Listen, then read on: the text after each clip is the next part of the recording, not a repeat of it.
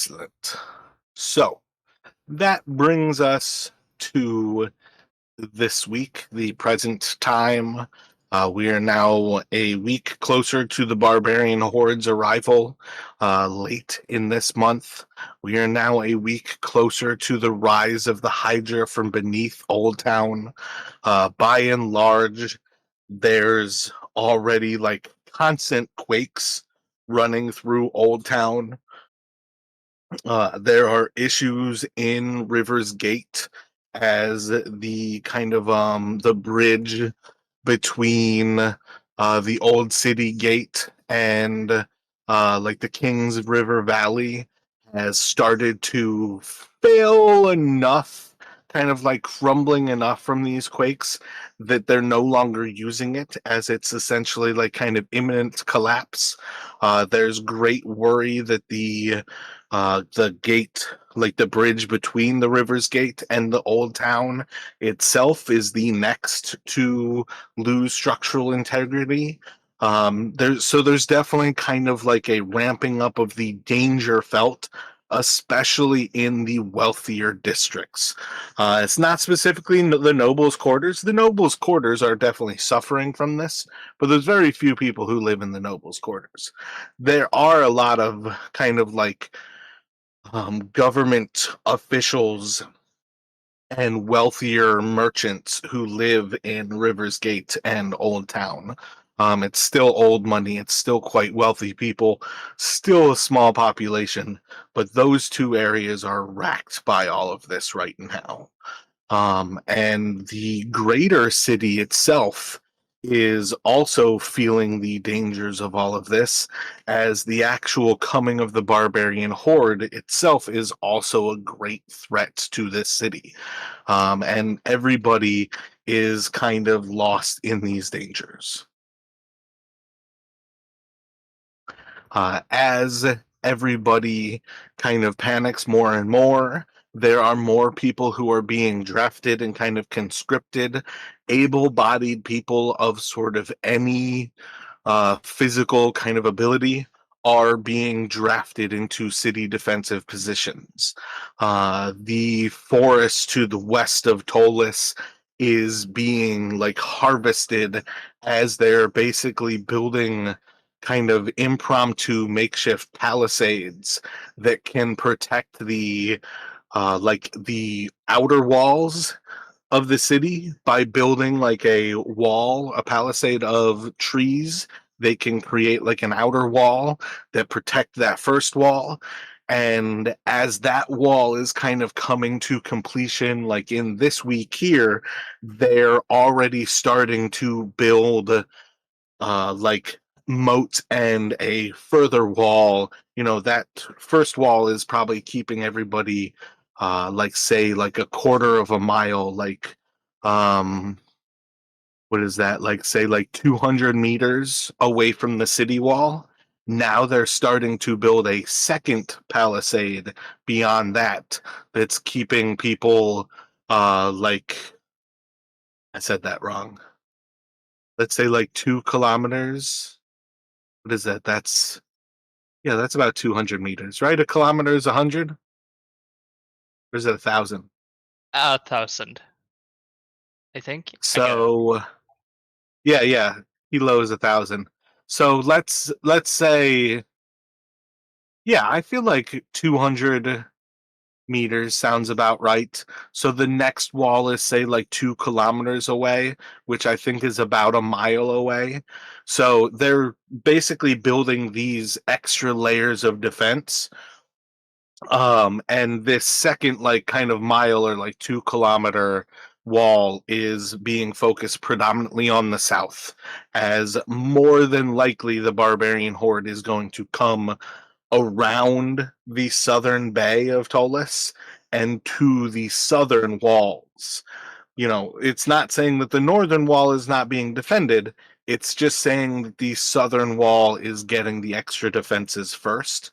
And part of the goal with these two walls, the one that's like a quarter of a mile and then like a mile away, is to, once they get built up, also then to basically flood this area as much as possible and effectively do everything they can to make these like zones kind of like ramping up to the city um kind of as difficult terrain as possible, make them kind of swampland or almost like bog them out in this immediate present uh to do what they can for this supposed 20,000 barbarian strong army that is coming to sack this city. So you guys are in this climate of fear and imminent destruction that Ptolus is kind of in right now. Again, kind of from within Old Town, it's almost like the spire has kind of like indigestion, and then like from these actual like very mundane threat of the barbarian horde that has sacked Tarsus and is coming for the emperor of the empire. That's what an emperor is. But it's coming for the emperor, and you guys just so happen to be his current home. With that in mind, where are your characters' minds? What do you suppose that you are doing?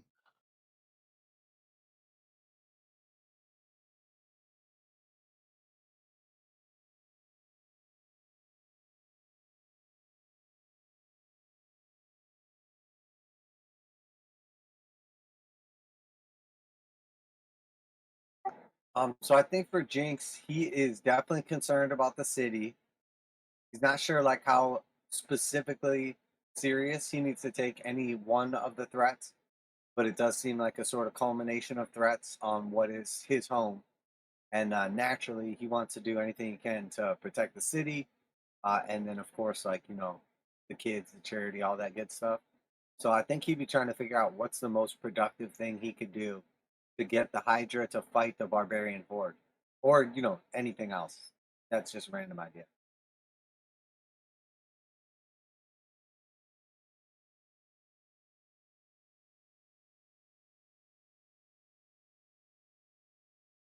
I don't want to say like you can't get the Hydra to fight the barbarian horde. You would definitely have a certain amount of difficulty accomplishing like the two kind of timed together. You have a slightly more immediate threat at the arrival of the Hydra, whereas the barbarian horde is just like an imminent threat. You don't yet really have like kind of a solid time frame, only that they're gonna happen close together. But you basically have a solid suspicion like the Hydra's going to reach the surface prior to the barbarians' arrival. So I think the Hydra's our tune-up fight, and then once we're all warmed up and ready to go, we've unleashed our powers. Then we bring it to the barbarian.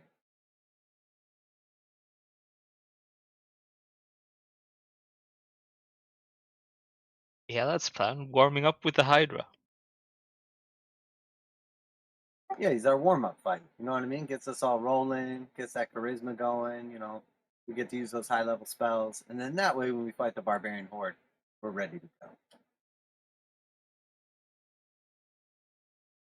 Gotcha. So if you were prepared to fight the Hydra, you guys know where it is. You know like where to go to fight it. Is that what you want to do? Like you want to bring the fight to the Hydra? Oh, well, I think it pops up next week, right? So I think we would plan to fight it next week when Justin's back. Is that what you were thinking?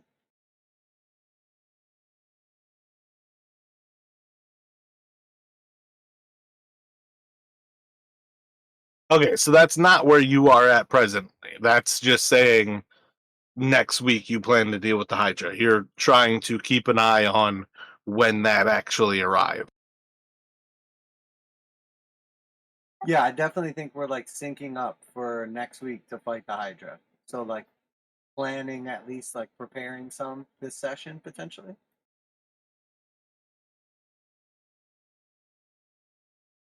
Gotcha. So how would you plan? How would you prepare to fight this threat that is going to arise from within the earth itself?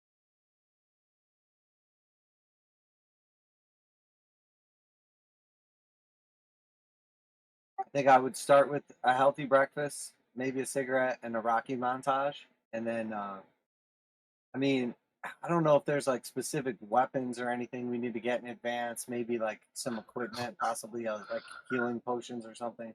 I just mean like Part, to ramp up. part of what I'm still searching for is you guys have still not notified anyone that you know exactly what is happening in Old Town. Everybody else knows of earthquakes. You guys know exactly what's happening. Well, I mean, we're not going to call the cops on ourselves. We could probably spin it and say that when we talked to the divination wizard, that he like broke the ice for us and spilled the marbles about a hydra, and that even though we don't have anything to do with it, and we definitely didn't unleash it on the city, that we're gonna go smack it down, possibly even get a small army to help us. I mean, think for me though, the biggest thing is honestly to try to like research like mechanical like machinations, whatever, and then potentially like hydras and try to understand. We saw its head grow back. What can we do to stop the heads from growing back? You know, how does it like the dynamic work? Because I think my character would have no idea. And like me as a person, you know, I only know like random stuff, not like the actual mechanic or anything.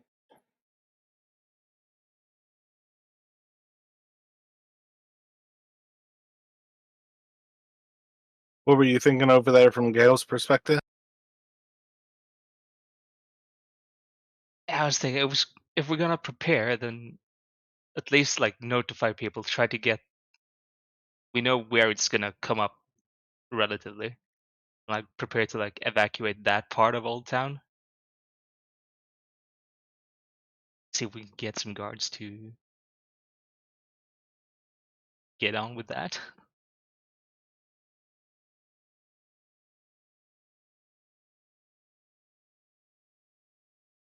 I mean, I don't think it would be bad to just tell what we found. Like we were in the Pythonis house, we found cult activities, and when we investigated further, holy shit, there's a Hydra. That blame on the cult.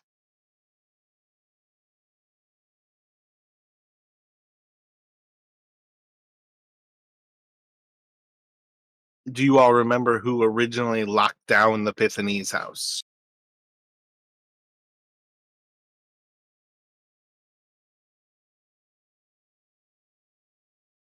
What do you mean by lockdown? Are you talking about what cult it was, or the organization that was coming to smack them down and close it down? Yeah, the organization who is a power for good, or at least not a chaos cult. Oh yeah, the order, right?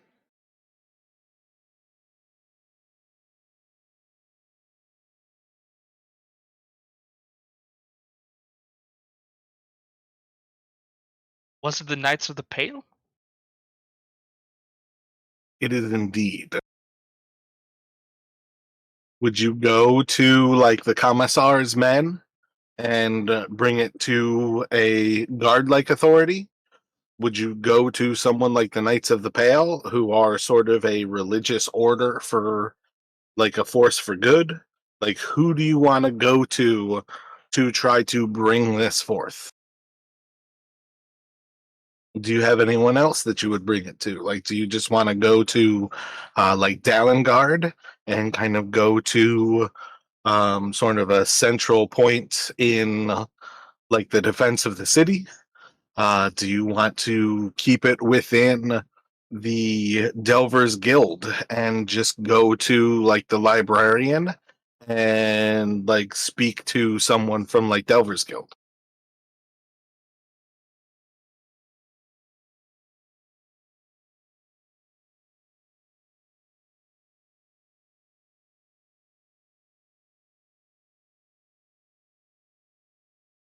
I think Gale at least wouldn't mind like talking with the Knights of the Pale, seeing as they were the ones who had it locked down in the first place. They probably have some power.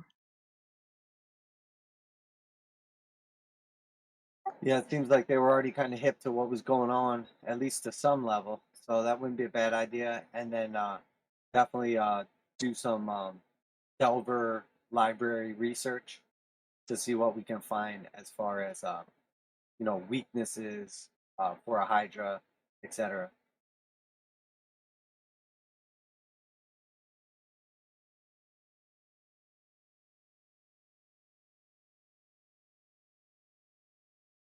Gotcha. So, would you like to head to the Knights of the Pale, or are you interested in heading for the Delvers Guild to do research?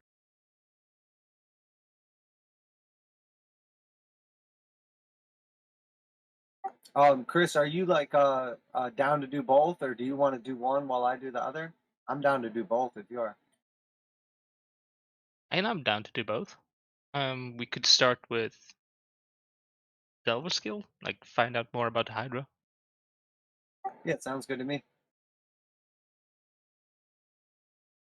As far as the Delvers Guild goes, you have Shad Libovic, the sort of guild librarian in Old Town, actually very close to where these quakes are happening. Or you have Eric I. Sue, who is in the Undercity Market, like underneath Midtown. Either of them kind of have their own like smaller libraries or like Erica Sue has like the smaller library. Shad Libovic like looks over the kind of main library of Delvers.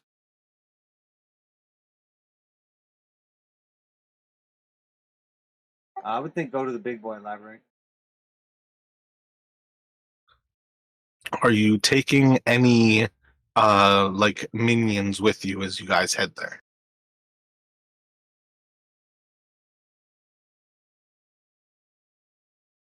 Do you want to rock out minions for this, Chris?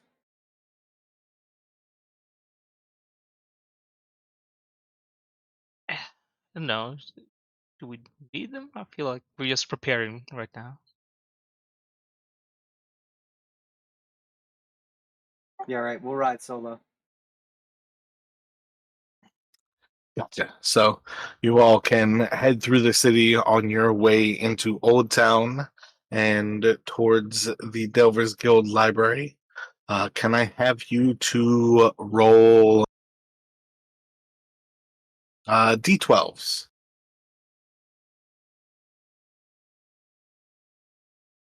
Got an 8.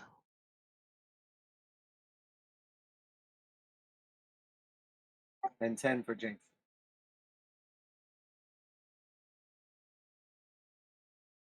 Gotcha. So heading out for the Delvers Guild and Old Town, or the city of Old Town, you guys pass between these different locations of the Temple District, the Midtown, into the South Market, and on your way up towards Old Town. Among kind of the greater things that you sort of notice going through the city is there's a lot less sort of like merchant work sort of happening here. The city itself feels emptier than it will often ever feel, as again, many people are being conscripted into this effort to kind of build these different palisades. There's massive city works happening outside of the city walls here, as Ptolus basically prepares for this sort of imminent invasion. When you arrive in Old Town, the Delvers Guild.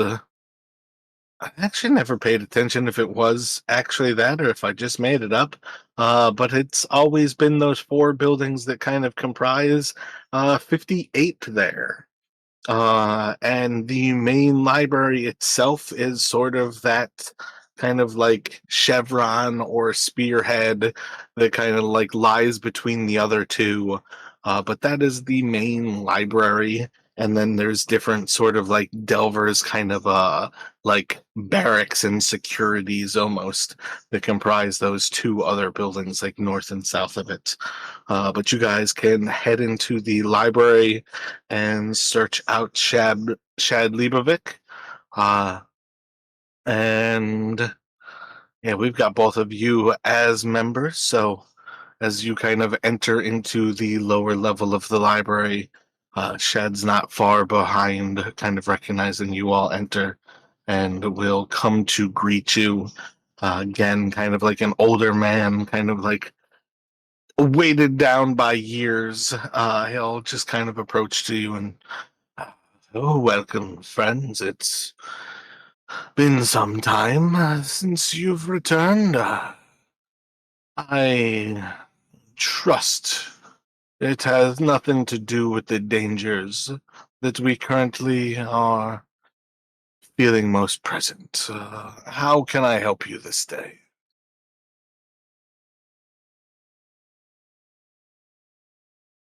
I suppose it depends exactly which dangers you're referring to, but likely it's one of them.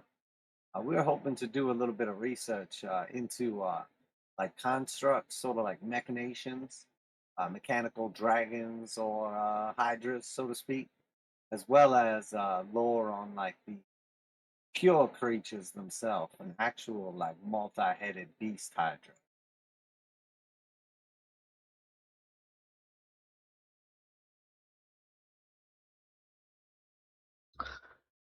I have records of different things found from the Grail Wardens themselves. Uh, Much of their technology has been lost, as many people understand, but we do sit atop their city, and we benefit from much of what they produced. I can help you in some ways with what you would search there, and the second topic you were searching for, what did you say? You were looking for particular monsters of what sort? Sort of like a multi-hydra headed creature thing, and anything really about hydras and exactly how the remove one head and two grow back thing works and how to stop that shit.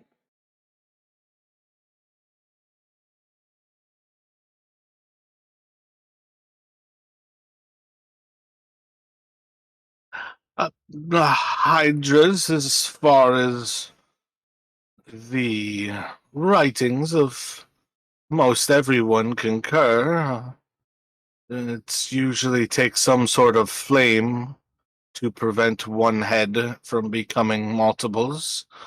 Um, but the beasts tend to reproduce those heads. It's kind of a often sort of Pyrrhic victory to out wound a creature that regenerates itself. But perhaps we can find more. I don't know what we would have there, but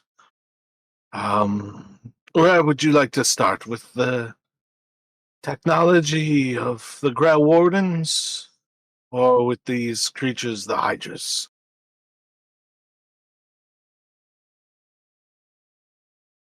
I suppose one's as good as the other. We can start with the tech end and work our way to the actual beast.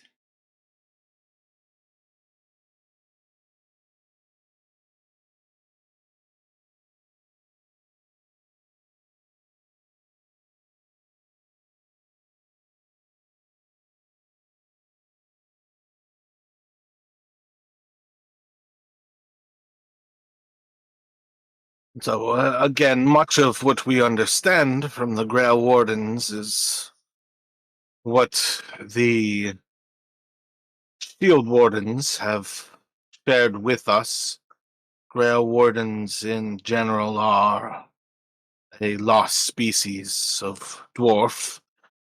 Um, if any remain, they tend to hide themselves within the ranks of their other dwarven brethren, but we have little bits that we've been able to figure out over time from, say, things like our cannons and the different Damn, I want to say they still call the guns like dragon. I can't think of it right. But basically, just like most of what they kind of have is related to sort of firearms kind of thing. It is kind of the main component that sort of remains from these dwarves in the defense of the city is those cannons of Dalengard, and then the what's it, Dragonfire pistols that sort of kind of remain as well. Um, what exactly can I help you find? This section here are the different works that we have on these. So yeah, what kind of information are you looking for about this Hydra? And then I think I need to get a roll after you describe what you're looking for.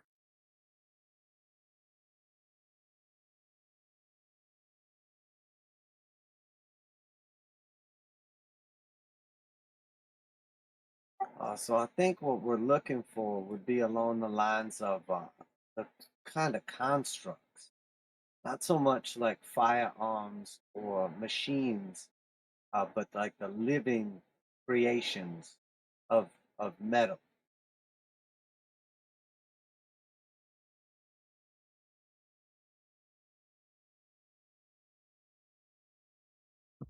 Gotcha. Roll a Arcana. Yeah, I feel like Arcana. And is Gail looking for anything else, or are you doing the same, going for an Arcana?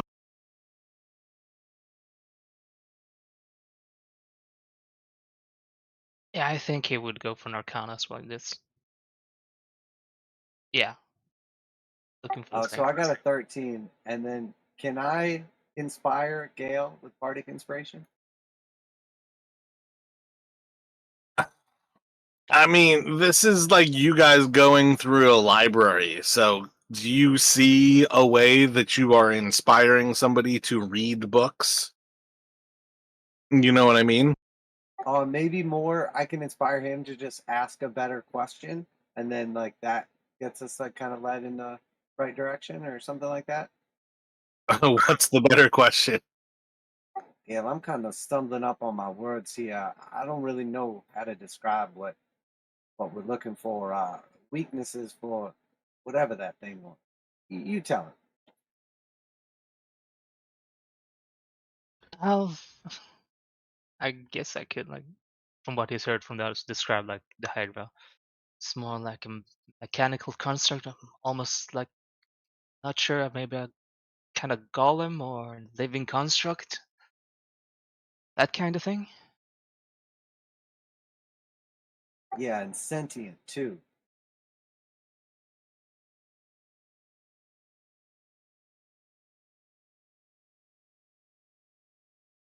Yeah, and I think Gale got a 16 total.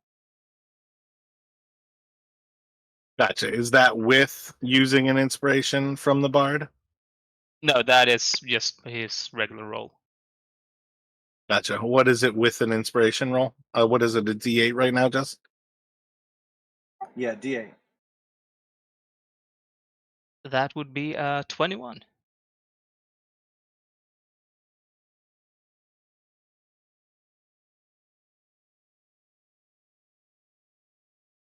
One of the few pieces that we might have is an actual manual of golems that has been recovered some time ago.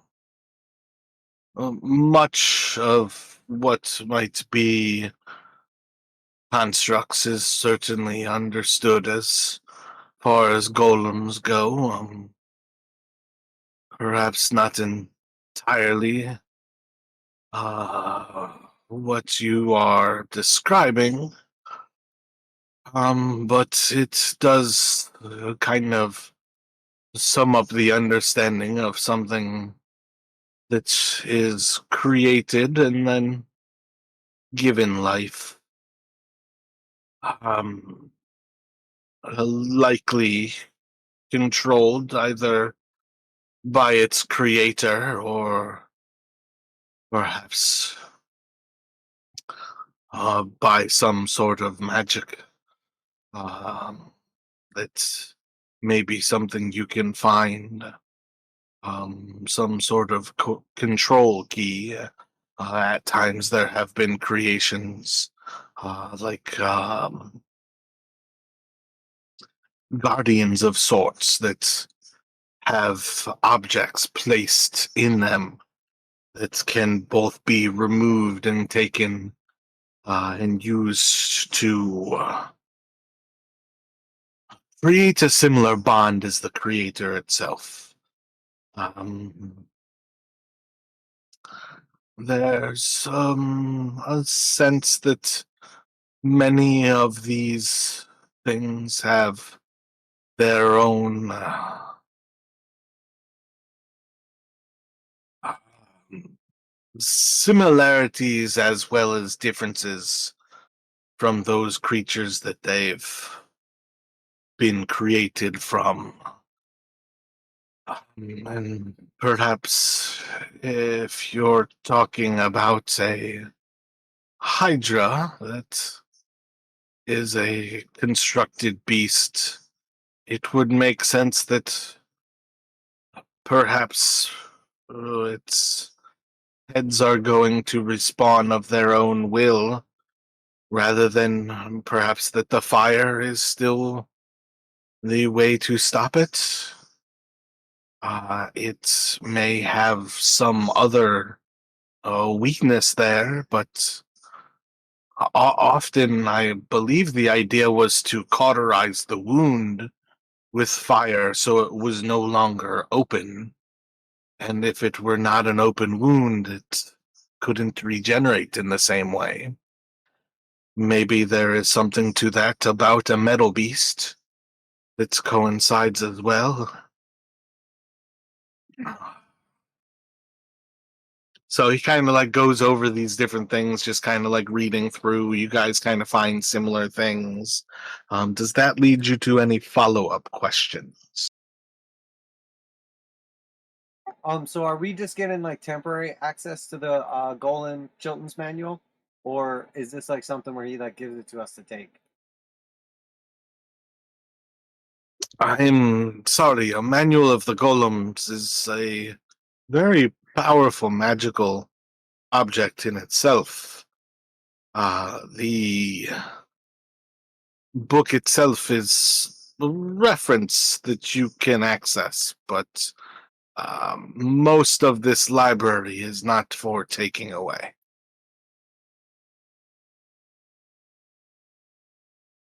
All right. Well, I suppose one of us could spend some time here studying this thing, look for some kind of weaknesses from the golems, or maybe it'll translate over, and then the other one can look into the fleshy hydra bits a little more.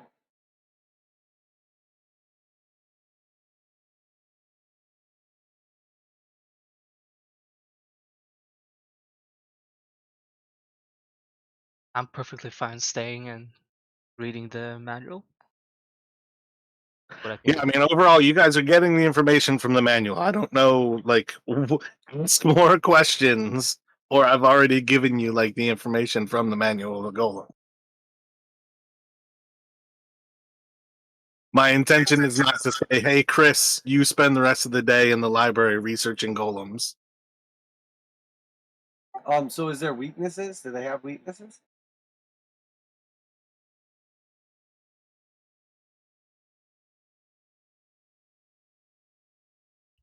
Um, I kind of given you the information that you've gained. Well, I didn't really get anything on like weaknesses, like if you hit it with like fire versus lightning. I got that for the Hydra part, but I was thinking like if there's like specific characteristics about like golems, like could we potentially use like mind control like type spells on them? Are they like immune to that kind of stuff? Like, you know what I mean? I would imagine if a creature has a mind, it can be affected by such things. But if it is constructed of metal, many of these creatures are without those faculties. They are slaves to the will of their master. That's what most of the golems seem to be here, with perhaps exceptions. I believe the idea of the golem is to be a creature without will. I would assume perhaps using any sort of attack on the mind is probably uh, ineffective at best. Well, that makes sense. If it's sort of like a pre-conditioned like set of tasks or whatever, like protect this tomb if anybody comes in and tries to take our chaos magic items. It makes perfect sense. Um, what about like for instance, like you had said, the fire would potentially cauterize the wound and stop the multiple heads from sprouting. Is there anything in particular, a characteristic like lightning or fire, cold, some form of element, brute force that's more effective or less effective on these type of machines? Roll investigation, um, like metallurgy. So, like, if you have any sort of like reason to have proficiency in like blacksmithing or anything of that sort of just kind of like path. Otherwise, use that like half of jack of all trades. So I have 18 total. Even though in the lore, my family, my dad was a blacksmith. I was taken from my home when I was very, very young, so I wouldn't have any actual like knowledge of it. So 18 total. Many metals and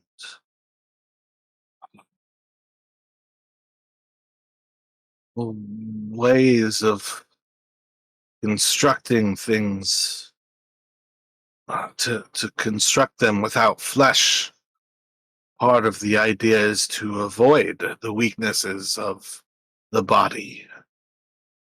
I don't know of a particular way of imbibing a weakness to a metal other than just the brute force that a hammer brings to the anvil.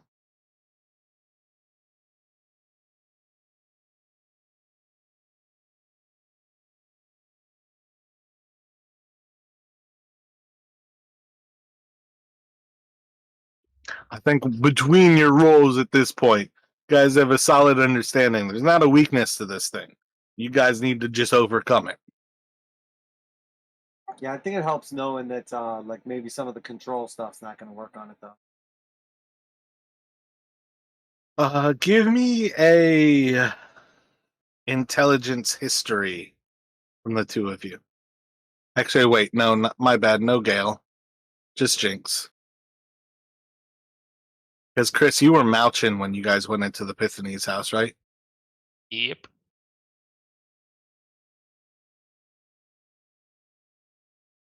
It's a nat 20 for 21 total.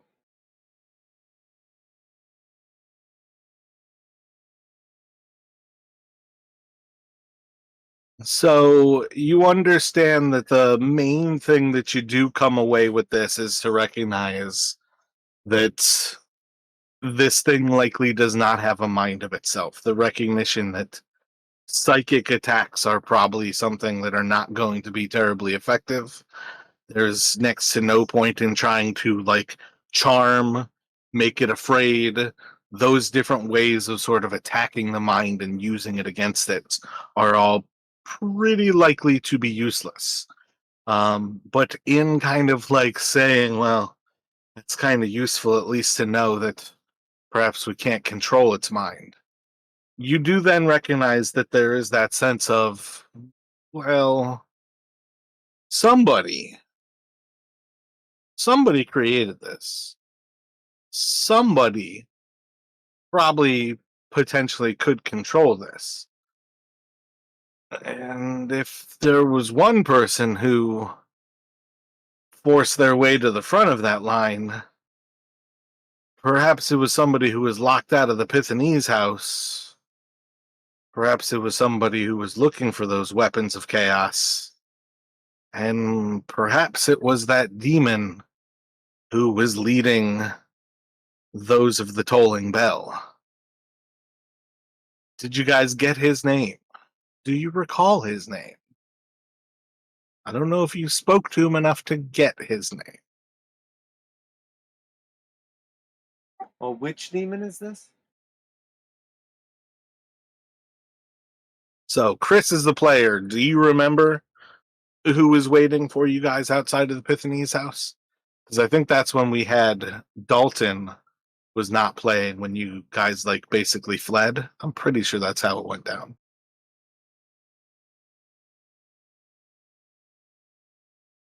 Oh, okay, the one that was with like the whole party trying to ambush us.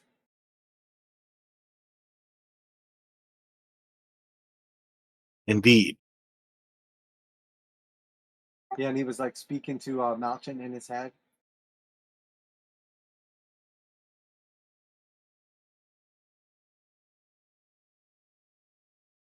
Yeah, I'm trying to remember, but I don't think I wrote it down actually.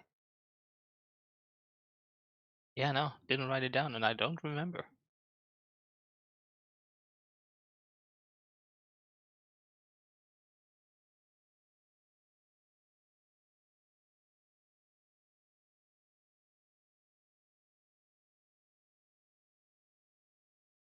You rolled a 21 on that one.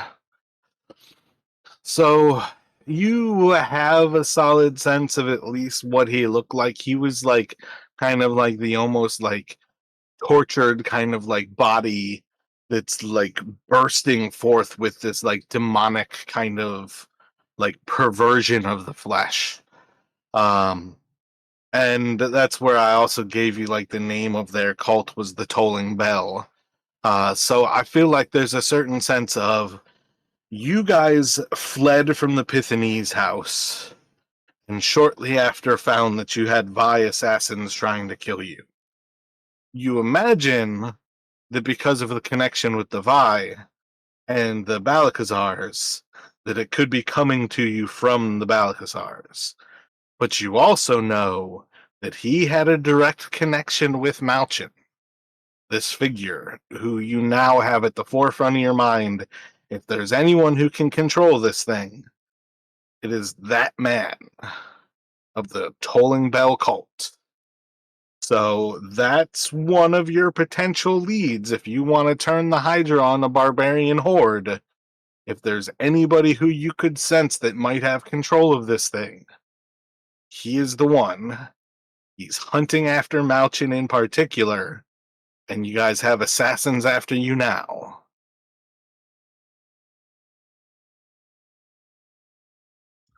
How would you contact somebody who knows where you live and who you are?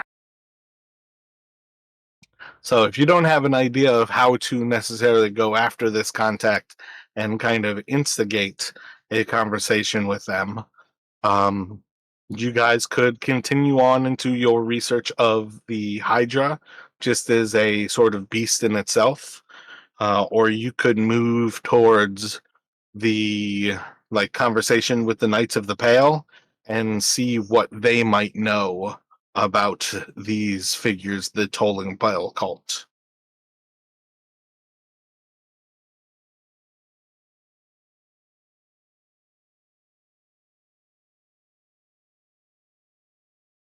Yeah, I think if there's nothing else right now, we would probably just do the other half of the plan and talk to the Knights of the Pale and give them like the heads up about the Hydra or whatever. Yeah, and maybe like mention the tolling bell cult as well, that they might have a way to control the Hydra. Like we could take control of the Hydra from them.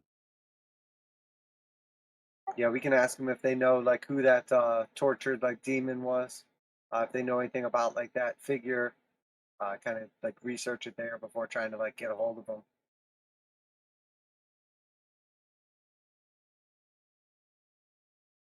Are you finished then in doing research in the library. Do you care to head over to the section of beasts and monstrosities? We can still look up the Hydra if there is any reason to understand what it would be as a flesh and blood creature. I mean, I think that would be useful to just know how to fight a Hydra, regular Hydra. Hurt. Yeah, I mean, we're already here. I think the fire thing would be useful. Just the idea of like the cauterizing the wound. Not sure it's going to be relevant, but I think it's worth having a look. I mean, So I believe these books here are probably, and let me have you two roll another, let's go,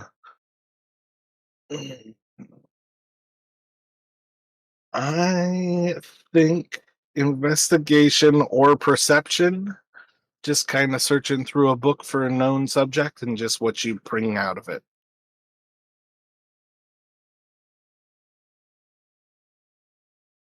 I've got 8 for perception. Yeah, Gale is going for investigation.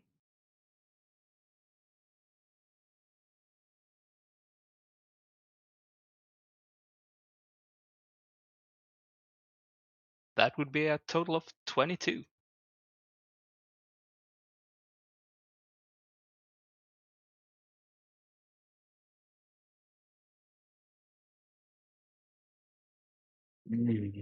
Uh, these beasts seem to be quite formidable. Some sort of monstrosity of proportions beyond this world. They seem quite at home in a apocalyptic sense. It is quite frightening to see that indeed it appears their heads must entirely be destroyed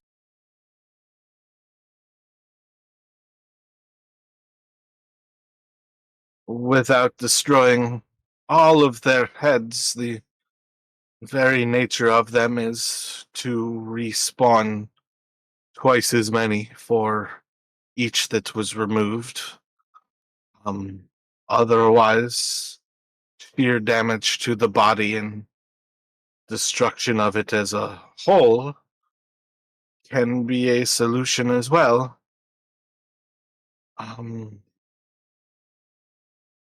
It seems they are largely creatures meant purely for destruction. And oddly, if you are looking at something that is constructed and without a mind, their heads seem to almost live each independent of one another. These creatures are quite alacritous. Their speed at which the heads can strike is legendary. It's hard to imagine something that could have 5 heads, 7 heads, 10 heads, all acting independently and somehow also without tearing themselves apart.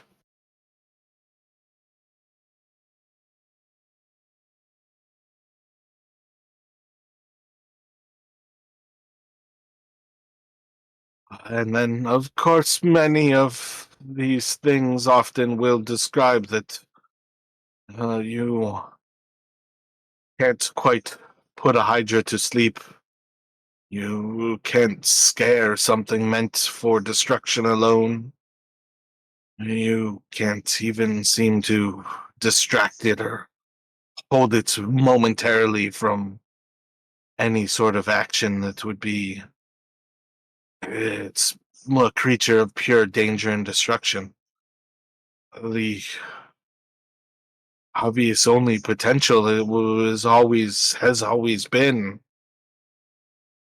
to cut off a head and as soon as possible to sear it shut, to make that wound not, and hope that that is enough to stop it.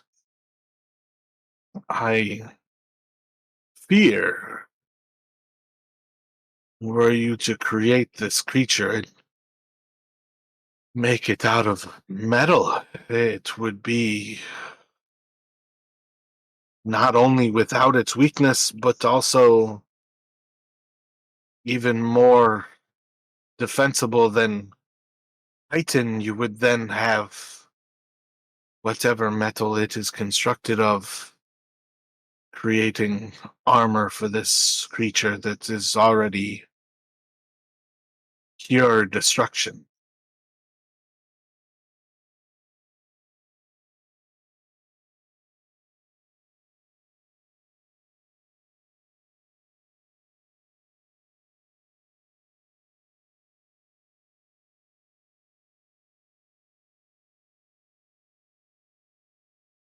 Sounds like we got our work cut out for us. Basically took the best of both things, Hydra, and then made it a machine and took away all its weakness. Not gonna be easy, but I think we could do it.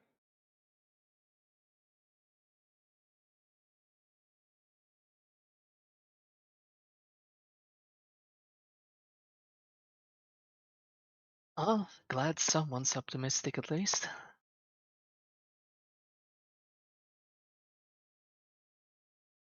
Sure, no reason to be a pessimist and then also die. Might as well at least die an optimist.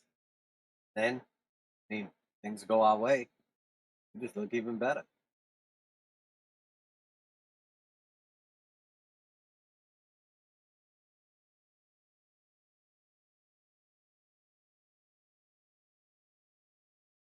Is there anything else you want to take a look at while we're here, Gail? Any other bright ideas? Maybe could help us? A little research preparation before we move on?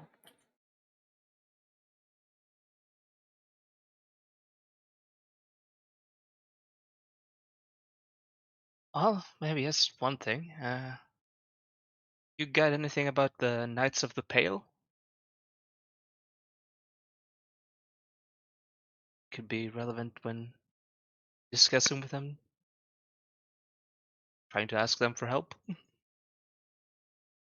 What do they stand for? Things like that. Not a bad idea, once again. Give us a good idea of what we're dealing with before we get in over our heads. For once. Let me have you both make history checks.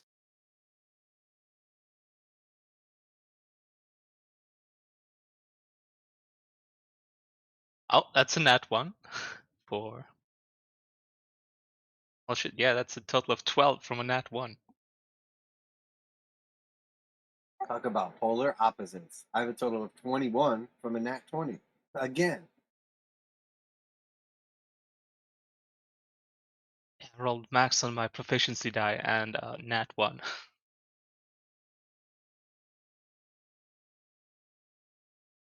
So the Knights of the Pale, as far as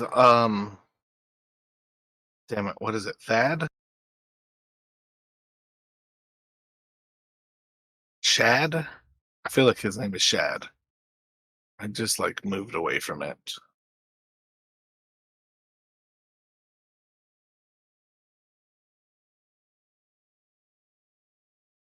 As far as Shad is concerned, he can recognize that the Knights of the Pale are from or based in the old city. They reside within Blade Chapel. In particular, he doesn't necessarily know much more about them other than sort of their close approximate location, like in Old Town, to the actual Delvers Guild. as I think probably more knowledgeable would be Jinx in recognizing that they are an order who is contrary to demons and often spellcasters. They are like zealots of Lothian. There's very little beyond their sensation other than duty to Lothian, and many of their order have often been elevated into sort of a Lothianite sort of sainthood. Um, and I'd say, with kind of that in mind, two of you can understand that their leader is Deanna Hillerchon, and then that the knights tend, if they are working with anyone, to work with the keepers of the veil and then with the Malkuth.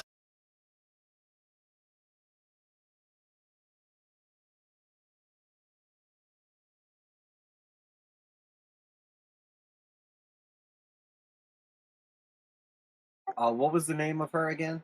The lady you said? I believe Diana Hillerchon, And she's the leader? indeed.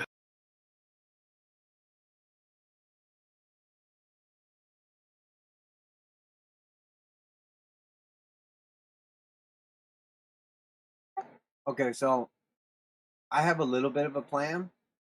Let me run it by you guys. Or I can do it in character.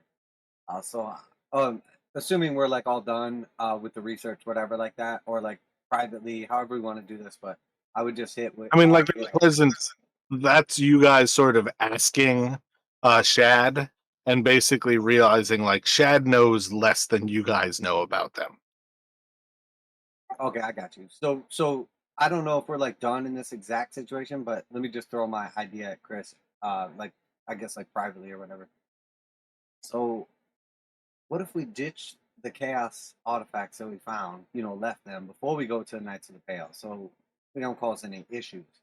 But we take with us Hazuka's Rod of Chaos. It's very powerful, it's very high level, it's very valuable in the right hands or the wrong hands. But I don't think it's actually all that valuable in our hands. So we could maybe use the rod, give it to them, and use it as leverage to get them to help us or whatever.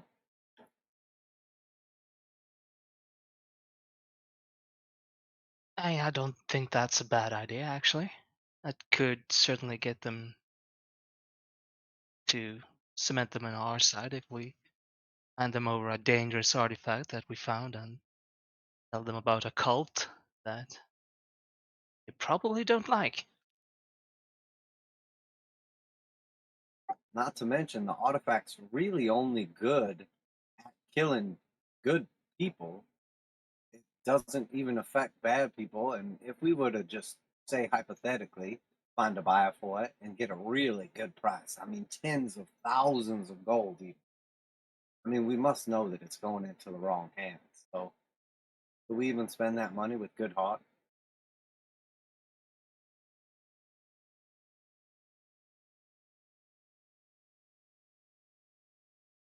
I'm sorry, can you repeat the last bit? My headphones cut off a bit. Oh, I just was saying that no matter how valuable the thing is, even if it was worth like tens of thousands of gold and we could trade it for anything else we wanted in this whole world, or, a handful of gold, knowing that whoever we would sell it to would definitely use it for evil. I mean, we spend the gold in good heart knowing that.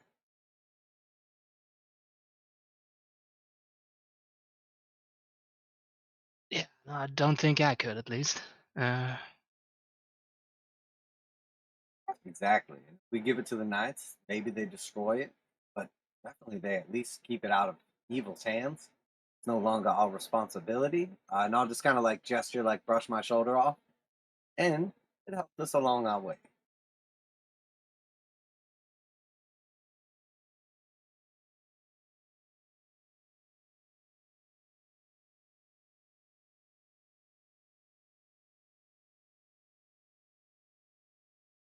Well, sounds like we have a plan.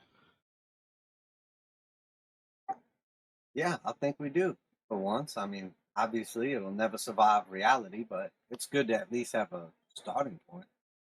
Anything else for the for old Thaddeus? Chadius? I think we're done here. Thank you, Shad.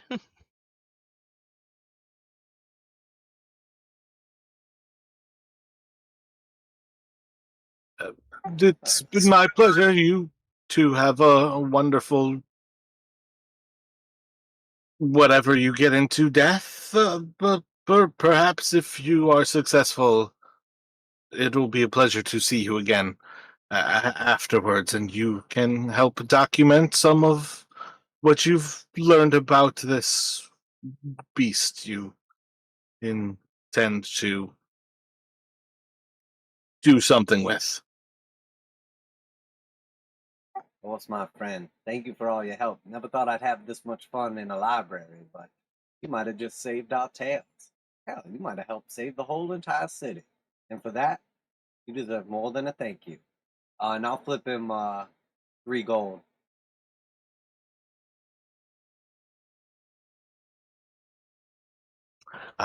There's really no need to tip me in the least bit. I am well cared for by the guild itself. Oh, I don't tip because I need to. We appreciate you.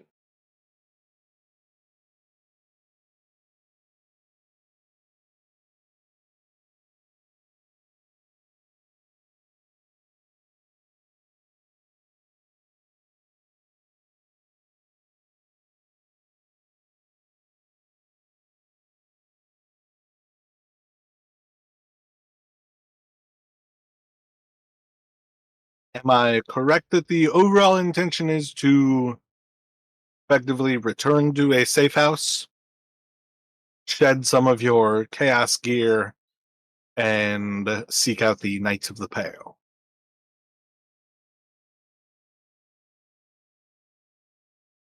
Yeah, that's what I'm thinking.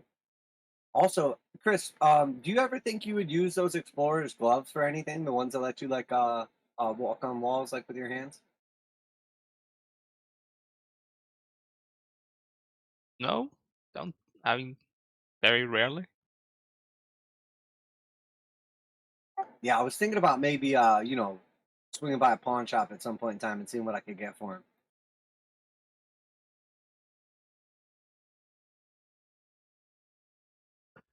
Did you actually ask Justin what he was if he was interested in them last week?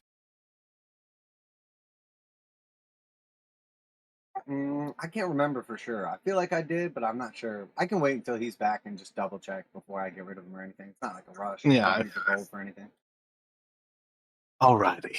Let me have the two of you roll d8s as you leave the Delvers Guild and head back to, I assume, the Goblin House. Yeah, Goblin House is good because I gotta stash my my skull.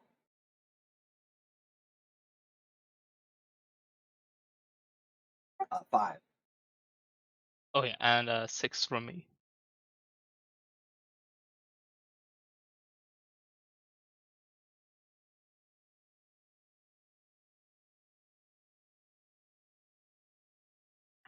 Gotcha. So I think overall, it's a pretty typical like feel for this city in kind of preparation as you guys head back. You can get back to the Goblin House and find things pretty much like as normal as things can feel on your way back. You don't feel any kind of like particular danger this way or that, but you guys can return there. Um, Overall, kind of like heading back into Old Town after stashing your things, and you guys are heading back to the Blade Chapel, I assume, to see the Knights of the Pale. Are you picking up sidekicks, or are you returning as you are? Yeah, I think it's a good idea to take a little backup just in case things get out of hand. Yeah, probably wouldn't be a bad idea. So I'll see if Nephew's around. And Gail will start looking for Bob the Lizard.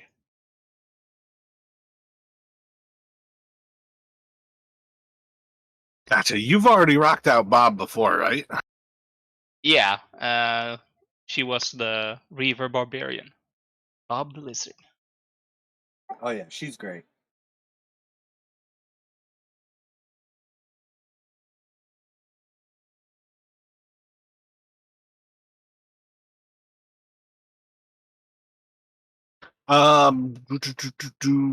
Roll a just roll a d20 for me, Justin, to see if you find Neffy.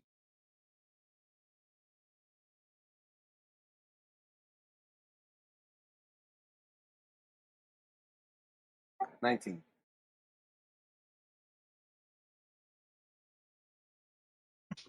Gotcha. Yeah, like around when you guys like get back to like stash everything, Neffy kind of like sneaks on over from her own house, having recently left.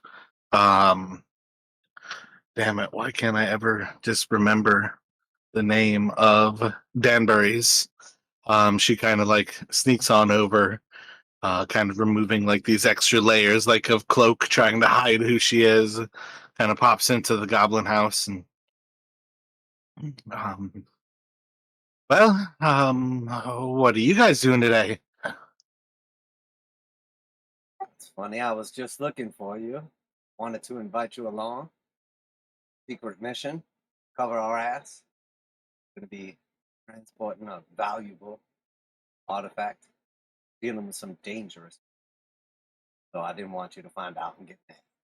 So come on, get your shit.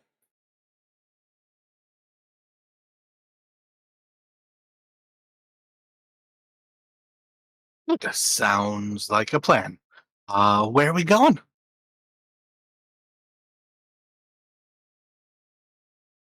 Going to see the Knights of the Pale.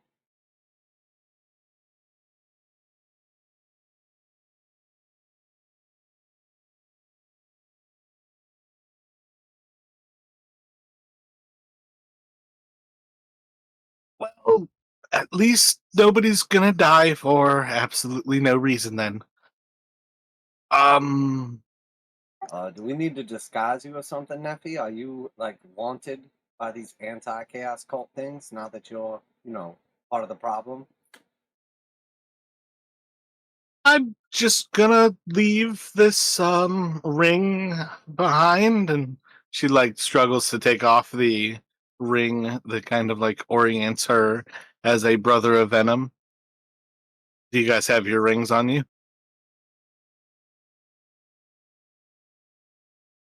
Oh yeah, We Gail, oh, oh, sorry. Yeah, Gail would have had his on him, so he would take that off as well. But yeah, probably a good idea. You guys have to understand how evil I was smiling, just waiting for you two to walk into the Knights of the Pale with objects that clearly put you as chaos cultists. oh no, I'm leaving all my chaos stuff except for the offering behind.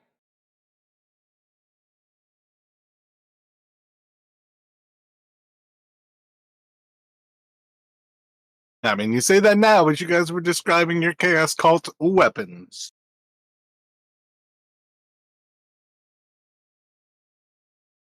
Yeah, I don't think we have anything else though, right? It's the rings. That was the only thing that they like gave us, and then obviously the chaos weapons that we found. But there's nothing else that would like tie us in, is there? I mean, not that I remember. All right, I think we're good with that, man. You want to disguise, Neffy? I mean, I don't know how much of a reputation you've made yourself in such a short time, but I don't want you getting recognized.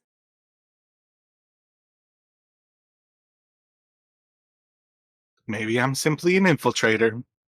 Perhaps you'll never know. I mean, it doesn't matter if I know or not. I'm not the one trying to kill you.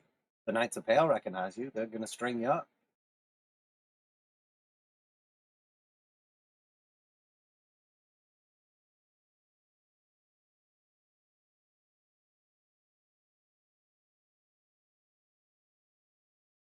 Bob like comes out of the back room completely naked with what kind of weapon does Bob use?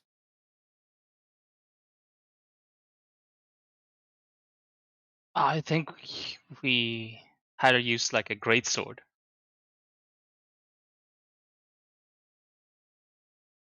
Oh, wait, Gotcha. wasn't Bob's a spear? It might have been a sword. I can't remember. I mean, more than anything, it's also how you want to flavor it.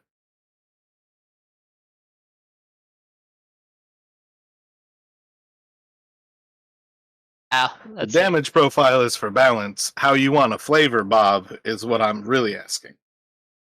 Let's go with the great sword then. It's a barbarian. Let's go with the great sword. Yeah, I feel like the double-handed sword is like the quintessential barbarian weapon.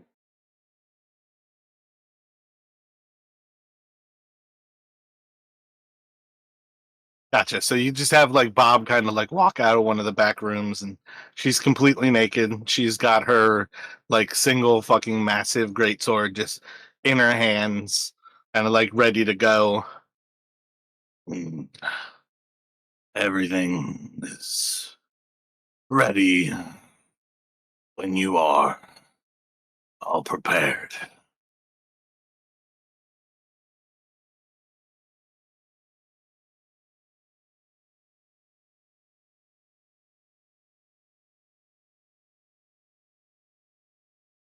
So when you all are ready, you can head off and re re-travel on over into Old Town. Let me get a bunch of D10s from you guys, one each, please.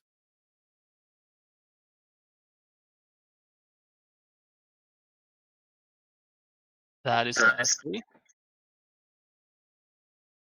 And 3 and 8.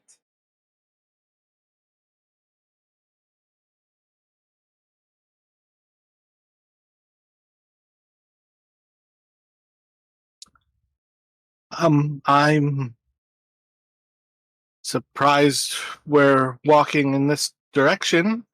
Are we going back to the Pythone's house, or are we? Where are we going? As you all walk through the city, you basically find yourselves when you are heading to Blade Chapel. You are returning almost immediately to where the Pythone's house is, as Blade Chapel is up in that northwestern edge of the old town. It is right off of where it says Emperor's Road, on the way to the old city gate. It is marked as Building 39 on this map. So you guys head past the Delvers Guild again, turn with the Emperor's Road as it heads north, and it is Building 39 that you head into. The Blade Chapel itself is a massive church of Lothian. It's set up on like huge like plinths of stone with like an outer palisade of just colonnades and then a central like already elevated chapel that is kind of open air where you have different knights that have risen into saints of Lothianite saints, kind of like throughout this like open colonnade on the outer walls, and you kind of like pass through that. There's different people kind of around. Almost everyone is armored in like massive uh like plate mail arms. Almost everyone carries like a shield on their back and a longsword, and almost all of them have some sort of also like two-handed like great sword that's kind of like um maybe not like in a sheath specifically, but often like they basically have like a great sword that they sort of like walk with, and then they've got this shield and longsword kind of placed beside them. So most of these people very quickly you can kind of recognize are of pretty similar kind of garb in that they're plate mail, shield, sword, and then like a massive shield wearing. It kind of gives away the same sort of not like dress code that the Knights of the Pale have, but like the fighting style of these paladins of Lothian. All of them, the shield wise, they have the tabard, which is very similar to the Empire's itself, but this is essentially, instead of like the actual like lion elevated, it's a much more humanistic depiction of Lothian, but still has or shares many of the lion characteristics, but is still far more humanoid than that. But you can kind of quickly see, like heading into this initial colonnade, there's Knights of the Pale all around you in this more like public area, and then there is another actual like closed wall chapel that is forward ahead of you to the west. It is surrounded again by a colonnade, but there's actually like an internal chapel, like normal wall, not open to kind of the elements outside of it, forward of you. So when you simply first walk up to the actual Blade Chapel and kind of head into that open air colonnade, you're going to catch people's attention simply because you're not the same as these people. But in general, you guys can walk up. Do you just kind of approach somebody first? Are you kind of like walking into that first colonnade, like the open air area, and like remarking at some of these statues of saints? What kind of approach do you think you have towards Blade Chapel?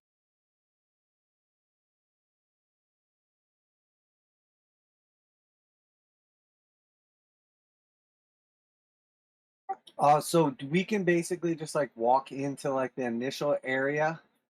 Is there like, I mean, I guess there wouldn't be like a specific like greeter or something like that, but is there like someone that looks like they're at work around us? Like not just like hanging out?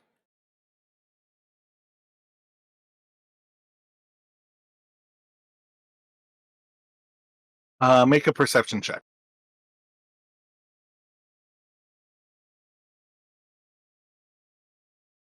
It's only 11. So most of these people seem to be like two or three people in conversation. There's a few groups like in this kind of central or initial colonnade. So you're seeing maybe like say 8 people in like 3 different conversations. You know, there's 2 people conversing here, 3 people conversing there, 3 people conversing there.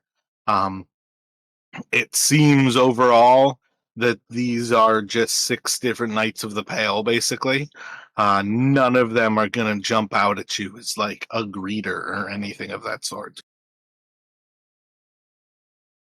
So I think my plan would just be to like continue on in until like maybe like somebody that is on duty, a guard or someone important, like is like, hey, what the hell are you doing? Like,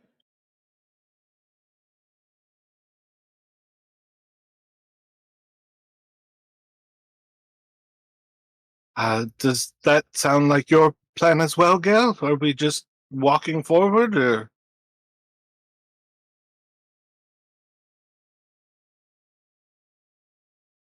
Yeah, I mean, I don't know this place really. So walk like we belong until someone stops us. gotcha? So as you all head forward, you can head into this next area. Again, ascending like 3 more stairs. So this colonnade of the like western chapel is a little bit higher even than the open colonnade. Heading up to that, you basically walk through the first like 2 sets of columns, and then you can kind of like see that there is like a small entryway into this building. You know, from outside of it, it just looks like walls kind of situation, as the columns themselves sort of block the actual doors from like that entry view. And as you step forward, doors are a little bit wider than average, but they're still like small, like a single doorway. But you can tell that there is a little more space. Essentially, you can kind of gather because a lot of these people are walking around in armor, in their day to day. But as you guys approach these doors, you're again gathering people's attention. Nobody's also stopping you either, and you can open up these doors and head forward. You step into a smaller room. I mean, it's still a massive hall. It's still a chapel, in a long, say, like 30 or so foot wide north to south, and about 150-foot long, just like entryway into this long palisade that kind of like moves forward until there is a single statue of Lothian kind of in that central point on the opposite side of it. And you can kind of just continue forward there. Whole time you can hear kind of like the hum and hymns of effectively like prayer, and trying to think what happens when you sing and everybody sings like on the same key. Harmony.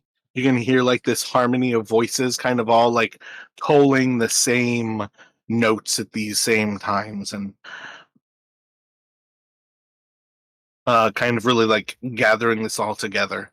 Um, as you walk forward, let me have you roll a,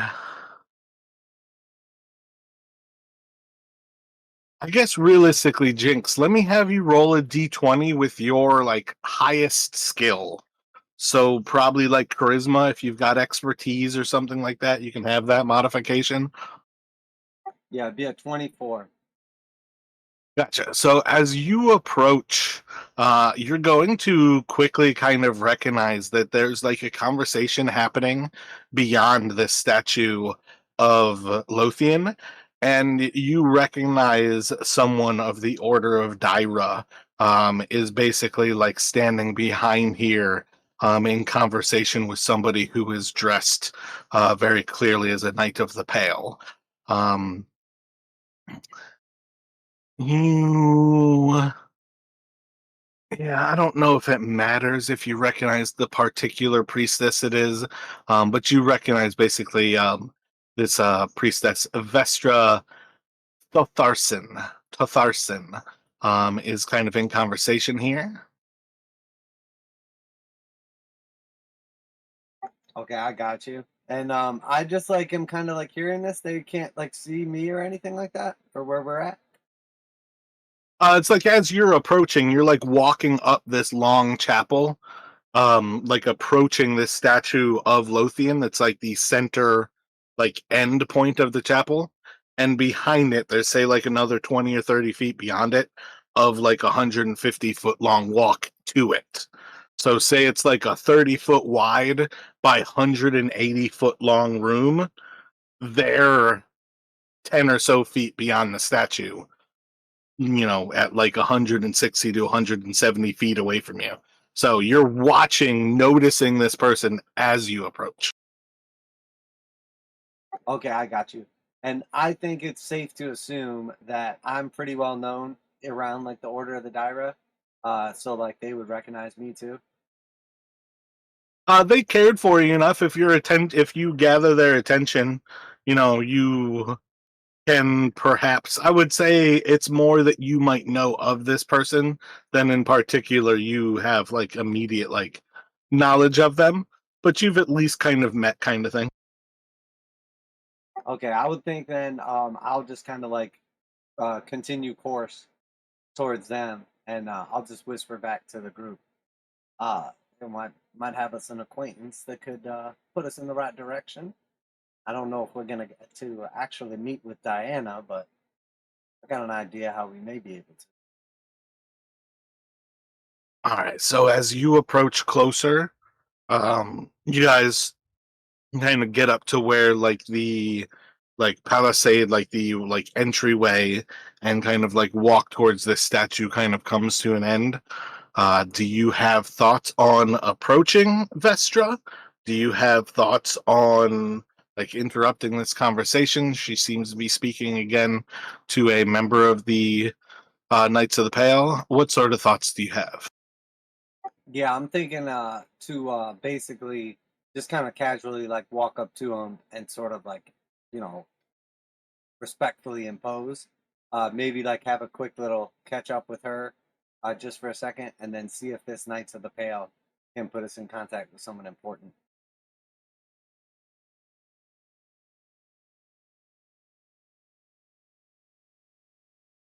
So as you approach, they kind of like look over at you. You see the knight kind of like just kind of see you and looks back towards Vestra.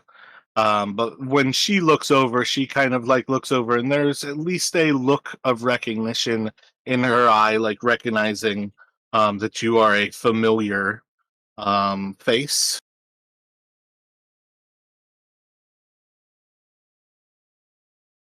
You just kind of like awkwardly hold that.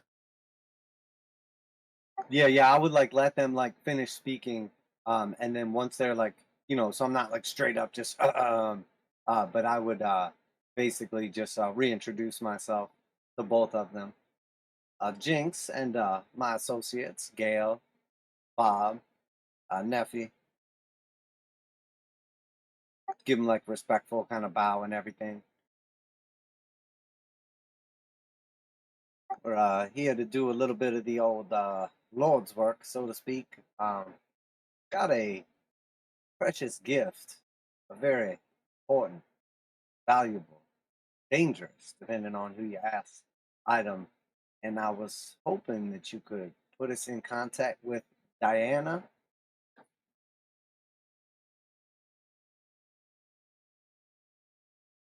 Let me have a charisma from the two of you.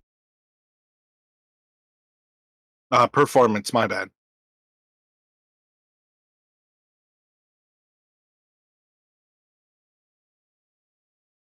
Mine is 11. Mine is 8.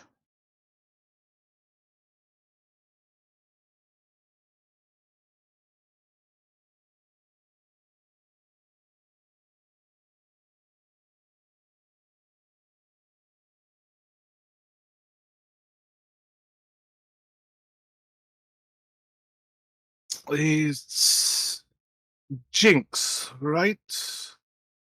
I believe. What can we help you with? What do you need to see Diana for? Well, I've heard she was looking for something. She has a particular interest in it. And we just so happen to have stumbled across what she's looking for. And we'd like to humbly present it ourselves in person. Your timing is perhaps as horrible as anything else currently going on. She has been called to the 12 commanders and is indisposed. I am personally here to see if the Order of Daira can assist the knights in anything at present. Uh, what what do you have? Please show it to me.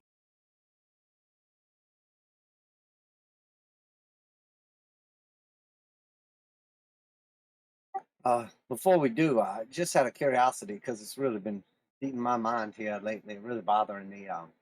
Will the Knights be sending some protection down to take care of the children, aid out with the Order of Daira's safety? Should the The knights have barbarians no ability to care for children. That is where other orders like ourselves can function. There are far too few of the Knights of the Pale to do such things. They focus on real threats, not caring for future potentials.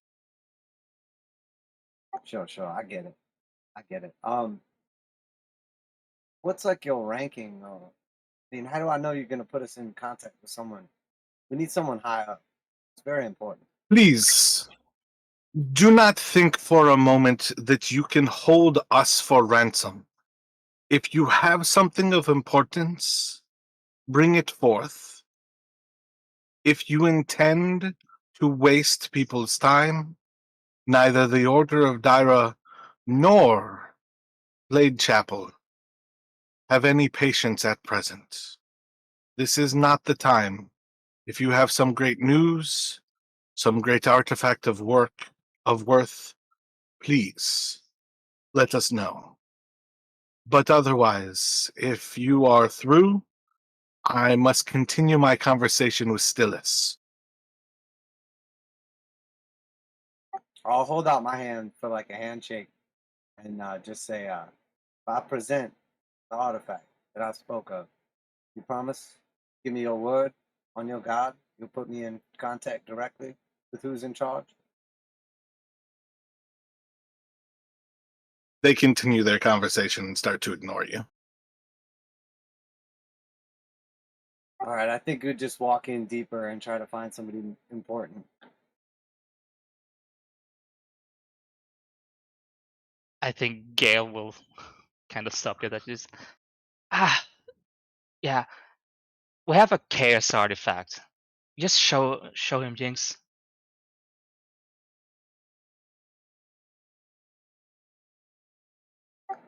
I mean, I guess I prefer to have a little word behind it, but who knows? So I'll pull out the Rod of Chaos. Akuzu, Rod of Chaos. And I will cast.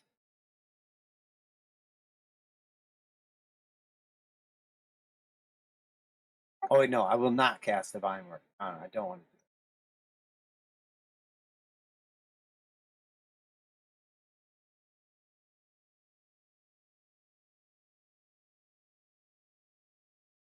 do What is this artifact that you... Where have you retrieved this from? And Stillith is going to reach out to take the artifact from you. that. Can't give it to her because I don't know anything about it. We recovered it from Chaos Cult. Very powerful one. With demons under their control. It's a very powerful artifact. Very urgent.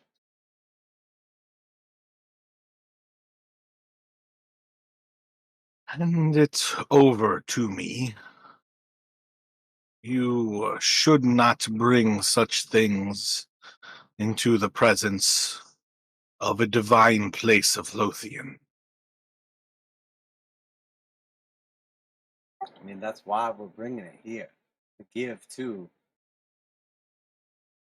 Deanna.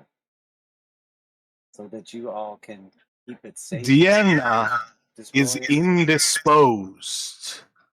I am her shield warden, and if you have any intention of having the Knights of the Pale at your side and not across the field of death from you, you will hand over the object of chaos. I mean, you could have just led with that. Shield captain or something. It sounds important. You didn't even tell us your name. Now, like, I had no reason to.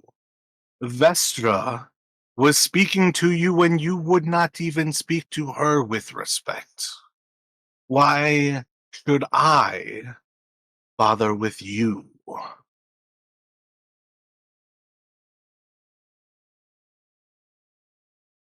I think he's got you there, Jinx.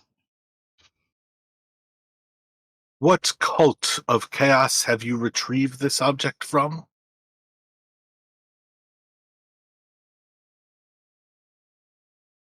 your next door neighbors.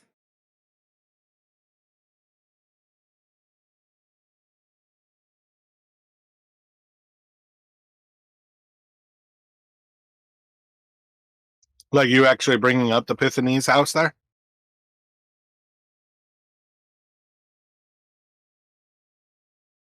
Oh, wait, what do you mean? When you say the next door neighbors, are you saying that? Are you saying that and pointing to where the Pythones house is? Are you saying the Pythones house instead of your next door neighbors? Oh yeah, I'm not trying to not say it. Yeah, I My think you're goal fair. was to admonish you for not sharing all of the information with how both of them are speaking to you at present, and then you immediately just went right back to not actually sharing information. That's why I was trying to clarify, like, what are you telling these two people who have no patience right now?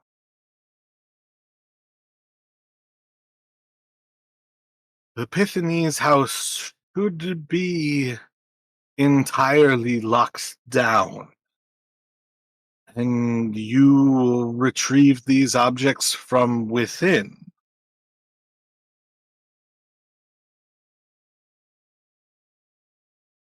Yeah, that's right. Yeah, we had to go in there and take care of some business and stumbled across this.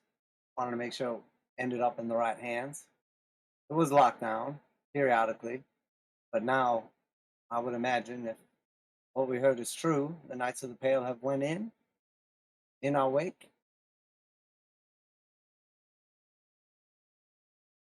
We have not been to the Pythones house for some years. I think the raid was 5 years ago, 4 years.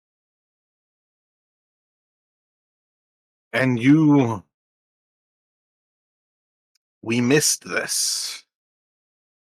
Where was it? What do you mean the raid was 5 years ago?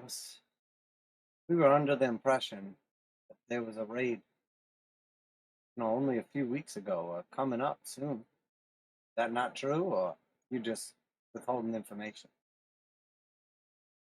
Rightfully so.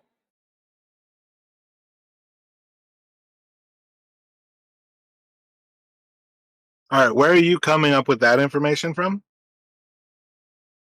I thought that we went to the Pythones house and we were in a hurry because the Knights of the Pale were getting ready to raid it.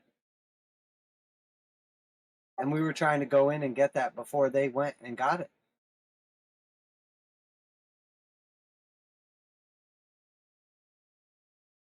When we went in to get the key, I thought we were trying to get there to get the key before the Knights raided it. Am I missing something up?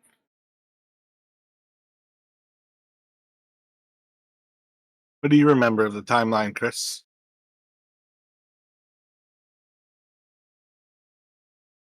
Yeah, I'm trying to remember, but I feel like we just went to the Pythones house for the like skeleton key, and like we heard that it had been raided before by the Knights of the Pale. Oh, for some reason I was thinking that there was an impending raid and we were trying to get in there first. Maybe I mixed that up.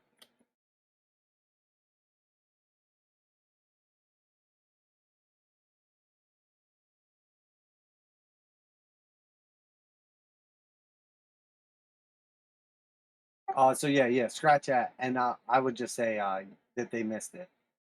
Yeah, I mean, I guess maybe it was brought in there since the raid happened. It was still quite active. There was quite a bit of evil. We dispatched everything we could, but still more. Yeah, because that's when the demon showed up, out of character. When the demon showed up, that's who I was thinking it was. I was thinking it was the Knights of the Pale getting ready to raid the place because I thought they were coming and we were trying to beat them through. So that explains a lot of my confusion over the last like 2 months.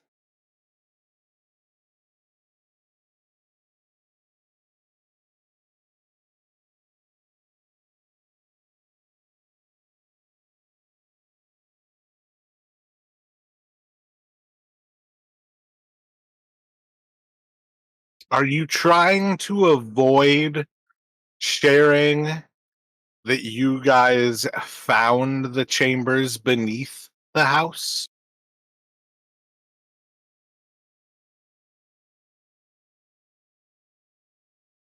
I don't know because I feel like the I don't want to give him like a ton of like information about everything because I don't want them to be like extra suspicious that we're not giving them all the chaos artifacts. If there's like well known like 6 artifacts, you know what I mean? So I was kind of just getting at like, hey, we found this chaos artifact and we killed the horde, and like not going getting so much into like the exact details because I think we're hoping to share about the Hydra. I think we're hoping to share about the demon that's still there, and then potentially whatever we're trying to get their favor. Yeah, sorry then, but just out of character. If we're gonna like share information about the Hydra, aren't we just gonna have to share that there's a underground area as well? Like, kind of feel like that's a prerequisite.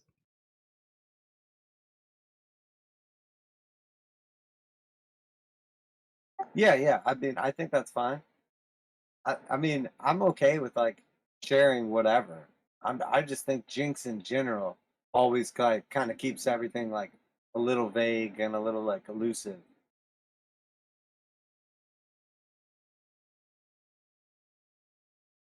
I think he has like a permanent sort of like sense of paranoia.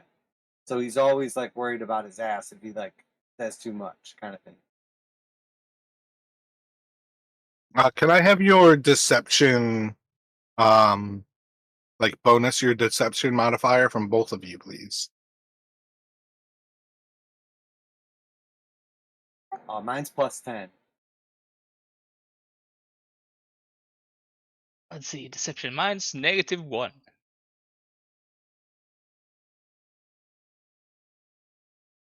Hell can't lie for shit.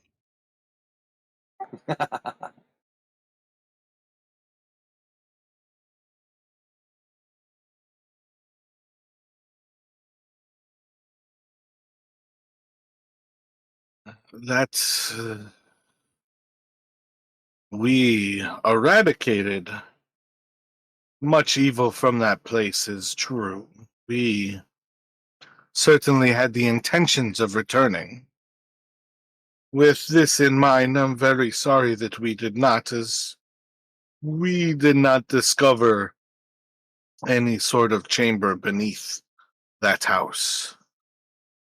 Objects like this should have been destroyed.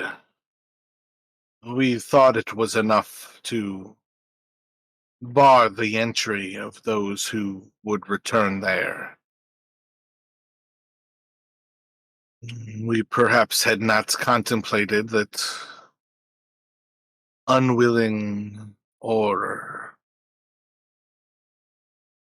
odd participants in destiny might return to such a place and make it beyond.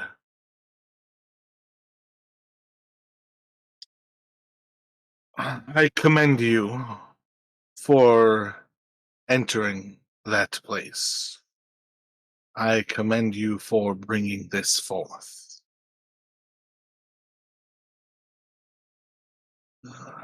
If you say a creature has risen within, we can rally the Knights of the Pale to destroy it.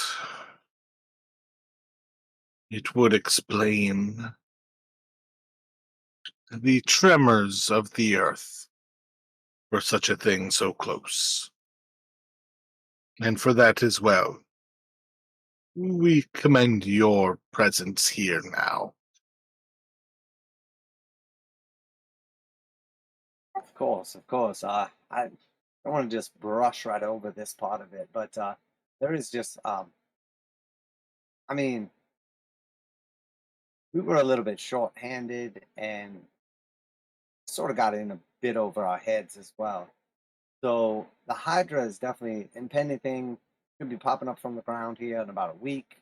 Definitely what's causing the tremors. But let's not forget, there is still.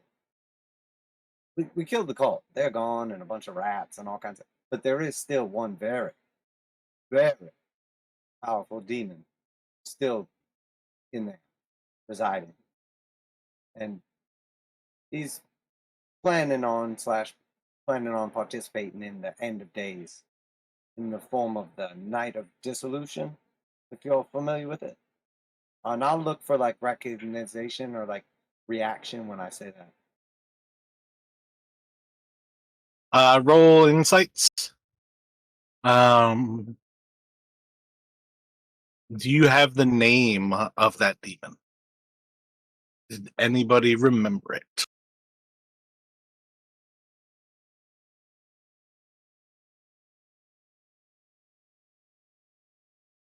I've got a 16.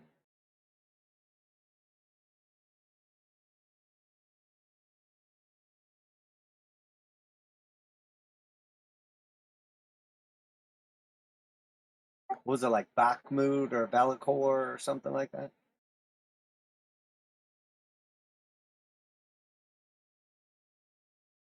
This is me as a player. Just Maltrack is what I have. If it's the one like that was in the Pitani's house before we were ambushed. Say it again. What was it? Maltrack? Yeah, Maltrack, I think. Maltrack.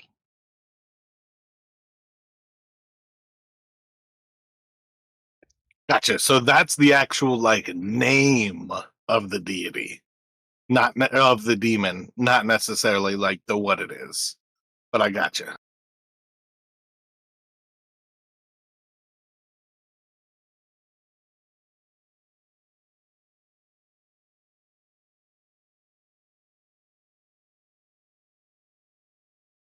I will need to look at this further to see what we can recognize from this demon Maltrek. If there is any sense that we have of what or who it is. In so far as the rest of what you've brought forth, I again thank you, and when Diarna is able to see you, we can indeed call on you, if that is still what you wish. Though if you require another favor from the Knights of the Pale, I assure you, with little less will and power, I can grant many such things as well. The Night of the Dissolution is not unknown to us. It has been spoken for nearly as long as history has recorded these lands. What of it concerns you is perhaps a different story. But perhaps you intend to intertwine yourselves, as it seems you already have. So, tell me, with the favor of the Knights of the Pale, what do you ask of me before I must step away to see what we can do about this demon?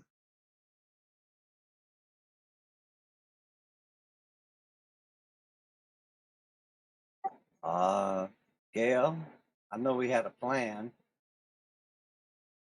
So yeah, here we've arrived at it. They're offering us favor. So what would we ask of them? I mean, to be fair, our plan was for the favor to be to help get rid of the Hydra. So So maybe just a couple able-bodied warriors to help us defeat the Hydra. I mean, as many as you'd offer. Can't imagine we'd have too many.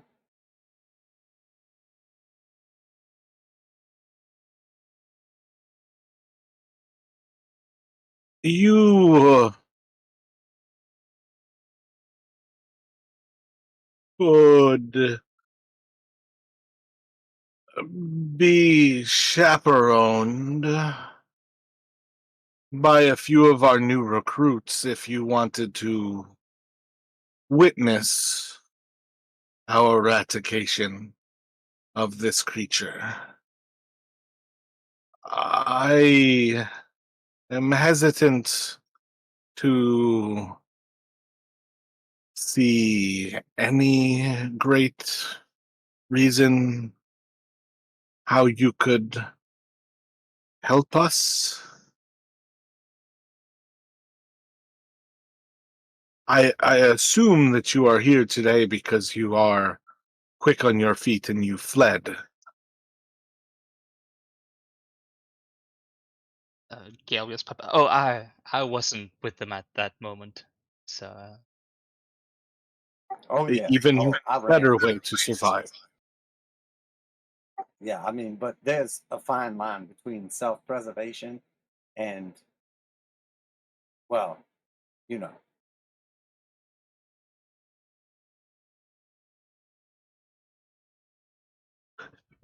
If you'd like, you can pat yourselves on the back and say that you were there when the Knights of the Pale destroyed this beast. All right. Well, I mean, it's right next door, so if the new recruits get in over their heads and we can't handle it, I mean, we'll just yell real loud, and you guys can send over some of the regular knights. So, or maybe that won't be the case. No, I think you misinterpret me. The Knights of the Pale will destroy the Hydra. We can assign you new recruits to guard you from any imminent danger. Oh, I get it. Okay, I'll. All right, that makes sense. That makes sense. Gail, that makes sense, right? yeah, makes sense to me. So Just we to be probably clear, he 100% is looking at you guys like children trying to play with fire. Yeah, so we probably will just pop in and witness you guys destroy the Hydra just to see how it's done. We could learn something. For sure, we'll be there for that. And then I think also the other thing, and just knowing that we have your favor, we're in our favor, we're favorable.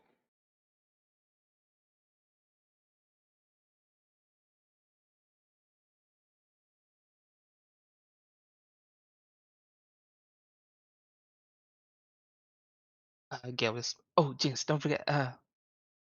Leader of the Tolling Bell, the control key, is like whispering to Jinx. Like, maybe we should warn them about that. That they might show up. Oh yeah, probably not a bad idea. There's actually a little bit more. I know you said you're in a hurry.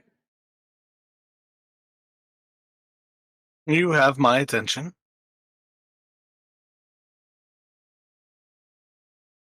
Go ahead, Gail.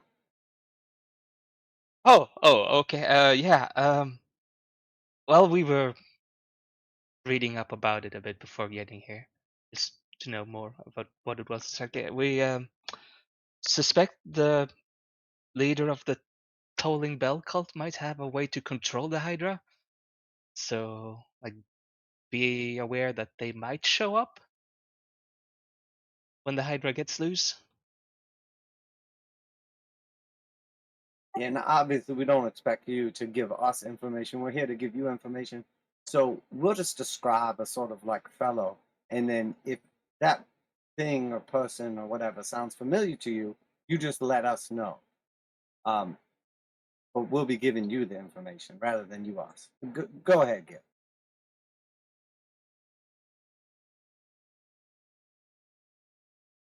So Gale is going to describe the leader of the Tolling Bell, like the demon that you saw in the ambush. How does Gale know? Yeah, that's what I'm thinking. Oh, my bad. That's right. Second-hand information. Yeah, my bad. I was thinking Gail was with us, but it was Malchin still. Okay, so I will. I mean, I commend you for getting Chris to like take the center stage, but Yeah, my bad. I wasn't thinking Malchin versus Gale. So yeah, I will describe the.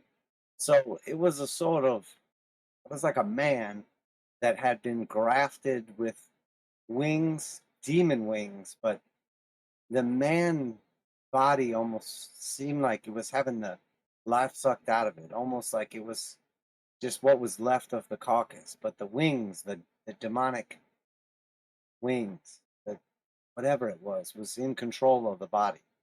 He didn't get his name or anything, but he mocked us. He was very, very upset that we have this ruin artifact.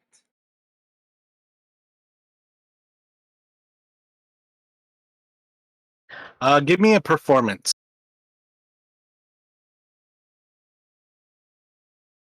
You can have advantage with this too. Glad I said that before. It's only a 13.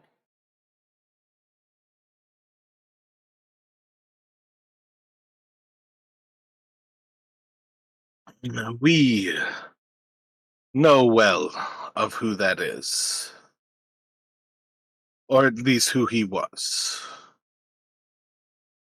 Prior to whatever demonic agreements he's taken on to gain such physical things. The human was Shigma Wuntad. He previously led much of what occurred in the Pythonese house, despite rarely being there, and was among one of the cockroaches to escape that place when we destroyed it. Oh, we fear. The problem with many of these cults is how often the leader does not stay where the cells multiply. But it is interesting that he's now under a new name, with the tolling bell. Perhaps we can search and eradicate them next. I thank you once again. If there is nothing else, once again I will take leave and see what we can find about Maltak. Other than that, and he kind of like raises a hand, and you see is like one of the people who's like off in one of the corners, just kind of intoning inside of the hymns, kind of like immediately sort of recognizes as he raises this hand and kind of moves over to this conversation between like the six of you, and as they kind of join, they, yes, Master Stillis. Oh, what can I do? Um, he takes like a little emblem from this person, like basically like a symbol of Lothian, and he kind of like takes it from like their armor, and it's just kind of like a almost like a cloak pin kind of thing, like a brooch. If you require our need, you can call on us. You can call on myself. And when Diarna is available to you, perhaps you will find we call to you as well. And he will hand you effectively. It's a emblem of Lothian that operates as one half of Sending Stones.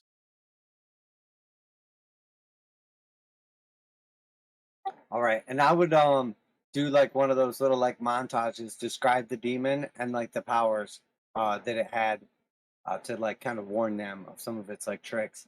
And I would also make sure to warn them that it's a definite liar and you can't believe anything it says.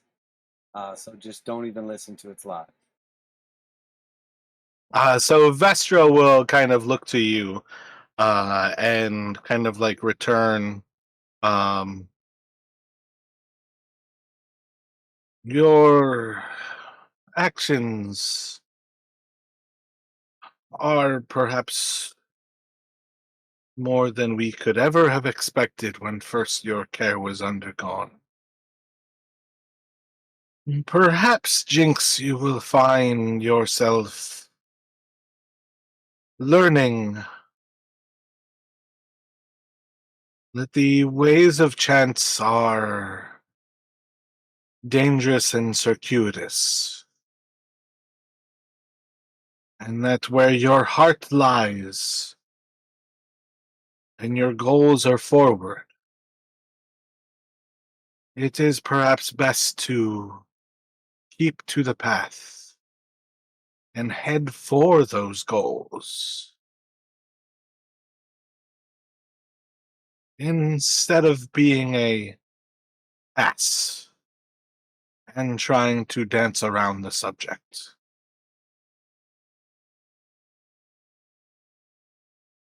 Yeah, you're probably right. I think a little bit of it's performative and part of it's like, self-preservation.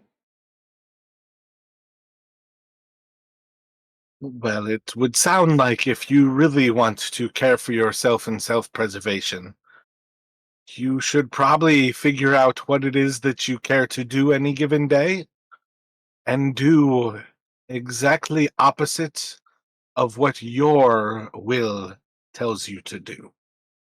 Because it would seem you are on a path for self-destruction.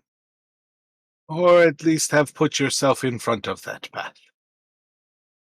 And she'll look over Gale, she'll look over Bob, and she'll look over Neffy. And perhaps all of you would do well not to perhaps follow someone who is so destructive. But again,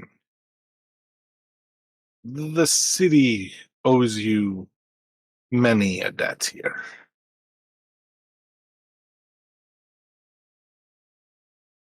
And as she's kind of speaking, you'll see is like Stillis kind of like puts a hand on her shoulder, and she like continues to kind of talk as he basically is giving her that kind of message, like I'm stepping away. And she kind of like looks back to you, and I'm sure Stillis will return at some point as soon as he has people looking into who Maldak is and the rest of the information that you have, trying to send over a scout to the Pythonea's house and what their actions will be. If you so desire, of course you can stay. If you intend to have a meeting with Dierna, I would say as long as the threats to the city loom, if the night of dissolution is true, if it is coming, you may find her beyond reach until then. But again, you are perhaps welcome here while you wait to see what Stillis can find. Or, of course, now you seem to have gained their goodwill for the present moment. I commend you and wish you the best.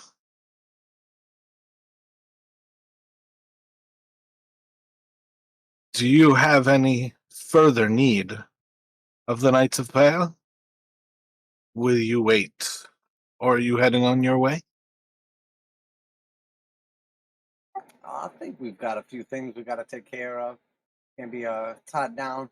I doubt we're going to get to talk to Deanna anytime in the near future, but it's nice to know that, well, whatever led us here, chance or, Lothian, whatever it was, seems like it's worked out for the better. I feel like that artifact's in good hands. You'll either destroy it or whatever needs to be done with it. We've warned you guys, and I think about ready to be on our way then. There's nothing else.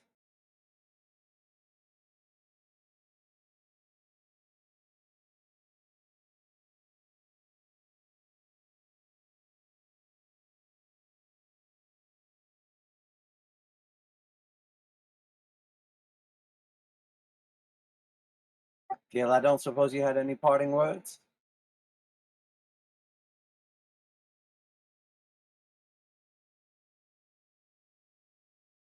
Stu?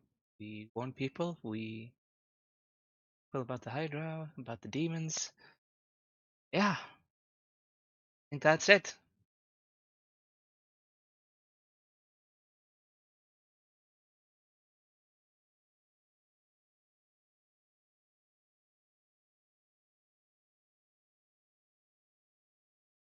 So, as you all are exiting Blade Chapel, probably recognize that there's like not really knights kind of standing around in conversation in kind of that second hall, like the first hall rather, of colonnades that you entered.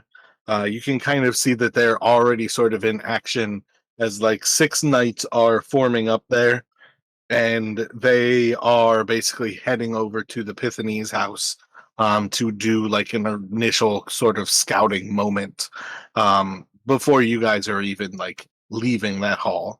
It's pretty much taking effect almost immediately. Um, you would probably have some sort of recognition that while the knights have these chapels like above the Knights of the Pale, like many things in Ptolus, their actual like chapel builds like down into the earth.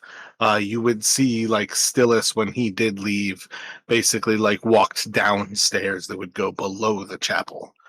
Um, but you guys can head out of here, basically watching as these like scouting knights go off to the Pythones house on the first kind of venture.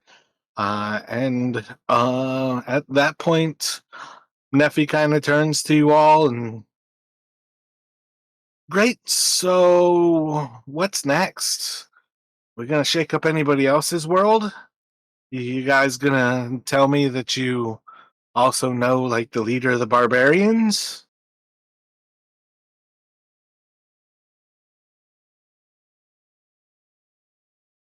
I don't know. I might. Who's leading the barbarians?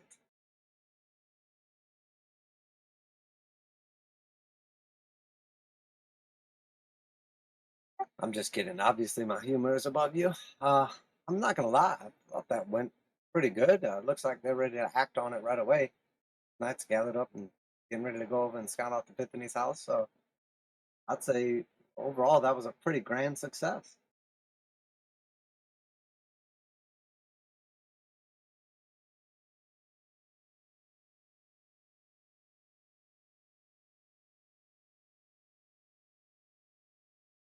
You know, they didn't seem particularly worried about the Hydra. Are we? Are we? Are they just downplaying it, or?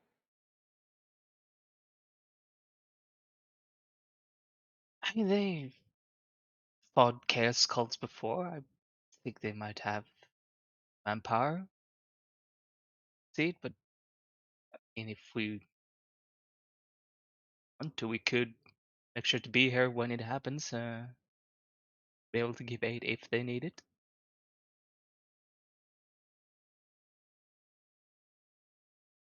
Yeah, we probably could have took that thing. If you were there, Gail, I think we would have took it down, but we were, I don't know, we were fairly rogue. It was, it almost killed us all.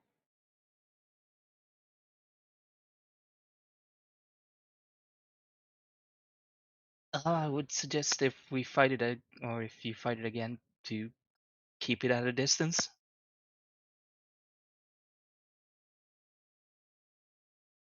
Well, I mean, now that we know its weakness and everything, we'll just go for the heart or whatever we learned. And a couple of Bob, fireballs. Oh, sorry. Bob like holds out her longs or her great sword like at full distance, and I think you all underestimate how idiotic a religious zealot is when it comes time to stand and die for their god. Their confidence is just as likely to be misplaced as they are also perhaps one of the oldest groups in the city for a reason.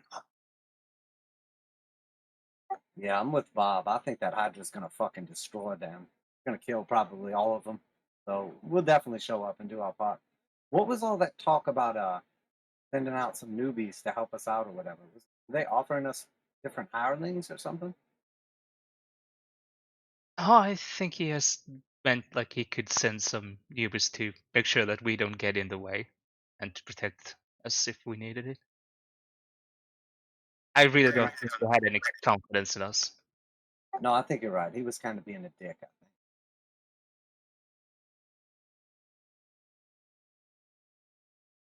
Well, we got to the bottom of that. We're prepared. We warned somebody about it, so maybe there'll be at least some awareness. What else we got on the agenda?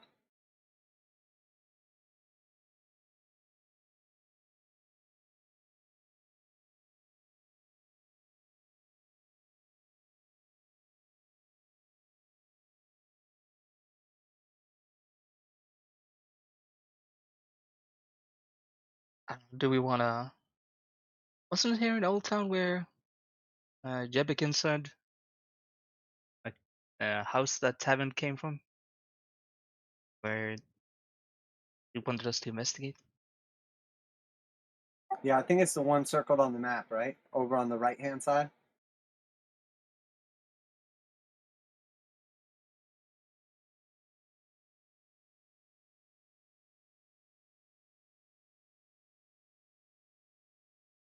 Is that right, Mara? I think that is the house. What was it? I think that's where Tevin was last known to be. His safe house. Yeah, we I could. mean, oh, go ahead, Chris. Sorry. Well, we could investigate that then, while we're in the neighborhood, so to speak. See what's up. I like that idea. I mean, we're right here. Might as well pop in, have a look.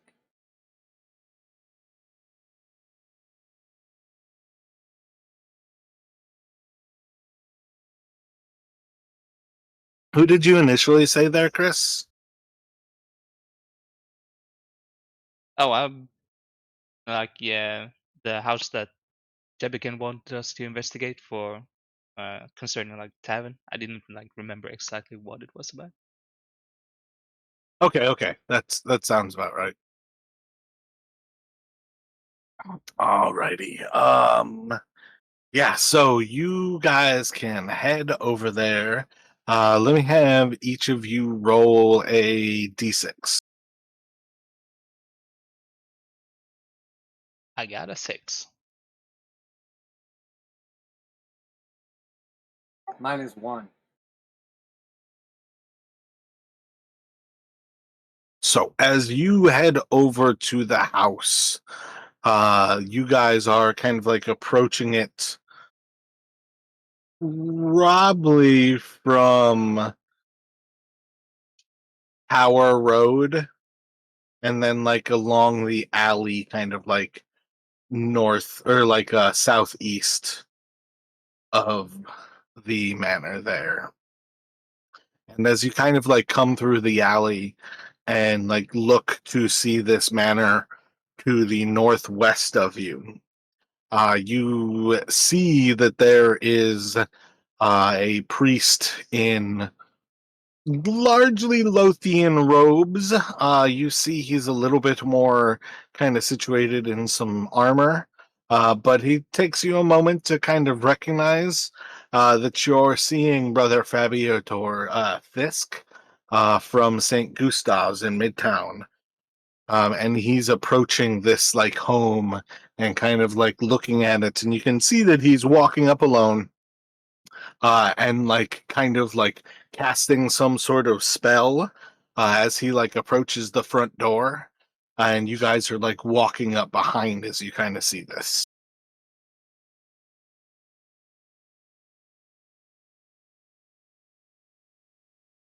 And about how far away are we? You're like approaching from that alley, so you're like 50 or 100 feet away, kind of thing.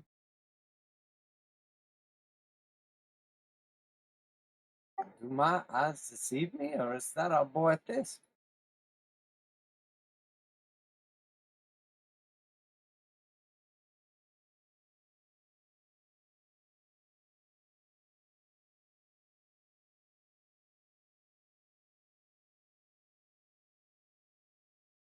So I think we would like keep walking towards him.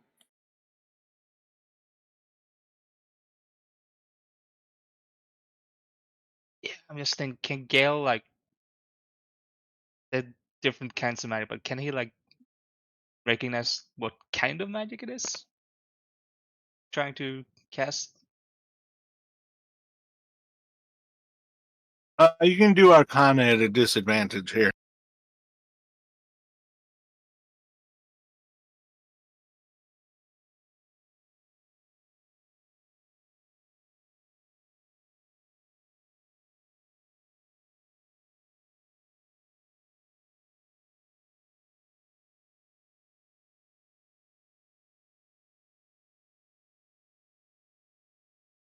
Let's see, that is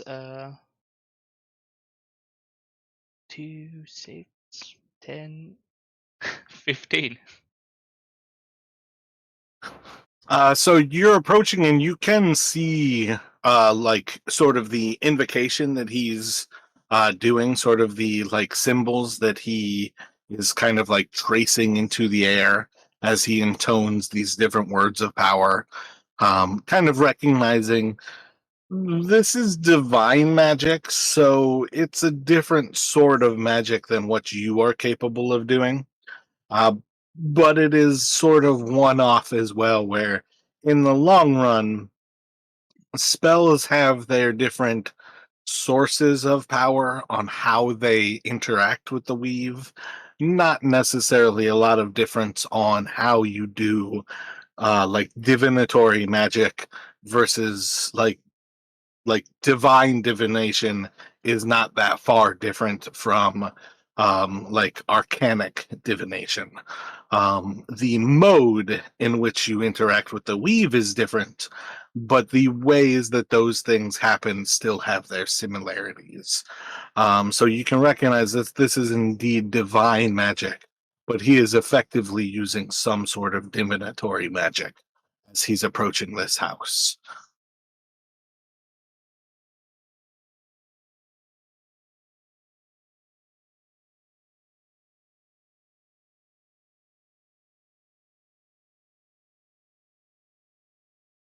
So as we keep walking forward, suddenly Jinx is just gonna out of nowhere say to Gale, "Oh shit, Gale! I just thought of something out of nowhere. Do you have fairy fire?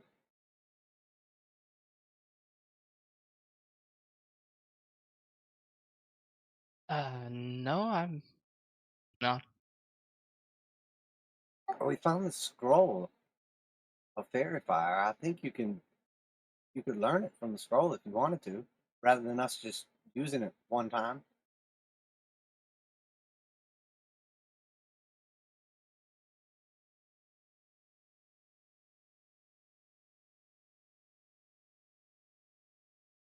I mean, I don't know. From what I understand from wizards, anyway. Obviously, you know more better than I do. I'm just a bard, but I have some understanding for magic.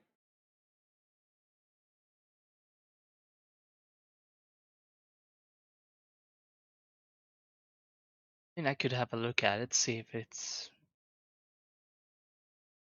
could use, but Yeah, not now, obviously. But just yeah. Um. So at this point in time, are we pretty close to brother? Guys, tell me what you're doing. So if you want to be close to him, you are indeed. As far as that scroll goes, unless there's a particular reason that you've waited this long to tell Chris, as far as I'm concerned, if Chris wants to put the money into putting that in his spell book, you can 100% burn that scroll and turn it into an actual spell in your spell book. I'm just wondering if I actually can learn it though, Fairy Fire. You can indeed.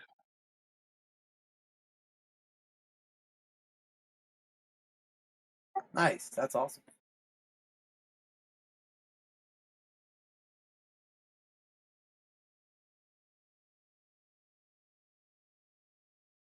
How you doing there, friend? What you up to? I think if we were like pretty close up to him and he's like cast this spell and appears to be what's he doing? Like knocking or like getting ready to go into this place? Or- Oh, wait, why did I? My bad. Fairy Fire is not a wizard spell. It's Bard, Druid, and Artificer.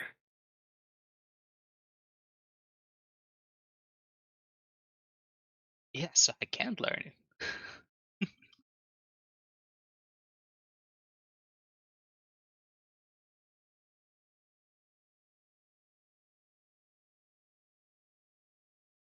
I don't know why I would think that was a wizard spell. My apologies. But wizards are the only people that can learn a spell from a scroll, right? Yeah.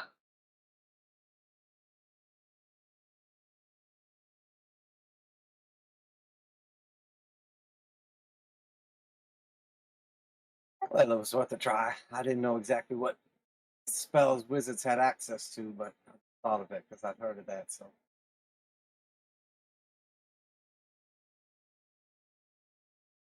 So with a start, Brother Thisk is going to turn and look over at you all. How far away are you when you like actually like make this kind of connection? I feel like we're right up on him now, like 10 feet. Like we would be getting ready to walk past him. Gotcha. So he kind of like turns to you and he's like, "What? Oh, oh, I didn't expect to see anyone else here. It's good to see you all. What brings you into Old Town? Why? Well met, friends. I'm thankful to see you. Hello." See, like a weight kind of comes off his shoulder just to like see a familiar face as he's startled and kind of jumps to with your call. And hello to you too. Fabio. Fabiator. Oh, well, we're actually here on well, to investigate for someone from the l- inverted pyramid. About taverns. Well, that was hard to remember for some reason.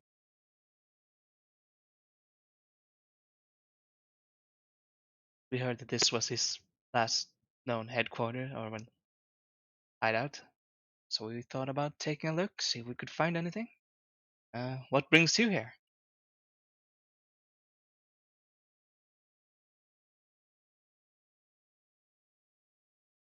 A member of my church has gone missing, who was apparently last here.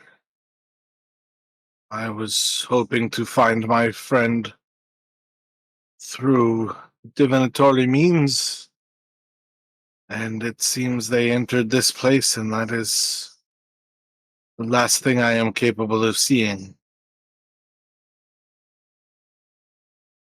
Assuming this is relatively recent, your friend going missing? Anybody we know? A paladin you may have seen around St. Gustav's, Kellersent. I don't know if you've interacted too deeply with him, but they have certainly helped me at different times in aid of Fawn and other deserving parties.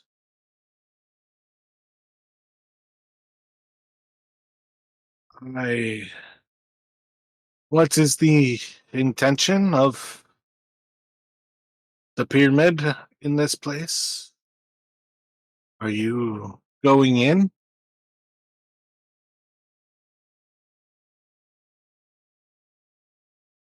Oh yeah, we're going in. They want us to investigate some dark source of power. Fortunately, your friend is, well, just say they're probably in danger.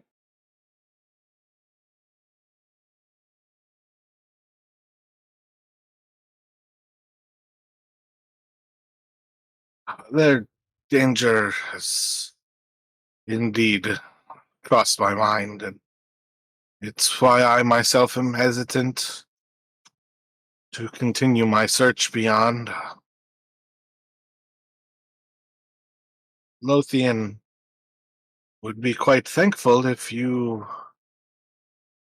were to add searching for Kerosent as well to your task, and we could certainly reward you for such activities. Sure, I don't suppose that divination magic give you any clues or anything. It has simply brought me here. What you think, Gale? I mean, we can certainly look for him while we're doing our task for the inverted pyramid. So, and if this was his last known location, then guess we're just better get inside and see what we find. Might be a little dangerous for you, but you're welcome to accompany us if you like.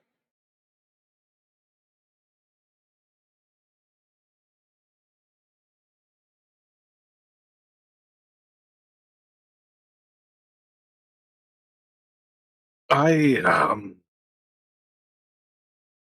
you have always seemed quite seasoned and capable amongst yourselves, and my station makes me mm, perhaps I'm not cut out for battle and danger, and it would be I the church would benefit from having me present for those in need, and we can reward you with coin that I being outside and away from danger don't risk losing. I can guarantee it, and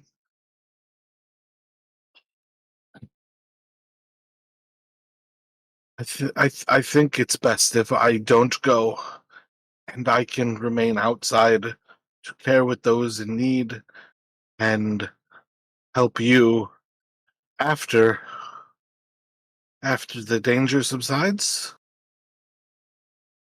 Say no more, my friend. I was more just being polite. I wouldn't expect you to come in there with us. We'll probably die. That no don't that would do. If we do If it live, is though, so dangerous, it's not worth losing more lives over. Elrescent knew the task that Lothian, and you see as he like closes his eyes and stops like looking at the house, and you can see like his nerves are like already like calm. Elrescent knows that the vows and the requirements of our order are as they are, and the greater good of the city is more important than one person's life. If you are in danger to recover, my friend, you should not go in this place. that's nonsense. No doubt, Lothian sent us here. It's no coincidence. And I'll pull out like the little charm that we just got, the symbol of Lothian, and I'll say, he protects. We'll be fine. So you all basically have like a two-story house in front of you. Kind of similar situation with like an overgrown courtyard as like with the Pythonese house. There's a lot of signs that this place is effectively abandoned. But like as you kind of head inside, the door is unlocked and you can walk right in. You kind of like go through, and house has tons of rooms. You've got like a 20 by 30-foot entry hall. You see like a small library, a dining hall, sitting room. There's a lot of different like entertainment style kind of like normal sort of manor, like turn of the 20th century sort of like room structure to this house sort of thing.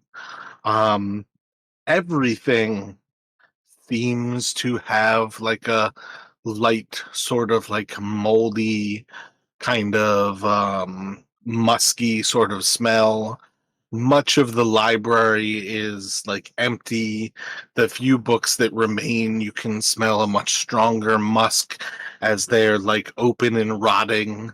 Many of the rooms are without furniture, and you just kind of have this kind of like looted, sort of destroyed, empty, and like mildewed bottom floor. Up above on the second floor, you can kind of explore, and there's like 6 or 8 like bedrooms upstairs in very similar kind of setting where they just seem to be like empty. Everything that isn't kind of like nailed to the walls is kind of like taken and sort of like pulled out of this place. But do you have any thoughts as you're kind of like going through this house? Like what your kind of like search pattern is? Are you guys splitting up to get like the largest of you can at once? What are you kind of thinking as you kind of approach this search? So Jinx starts by saying, we should split up. We can cover more ground that way. And then proceeds to just follow Gale around the whole time, just explaining to him his hypothesis slash theory of why Ptolus is a city in decline.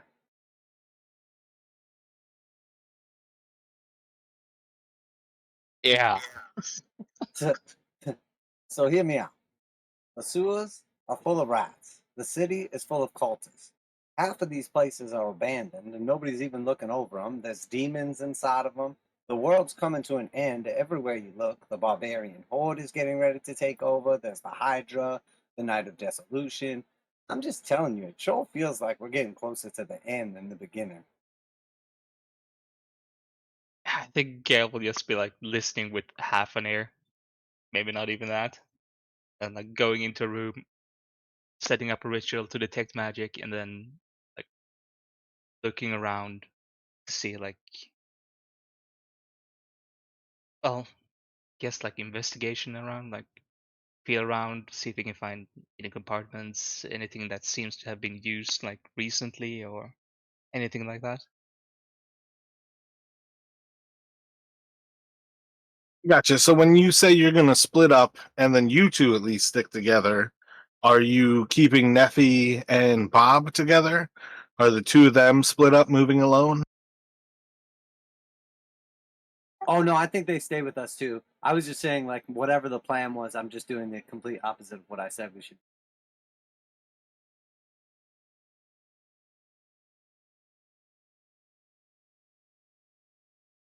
Gotcha. So where do you think you are casting your ritual of detect magic? I think I would start in on the second floor, like with the bedrooms. It's like going in, doing one, take magic, search around, and then next one. Gotcha. Start high, move low. Yeah, see if I find anything. Seeing as he seemed to be like putting out magic the way he did, like very chaotically. See if anything stuck. All right. So while you all like kind of move up the stairs, kind of head into this first bedroom, discuss that you're going to separate, Gale starts to cast a spell, and the whole time you're trying to work your magic, you've got Jinx just talking your ear off. As far as you can tell, trying to confuse you and keep you from being able to like work this magic. You've got Neffy just kind of like hanging around, and Bob is just sort of like standing at the door, like on guard. You guys end up spending like an hour up on the top floor, slowly, methodically going through these rooms, moving through the house. Another hour goes by.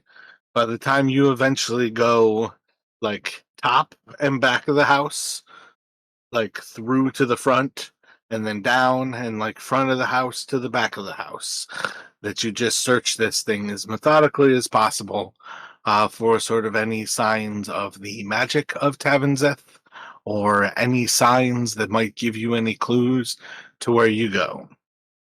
And as you progress, you really don't find anything of any sort for most of the time that you're searching through this house, until eventually you're kind of like coming towards the end of things, and you end up finding that within the kitchen there's a pantry, and within the pantry there's just like a few um racks that are like um kind of pseudo, that you eventually see that there's like a mechanical false door to one of these racks, that like the rack kind of moves, unlatching the door, and you just kind of hear this like rolling of a large like heavy effectively like mechanical wheel mechanism that just starts, where you're just like and you hear as this like kind of like rolling wheel sound kind of goes, there's a thunk, and as it kind of like hits this base point where the weight's kind of relieved, the door starts to slide at the back of this pantry and opens up to a set of stairs that seems to move down into the earth beneath, and a wine cellar.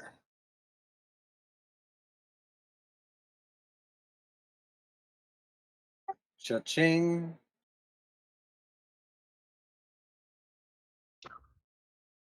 Underneath the wine cellar, you find that there's racks and racks that kind of lead from one side of the room to another, and sort of like almost like a library style of like there's a little kind of like corridor forward, and like the racks all lead like to the left kind of thing, where you can like walk down, look down these wine racks, and you can kind of head, and there's like sets of wine then on your right and left side as you walk down these little like aisles of wine.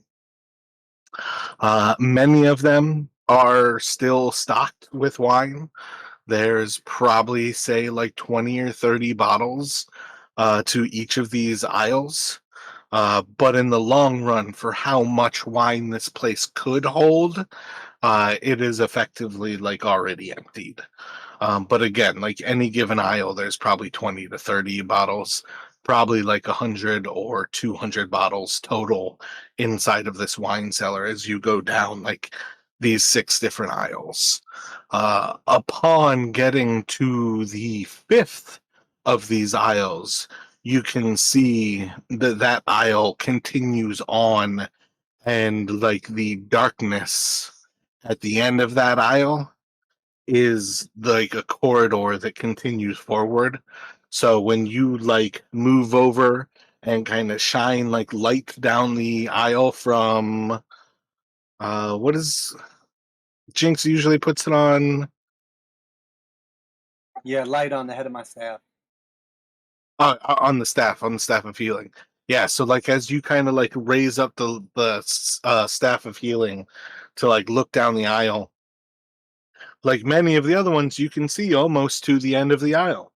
But this one, it's just like a little bit darker, kind of like abyssal sort of darkness at the end of it. And it's just one of those things where there's been many times that you kind of have this like odd sensation of looking into darkness and then looking into like a complete darkness. And it's just one of those eerie little things where you just kind of have this like odd feeling of recognition, like there's further to go here. And you can basically see that the wine cellar is here, but this passage in that like fifth little aisle kind of continues on and on. Let me have each of you make a perception here. I'm not sure what this is for, but can I do mine at disadvantage because I'm picking out a wine bottle right now to crack open and drink? You are more than welcome to have disadvantage.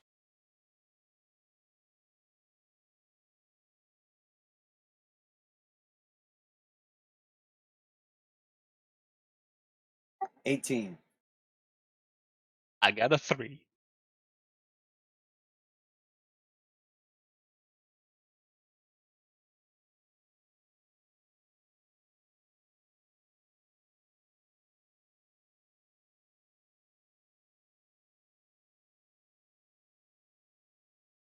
Don't mind if I do. Like see Jinx like breaking the top off the bottle or uncorking it or whatever, getting ready to drink one.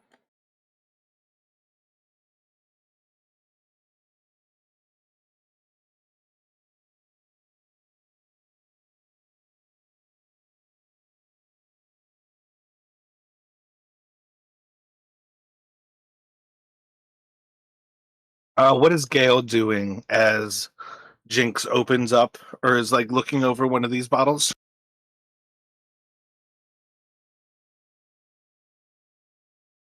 I mean, with the 3, I'm probably staring right into the light of the staff. Like a And what do we moth think? drawn to flame.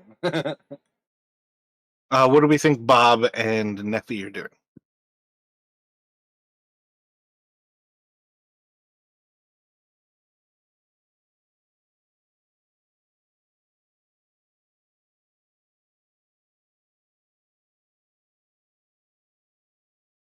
I feel like Bob usually stays on task pretty good, so maybe Bob is like actually like guarding, like preparing for danger. Neffy,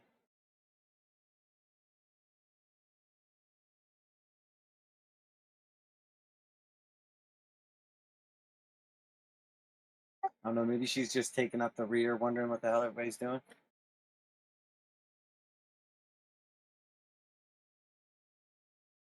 Does that work for you, Gale? Technically, Bob is yours.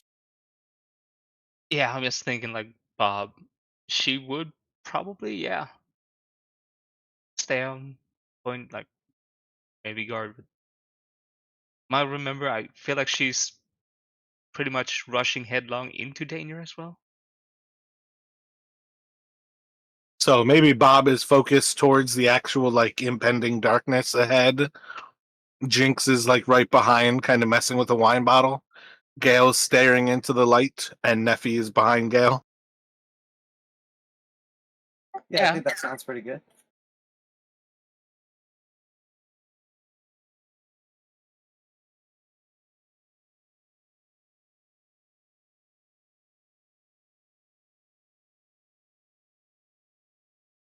And your AC is 15 on Gale? Yeah, it is with mage armor. All right, I assume anytime you're doing anything remotely dangerous that you have mage armor. So you might be on like your second casting of mage armor for this day. Um, Me personally, if I have a wizard with mage armor, when I wake up, I'm casting it. If I leave the house, I'm casting it. Like there's nothing that I would say that you do that you don't burn that spell level. So I pretty much always assume that you're burning it. So I would say you're on your second casting of mage armor at this point in your. All right, then I'll just add that rather than like burn that slot. Like you can figure out how much it matters when you're doing stuff that you're comfortable with. That's why I say, me personally, if I have a wizard, if they're doing anything where they're seeing anybody, they're pretty much casting it. If they're hiding off, like locked in their own like solitary confinement on purpose, maybe then I don't cast it. But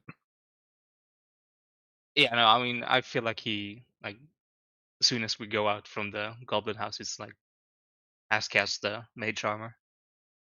Like gotcha. being here in the house, he would probably cast it as well if he needs to, or like before that.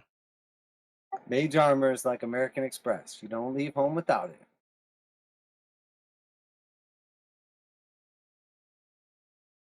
Yeah, like the most important thing is to like recognize like how paranoid you are almost against like the potentials of like even friendly people who you might normally trust, but also like it doesn't take much magic out of you to cast. I might as well have it just in case this person isn't who they say they are. Yeah, and like definitely now when we have the Vi after us, so he's like having that up all time.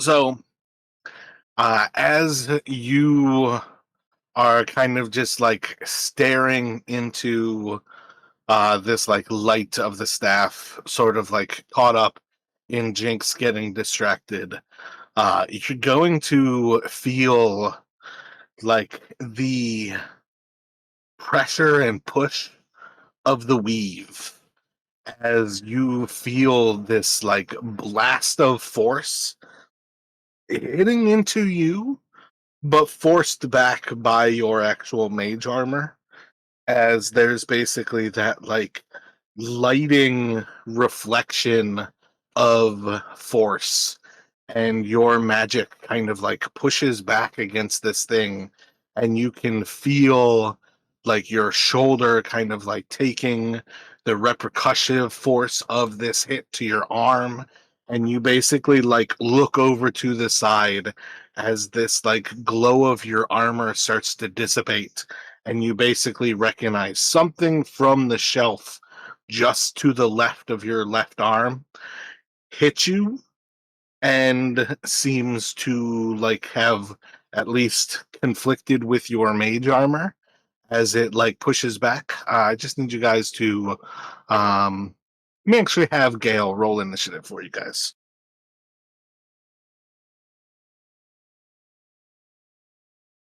That is a 15. Gotcha. So you've just been attacked from the left. Can't really tell exactly what it is at present, but what would you like to do? You guys can act in concert here, like as a group, but what would you like to do as you respond to this?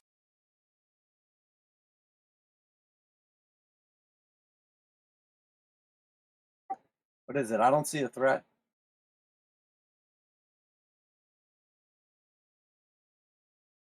I think that's what like Gale would do, like try to see what attacked him, if he can find, like see if there's anything there. Like, was it a trap? Was it like another enemy? Was it what?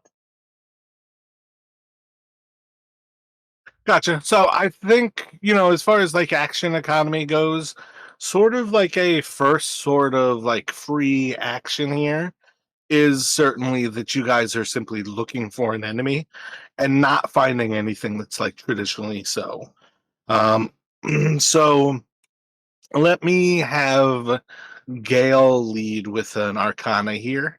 And if Gale fails, I'll take this to a Chinks.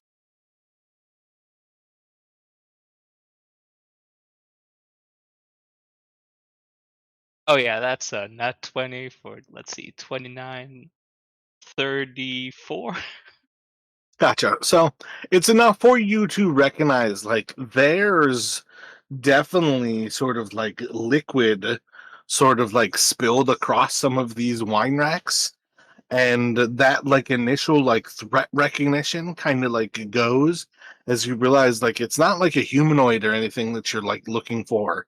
There's like an actual like animate property to this liquid that is the danger, and you're basically recognizing as you turn into this to like look to what was to your left, to recognize that there is some sort of like animate liquid, effectively like you are looking for a jelly or a um basically an ooze creature, and you're kind of like turning to this and recognizing that like the properties of this liquid in front of you is the very nature of the danger.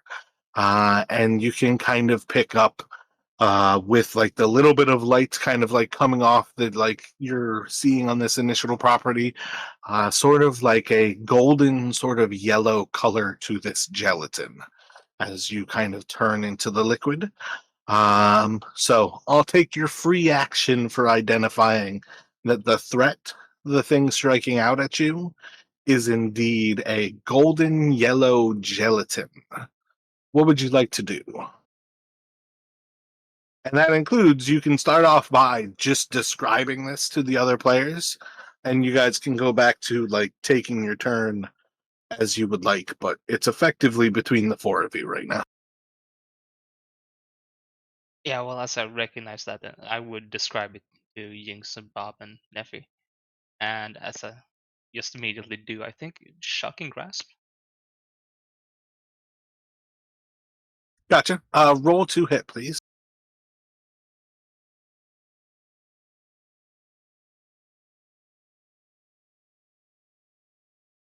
Yeah, that is a total of 12.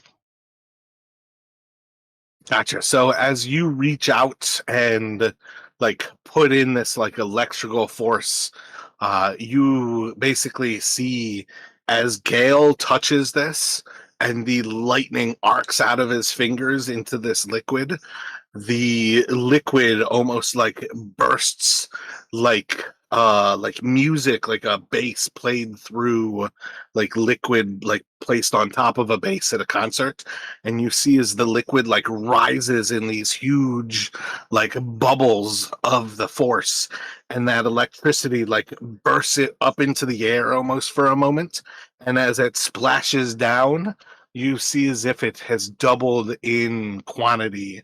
There seems to be more of this as it splashes back down onto these racks of wine. So Jinx is going to, like seeing this happen, yell at the goo, and as he does, he's going to cast Vicious Mockery, and he's going to say, "You don't know goo you're effing with," and it's Wisdom 15.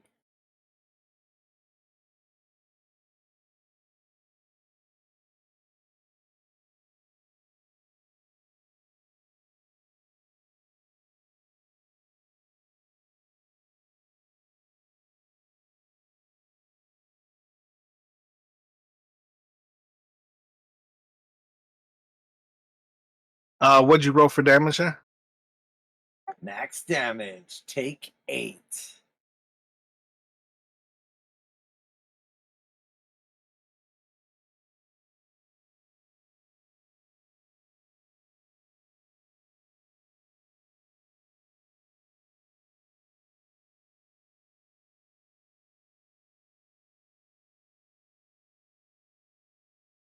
And then for bonus action, I will give Gale Bardic Inspiration.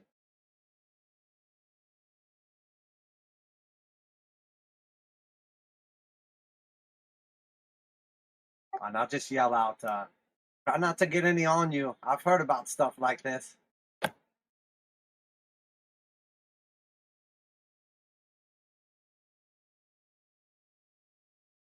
How about from Neffy and Bob?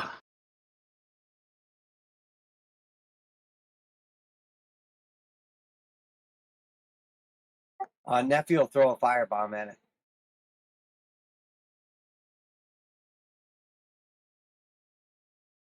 Ooh, I think that's only going to be like an 11. Doesn't she throw acid? Oh yeah, acid bomb. Gotcha. Roll for damage.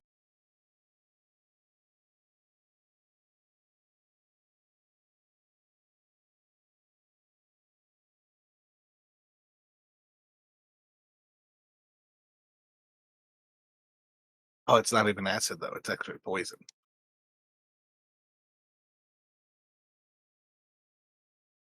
So it's 4, and then you make a Constitution saving throw or be poisoned.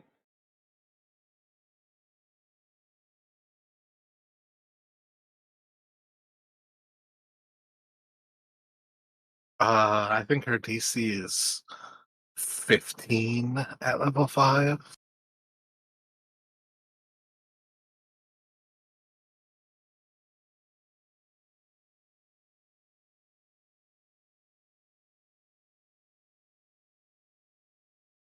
And Bob? Yeah, I think she will just like seeing that take a great sword and I think more like slam into it. But yeah, attacking it. So let's see. Yeah, she got a total of 14 to hit, or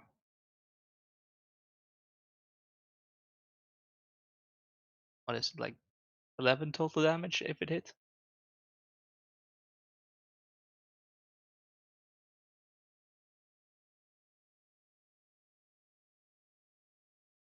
Yeah, we're talking about like liquid on a shelf. It is not difficult to hit, guys. So attacking it is pretty simple to do. Um, so as you like start striking into this thing, as Neffy like splashes it with this concoction of chemicals, as you try to like talk shit to this thing, you definitely notice already one that electricity seemed to multiply the quantity of this stuff. You see as like the mockery does something, but it doesn't have any mind to be kind of manipulated. The actual like disadvantage is going to be like nullified from that, and kind of like simply trying to attack it with a sword is not really effective. It just kind of like splashes to the side. I'm pretty sure a great sword is slashing damage. That it is. Yeah, so it just kind of like separates the liquid and then the liquid recoalesces together. So many of the forms of attack that you guys have used, there's something to notice that this stuff is not responding how you would hope. Um, and again, the fact that I randomly called Neffy's stuff poison is about the only reason that her attack is the only one that you will see is fully effective here.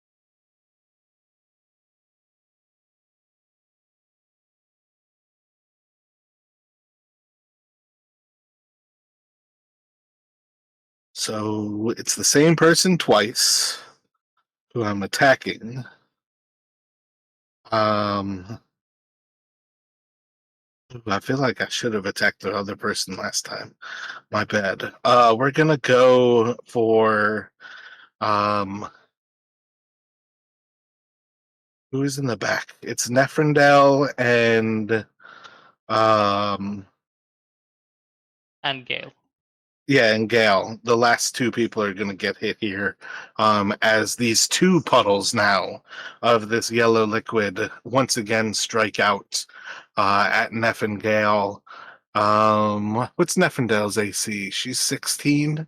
Kind of same thing. It just kind of like smashes into your mage armor, and for Neffy, it just kind of like splashes off of the metal of her armor. Each of these strikes, like basically, once again, just kind of barely being ineffective from you guys. But you like feel kind of these pushes from them.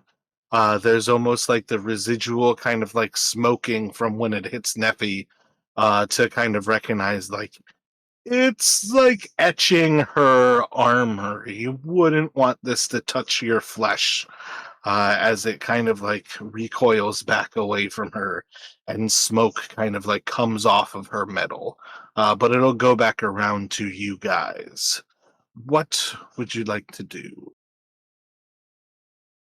I mean, is this thing even a real threat? Like, can we just move away from it at like a brisk pace? How fast does goo move?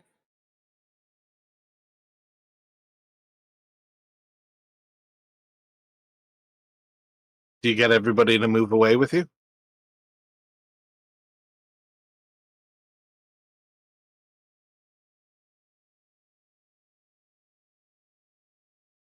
I think that's like my legit suggestion is to like start walking out of its range.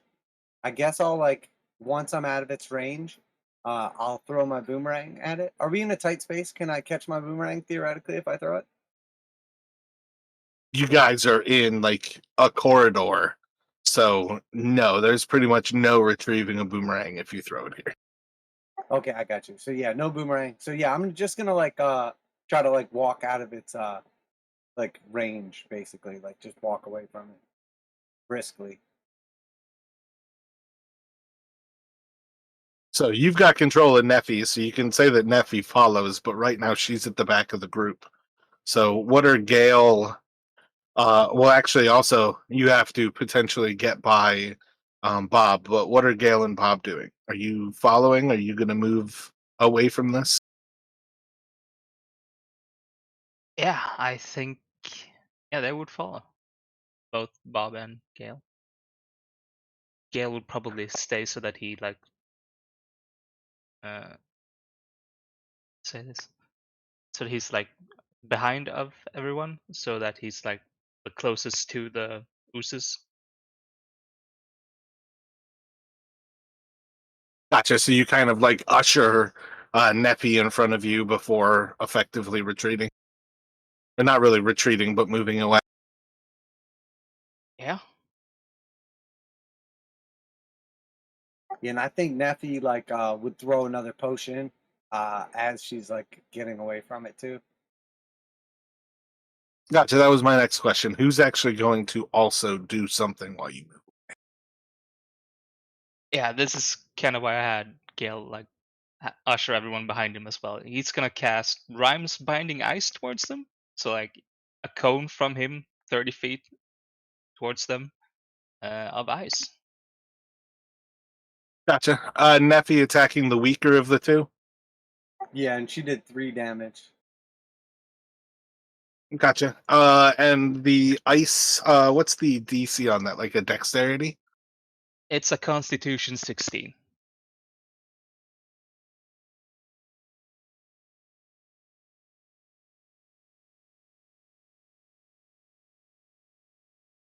Gotcha. So the first is gonna pass, the second one will fail. How much damage are you doing? Oh, that's a low roll. Yeah, 10. So the one who passed only takes 5. And that's cold damage. And the one who failed is has no movement speed. It's reduced to 0. Well, I'll tell you what, you definitely notice that one of them doesn't move. And more than that, you notice that the other one only moves 10 feet. So moving away from these things is indeed effective.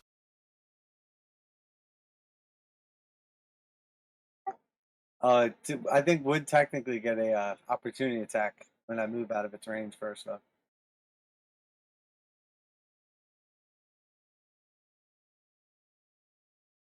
Oh yeah, and it would definitely get one Gale as we move away.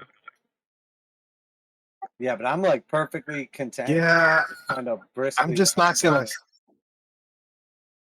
It's perfectly fine to think that these things would get an opportunity attack, but they're not like strategic beings. They're like things. I don't think they're gonna attack you guys here. It's like when you're close, they move after you. When you move away, it's not necessarily like that responsive. So moving away from them, you guys kind of have these things sort of behind you. Do you just kind of like move away and leave it there? Yeah, I think I'm okay with that. I mean, if you guys want to like sit around and fight him, we can, but I'm good just moving away from him. Yeah, I think Gale would just like the one who's still moving, just like throw one firebolt at it, then just keep moving with the others.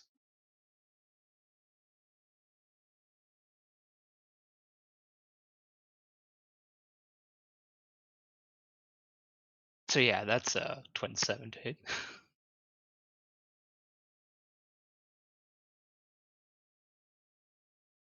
And it would do 7 fire damage.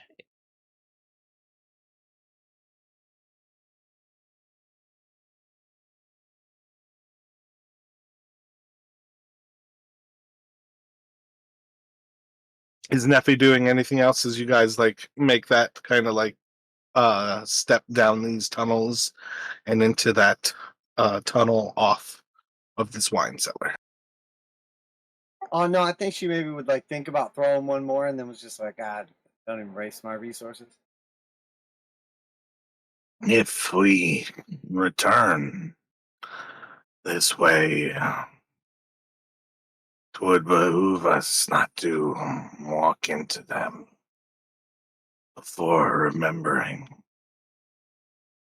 they are there.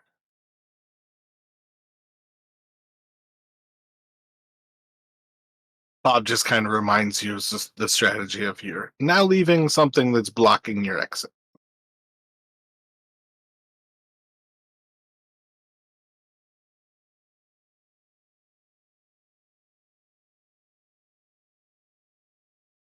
Yeah, but it seems like our strategy of just walking away from it seems to work. Sometimes I forget how cold-blooded Bob is. He just wants to kill everything. I mean, she.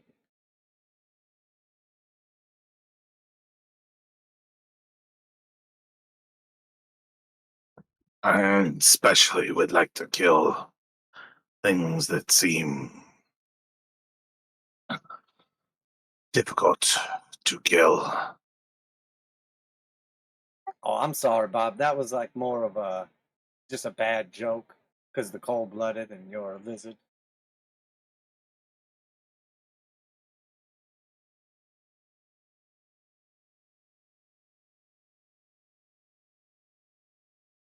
I don't understand It wasn't this funny. joke.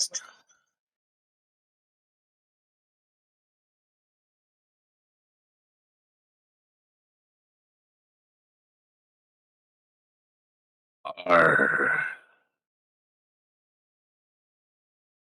they cold-blooded too?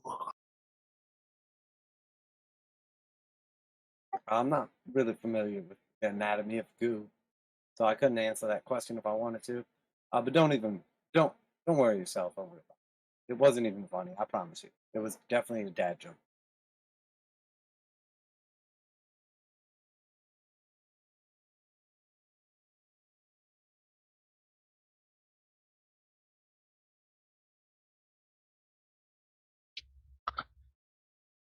We are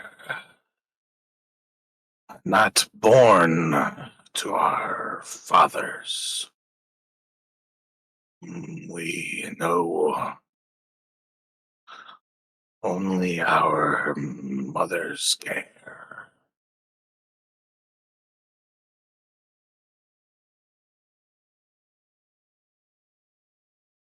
So you guys walk down this corridor for like 50, 100, 200, 300 or so feet. The whole time, Bob is completely sidetracked by a joke and the recognition that Bob doesn't really understand humor, and is just completely lost in the conversation with Jinx. Wouldn't necessarily be a new thing for Jinx to recognize that talking to Bob is effectively trolling Bob. Bob just has zero clue. Until eventually you guys are walking down this like 10-foot wide corridor. And again, these boxes on this map here are 10-foot wide. Until you come to the first change in the corridor, where you have the choice of going to your left or going straight ahead.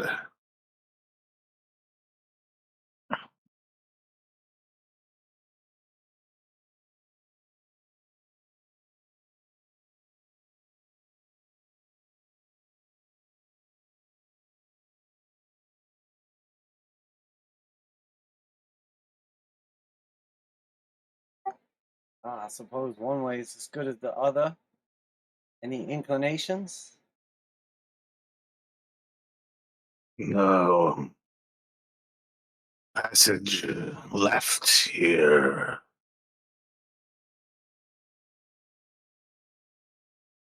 is fresh, newly dug. Straight ahead is older.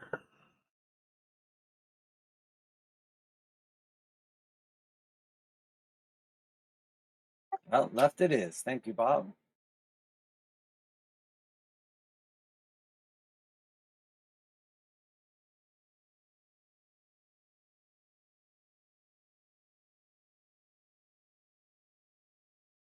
So I'll just start down left with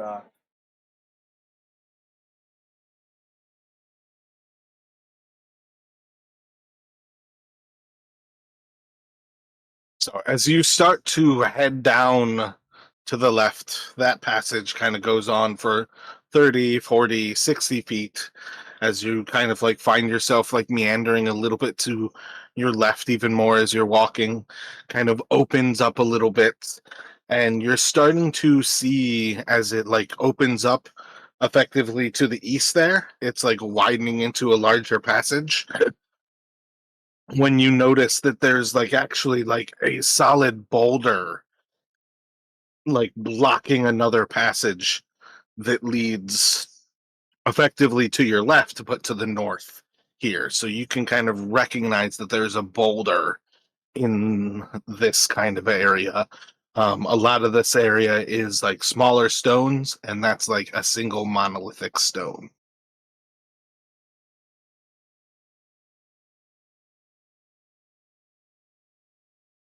I guess somebody didn't want us to go that way. Blocked it off.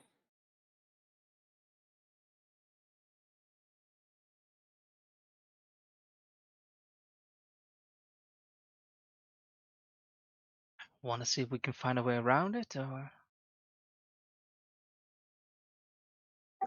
Looks too big to move, unless we got some kind of magic.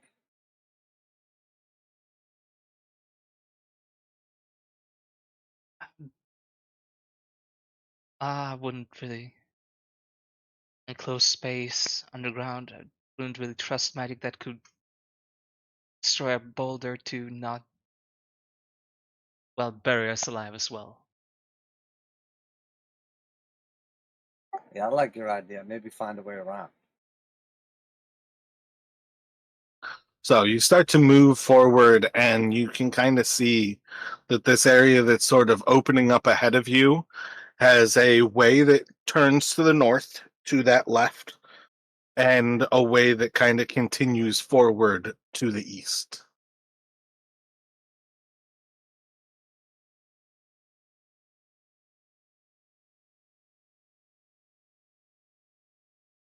So on the map, what we're looking at now, which way is blocked by the boulder?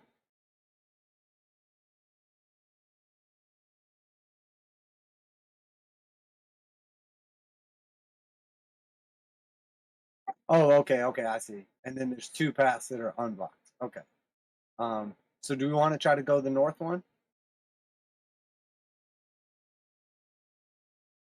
Yeah, I mean, hopefully, if we keep going north, we can get to wherever that boulder was trying to block us off from. And I think in Jinx's head, we want to go down deeper underground. So anytime there's like a difference in whether one way is like feels like it's just flat or up and the other one's down, I think we would always be more inclined to go down. Gotcha. Let me have everybody roll. Let me have you roll a um. You have you roll a perception check.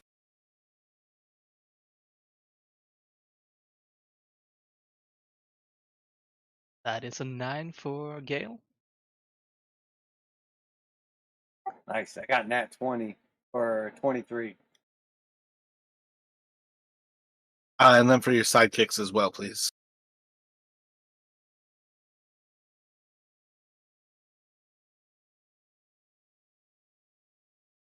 So I think that'd be an 18.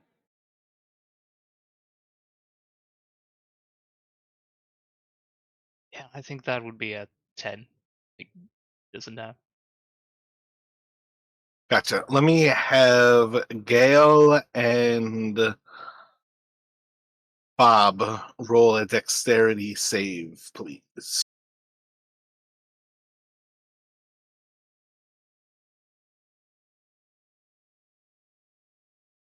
I think that's a 10 again for Bob.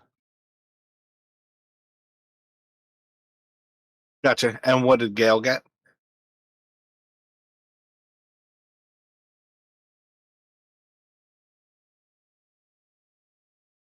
That would be a dirty 20.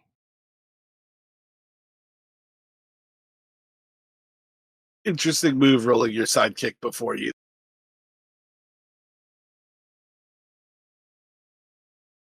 Let me have you roll 4 Constitution saves for Bob, please. Holy shit. Okay.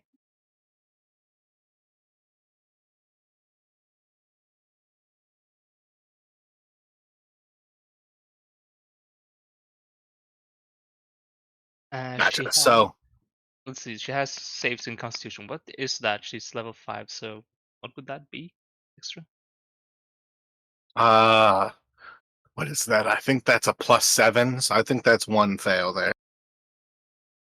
I think then that one then is a failure. The 8. So 5. as you guys like walk through this room, there's a point where basically like Bob starts to slip as the earth beneath her feet starts to like slide down as if there's like a sinkhole, almost like kind of quicksand, kind of like giving beneath her feet. And as Bob starts to go, you see as Jinx just like leaps away from danger. Neffy at the back of the group is very much like out of the danger, and it's like the initial sort of reaction of Gale to like try to assist without necessarily recognizing Gale's like in danger himself. But effectively, what ends up happening is Gale is able to save himself from the actual like danger of sliding into this pit that sort of opens up beneath Bob. As Bob basically slides into this, the earth kind of gives way into this large like pit in the center of this room.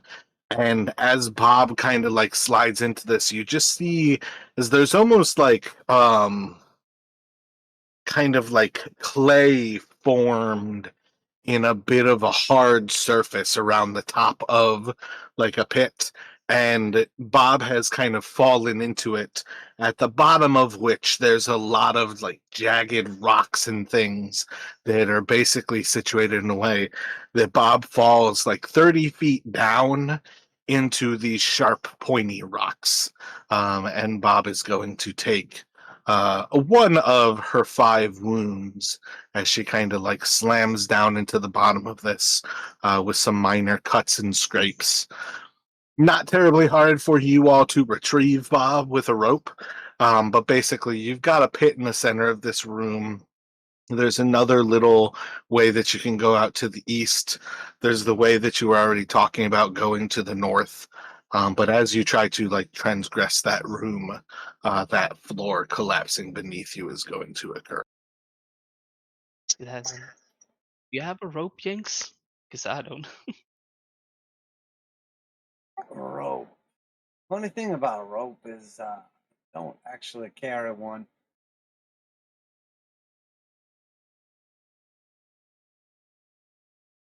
There's no reason for your barbarian not to have a rope. There's no reason for most adventurers not to have a rope. I don't think there's a reason for Nefrendel not to have a rope. Yeah, I was thinking about picking up a silk rope. They're not as heavy, not as burdensome. I mean, but Bob, you all right down there? You gonna be able to make it out on your own? I'll give Bob a bardic inspiration to help get out of the pit. If you're implying that I'm a burden. I wholeheartedly disagree with your reality, and I would like to substitute my own. Can you catch? Bob starts tying the rope to a spear. Yeah, have at it, Bob. Give that thing a throw here. I'm not going to catch it, but we'll make sure you get out of there. If you can't catch it, it will stab into you and wound you. Maybe I should not throw it to you.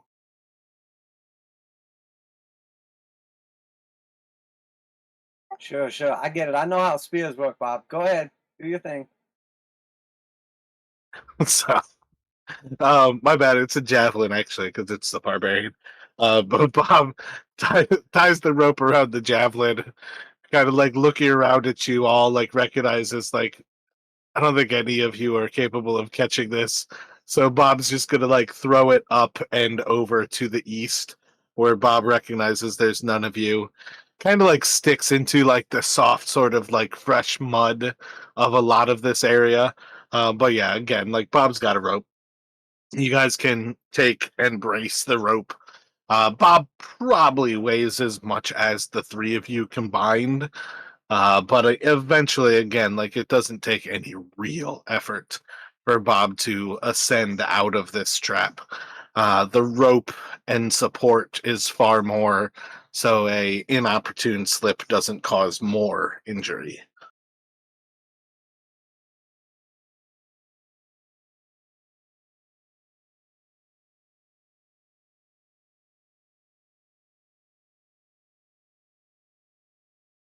It's a remarkably penis-shaped cavern right there.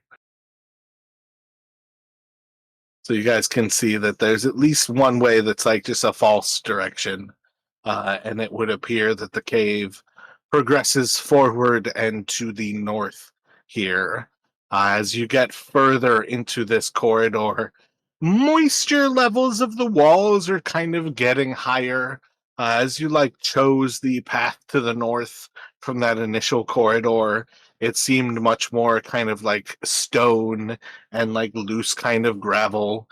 Like getting into the area with the trap, it was a little bit more kind of dirt, and you could, in hindsight, kind of recognize like that it was almost like mud kind of caked over to make a not necessarily like porcelain kind of top, but like a sort of almost like clay. Before you guys get to a four-way corridor that basically leads to the other side of that rock. You can go to the north, or you could go to the west.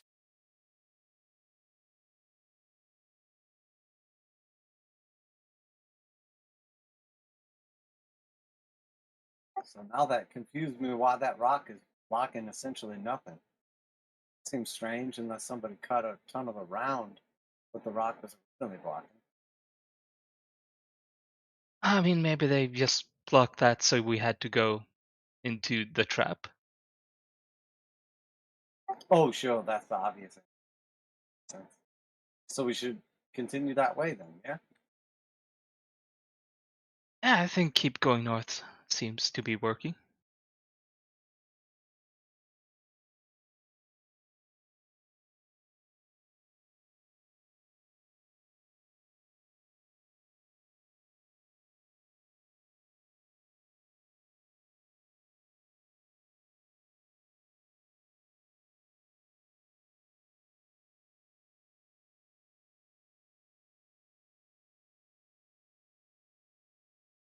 Everybody be on the lookout though. If there's one trap, there's probably more. Oh wait, that's two now if you count the goo.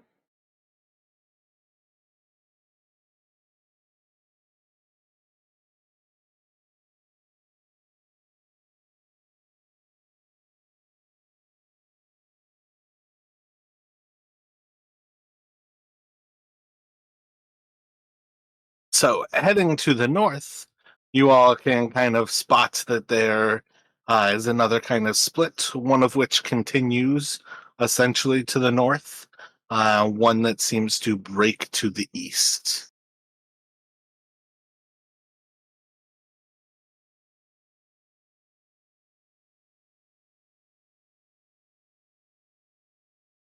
I think we go north until it doesn't work anymore. Jinx will keep going that way. And I also drank that bottle of wine too. Roll a Constitution check.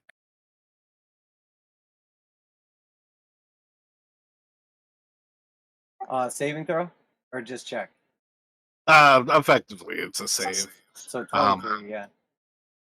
As you start to drink it, like you can definitely tell, like it's probably almost vinegar, so you might get some acid reflux before you get drunk from this.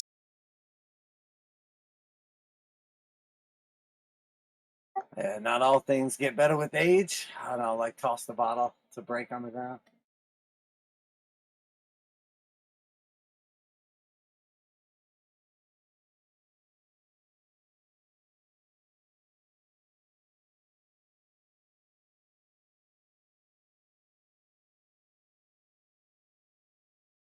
Gotcha. So as you all head further and further to the north here, you kind of like arrive at the point where the opening kind of turns into just vast space, as you kind of like come to the end of like it being a simple tunnel.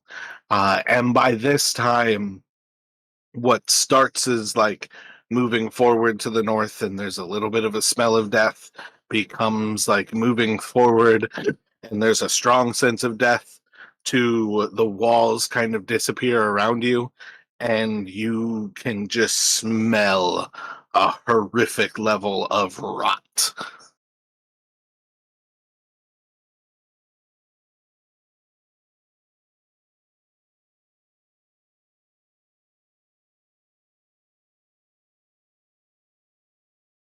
Well, by the smell, we are either going in the right direction or in the completely wrong direction.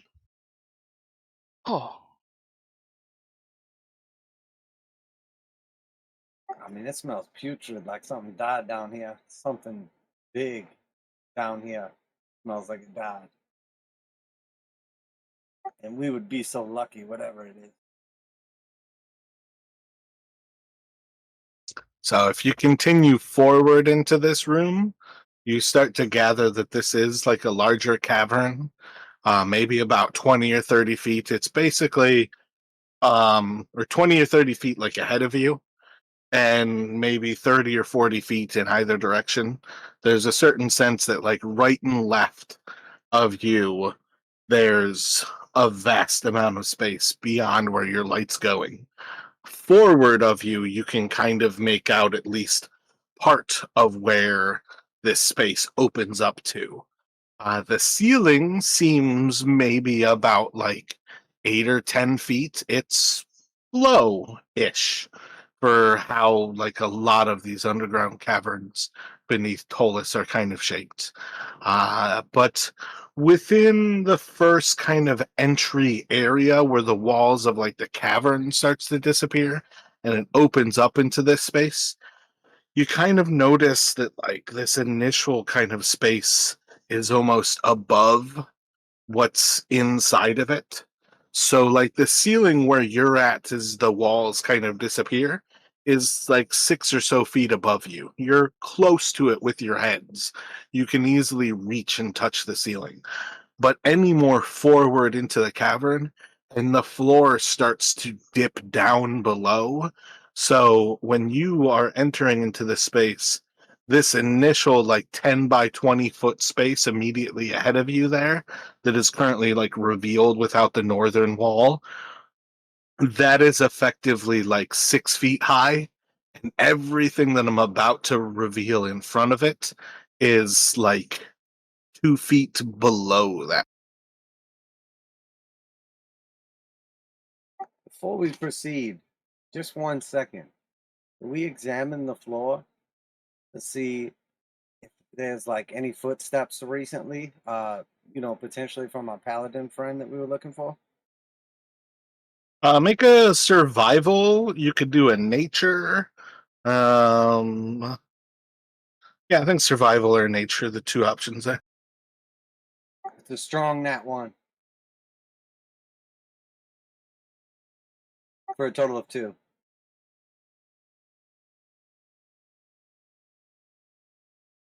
And I still have my inspiration. Do you have yours, Cal? Yeah, I still have mine. Haven't used it yet.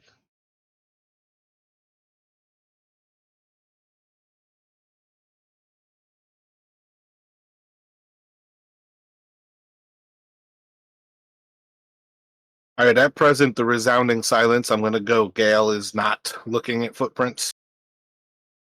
So as you kind of walk into that situation, Jinx, you're kind of looking around.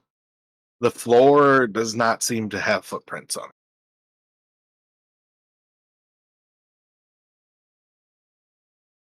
it. Yeah, all right. I wish I would have thought of it sooner, but no worries.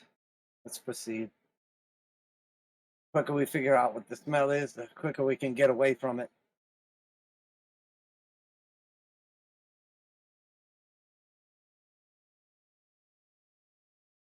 My bad. I'm messing with the stream, and I don't know. It feels like Struggle City just to get it to see.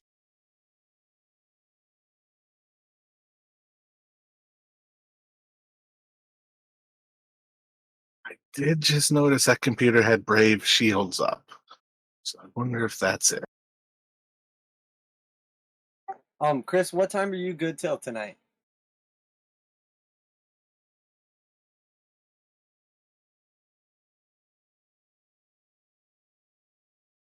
Yeah, I could probably go for another half an hour, 45 minutes.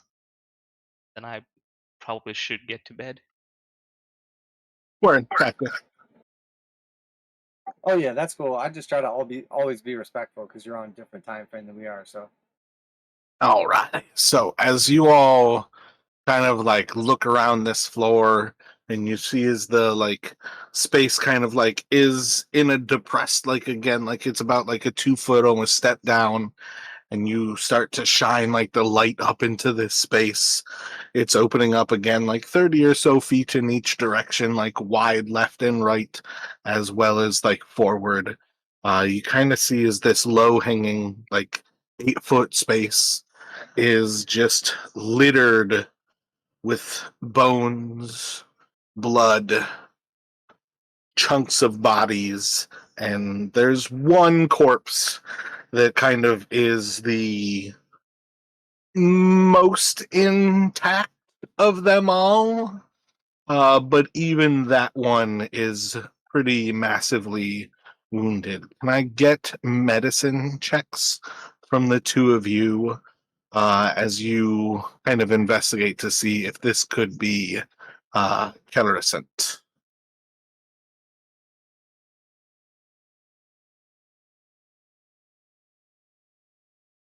Yeah, that is a 13 from Gale.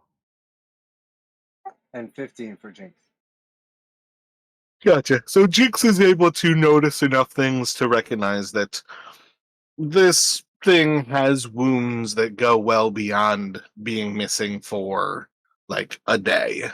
The way Brother Fabiator Thisk had kind of described it, Kellericent is recently missing. This corpse is someone who's probably been dead for maybe a week. Multiple days of rotting has kind of touched this flesh. Looking over it, solid sensation of it has been sort of been torn apart. See signs of bruising, giving way to blunt force trauma kind of thing. But kind of looking over it, you can kind of just see that this person was somehow kind of just I don't know, torn apart by effectively slashing is the damage type, but you can kind of see signs of, like the battle that ended in their death.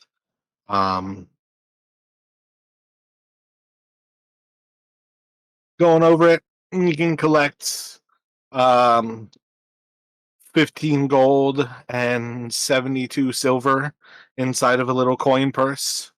But other than that, like one of their legs was torn off, one of their arms torn off. Like the clothing, the things that this person's wearing. This was just somebody who was like out on the street, probably in Ptolus, and had the misfortune of coming across whatever did this to them.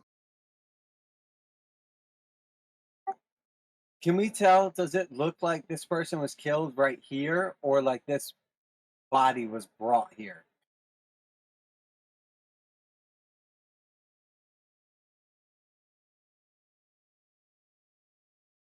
Do a This is again one of those things I'd say like perception or investigation, describing to me like how you're looking around to identify the difference of what would be different about a body brought here versus a body that you would see like killed here. Because I have some things in mind that's probably more perception, but if you wanted to do investigation, I could see some others. But like, tell me how you would tell that difference. So I did roll pretty bad anyway. I've only got a 6.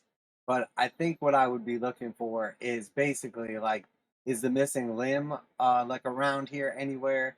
Is there like blood splatters from when this person was like slashed?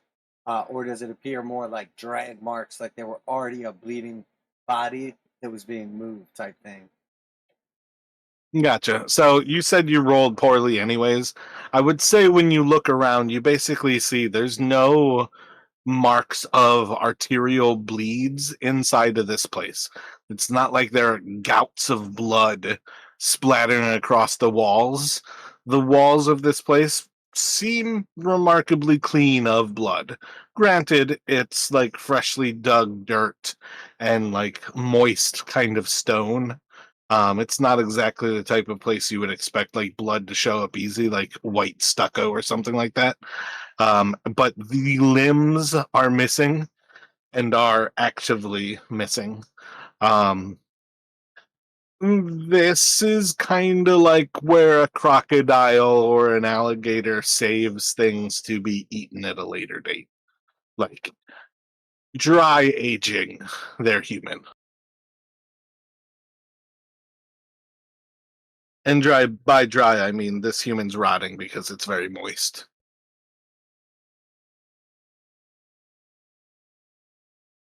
No, I got it. So as I'm looking around, I think I'll kind of say to myself or anybody else, we're in something there.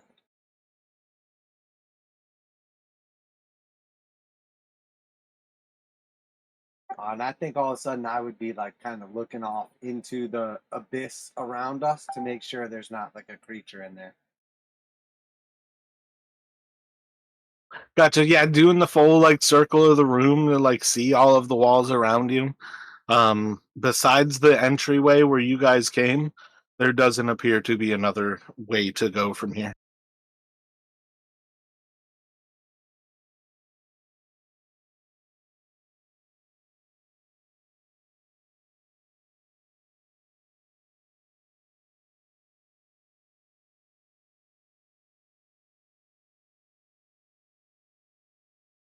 I guess there's another way right there. We can just try that one then. Yeah, let's get out of this place and hopefully stay away from whatever it is eating these corpses.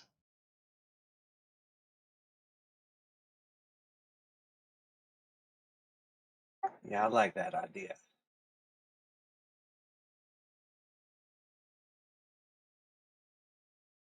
Let me have everybody roll a perception check.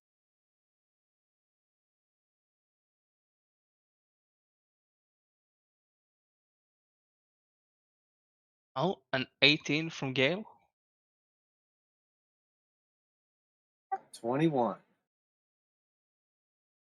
Gotcha. So as you guys continue down this next corridor, You very quickly identify that as the corridor like moves to the east again, as you kind of like turn around that right, you spot again another stone that seems to block another corridor, and once again you're heading to the right of this stone.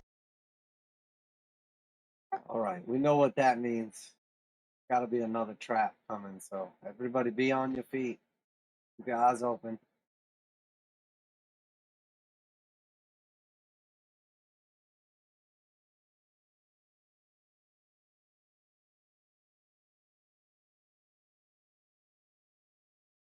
So I would very cautiously proceed forward.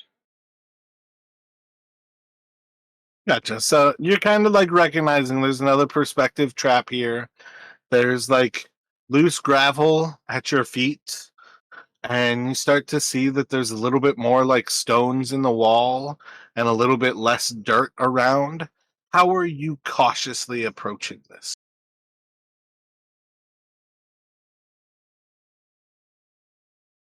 Oh, I think I'm just moving slowly and keeping my eyes out for like your typical like Indiana Jones style traps. Like, are there a bunch of holes in the wall that like spears are about to shoot out of? Is there like another pit that's about to give way? Is there like a trigger stone that if I put too much weight on it, it like moves? Just kind of like everything just slow and with a purpose, kind of. Being very observant, I would say. Is Gail, Bob, and Nefrendel letting you approach this alone? Are you all following? What is the group doing? I think Gale and Bob will be following at least, and then Gale as well will probably be taking his like quarterstaff and just like pushing it at the ground before him, just make sure nothing's giving out.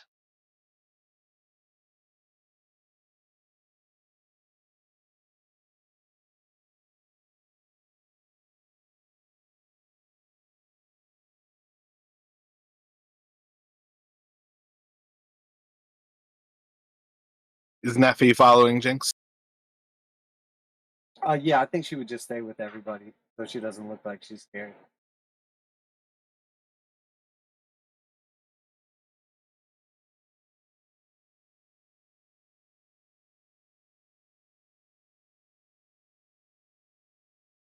Jinx, what is your acrobatics modifier?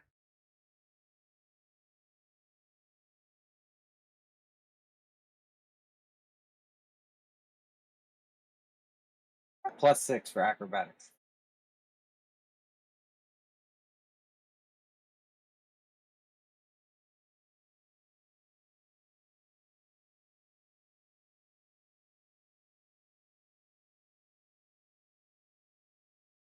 All right, so as you kind of move forward, you guys start to like feel like the gravel beneath your feet, and there's a certain unease as you kind of recognize this is sort of the same way you walked into a trap before. And you're just kind of like stepping into this area where this room starts to kind of open up. And you can kind of see that it's getting just as wide to the north as it seems to be to the south. And the light kind of casts off into the darkness to the east of you. And there's just kind of a point where everybody sort of like stops and holds for a moment. And you can still hear kind of the like rustling of gravel as something has already kind of started to take effect. And the like kind of movement of the gravel beneath your feet is causing movement of stones in the walls. And the movement of the stones in the walls is starting to cause movement above, and as Bob and Gail kind of leap out of the way, the two of them kind of pull themselves to enough safety. But Gail, or not Gail, Jinx and Neff are not able to get free fast enough. I need Nefrendel to make 4 Constitution saves. My bad. One Constitution save. First 4 wounds. I feel like I did it wrong way with Do the 4 Constitution saves, yeah. 20, 16, 15, and 8. Gotcha. And make a. Yeah, you're just gonna take that.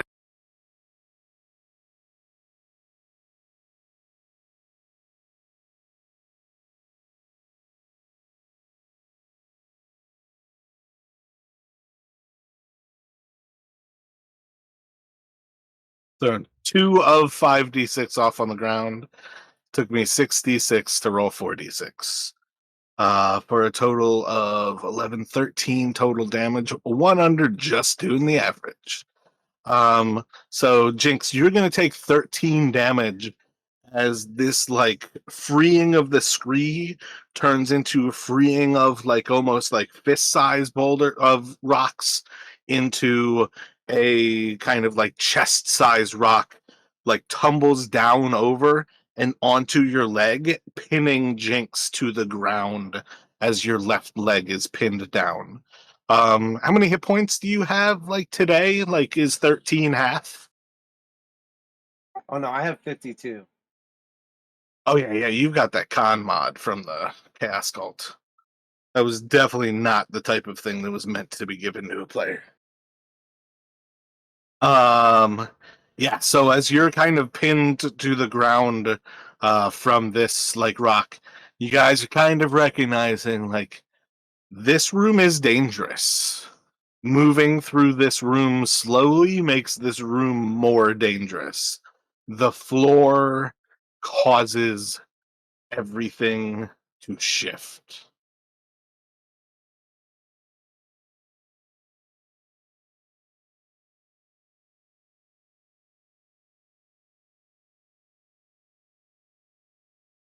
Gotta just do it fast. Try to clear as much distance as we can. We jump it. Is it hard My to bad. get him pinned or? Okay, yeah, I want to clarify that you were pinned. Um, Bob could move in and probably free you. Bob's probably the only one who's realistically strong enough. Yeah, Bob would do that. Like get Yinks up on his feet, free him from. Gotcha. So let me get another acrobatics from Bob. My bad, I rolled those for you guys before. But let me have you roll an acrobatics from Bob, which I think is just roll a d20 for me. And then let me have Jinx roll an acrobatics at disadvantage. Yeah, 11 for Bob.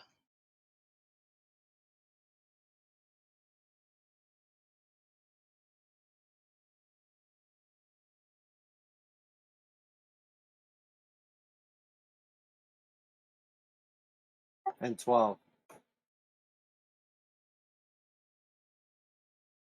Gotcha. Make a con save for me, Bob.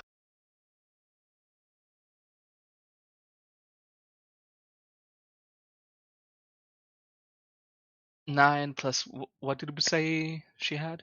It's a plus 3 or Um, I. What's her con normally say? What's it say on the sheet? Because I think it's +2 above what it says. Oh no, it just says. I feel like they're at 15, so I think it's +7 right now. all right. Oh. Oh, sorry. If it's a +7, then it's a 16. All right, and I roll for 12 more damage. So Bob's good, and Jinx will take 12 more damage. As Bob basically rushes in, grabs you, and you now have the choice. Like, anytime you guys are in this room, you're causing shit to go down. You can pull Jinx out, or you can drag Jinx forward. Which way are you going? I think we're trying to get through, right? Gotcha. So Bob can start to drag you forward, and Bob and Jinx are going to be, essentially like one turn ahead of the other people here. You kind of quickly see that this room continues like through and around, but it basically loops around to the north here. And now let me have everyone roll acrobatics checks.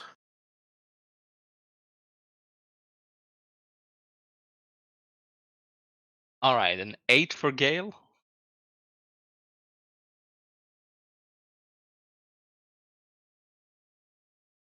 Yeah, realistically, once somebody fails, everybody's going to take it. So it's just going to be con saves for Neff and for Bob.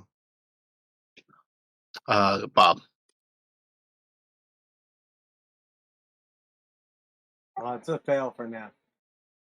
Yeah, it's 14 for Bob. All right. So as you guys rush through this time, Neff is going to get blasted on a rock on like the back of her head.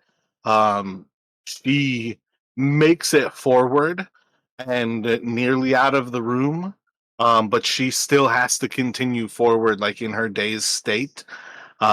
Jinx, as you are kind of rushing forward, like arm over arm with Bob, you basically are getting to the edge of this room and kind of like stumbling over as Bob is knocked unconscious by a rock smashing into the back of her skull.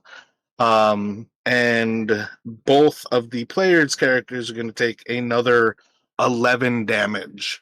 So we've got Jinx and Bob out of danger, and Neff and Gale have to do one more acrobatics. And Jinx, you basically have Bob is unconscious in your hands, and you're kind of looking at a path to the right or a path to the left.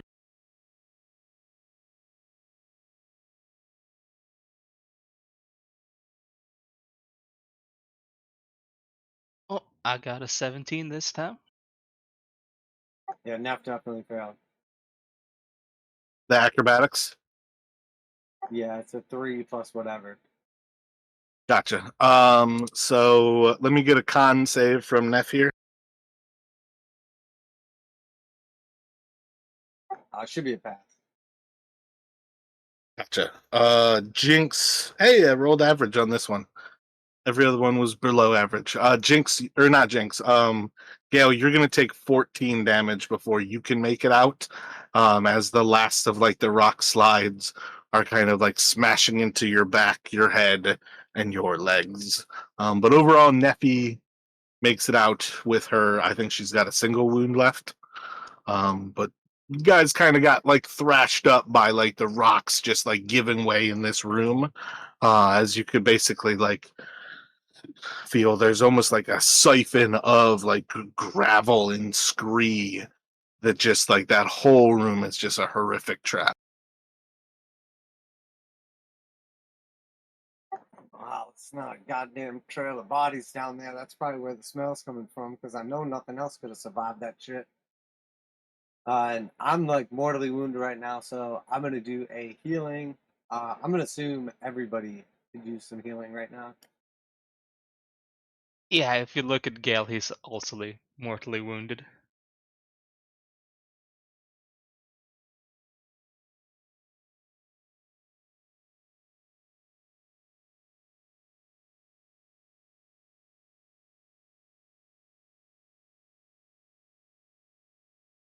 So what's the first spell that you're casting, Jinx?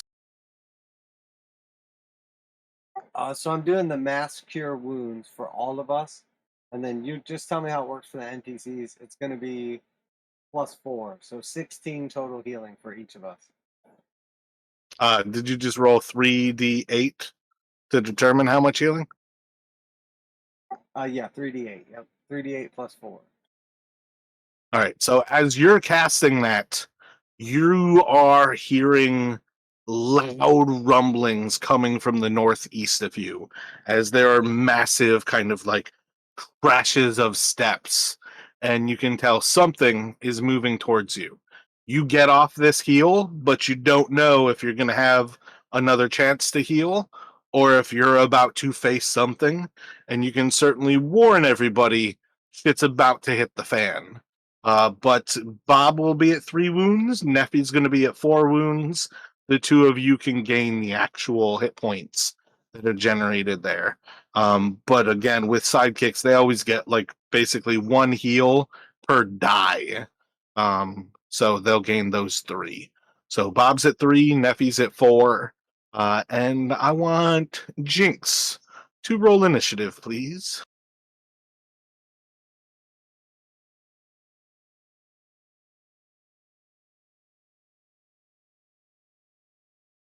Dirty 20 for initiative.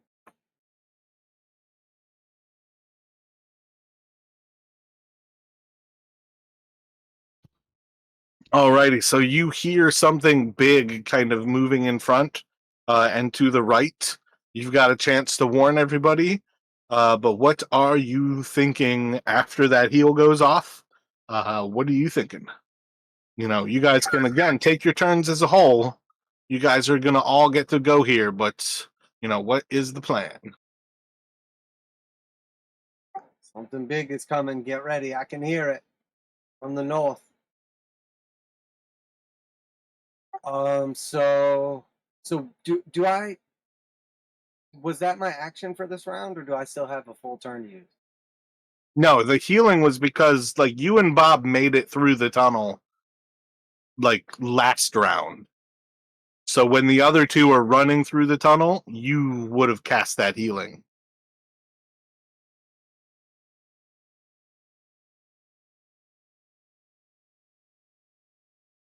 Okay, cool. All right. Well, if Neffy's in good shape, I'm gonna have her. Um,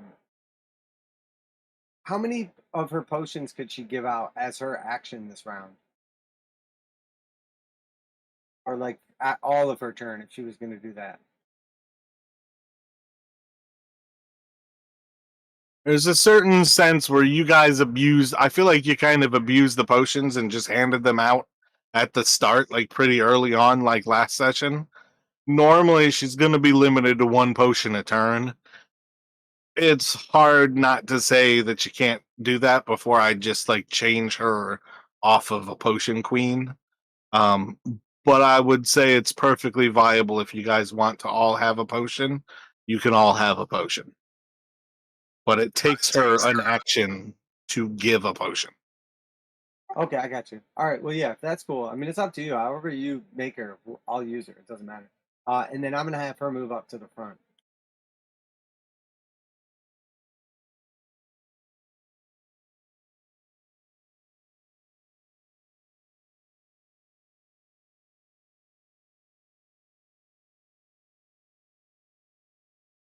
And then I'm gonna do for my action. I'm actually gonna do another heal on Gale for this one.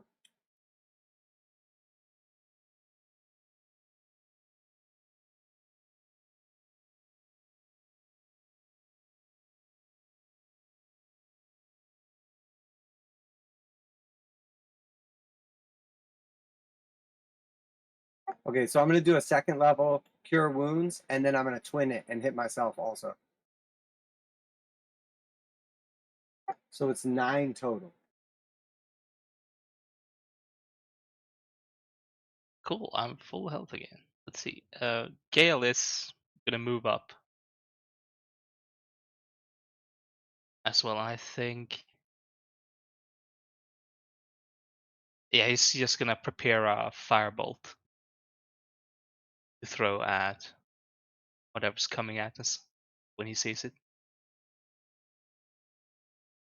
All right, and I'm no longer bloodied, and I'm gonna do no bonus action round. See, and I guess Bob is moving up as well. All right, so you are holding a firebolt for just the first thing that you see that isn't one of the 4 of you. Yeah.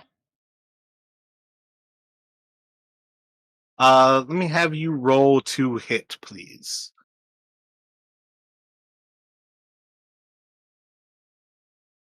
That is 14 to hit. Excellent. Let me have everyone make a charisma saving throw, please. I'm gonna use my inspiration before I roll it.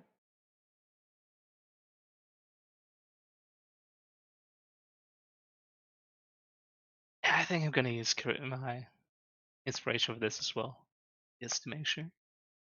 Okay, 25.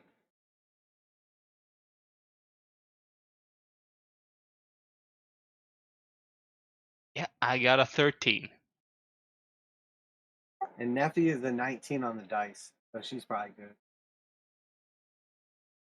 good. Gail got a 13 and Bob got an 11. That's unfortunate.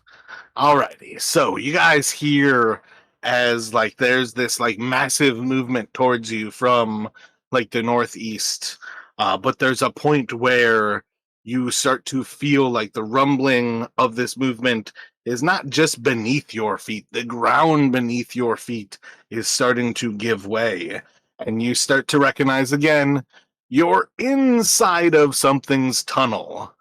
This thing tunnels. It's what it does.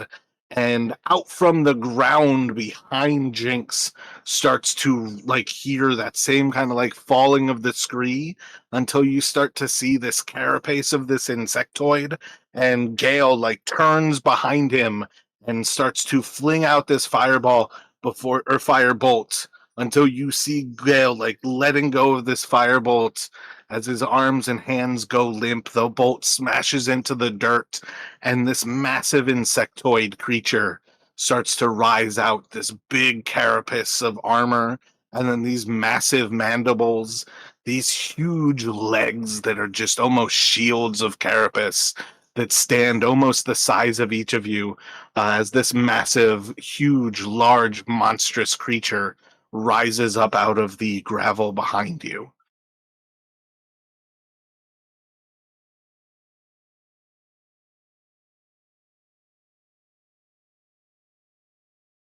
It is going to strike out at Nephrindel and Gale as it like smashes over you. Oh wait, it has 3 attacks. My bad. The third one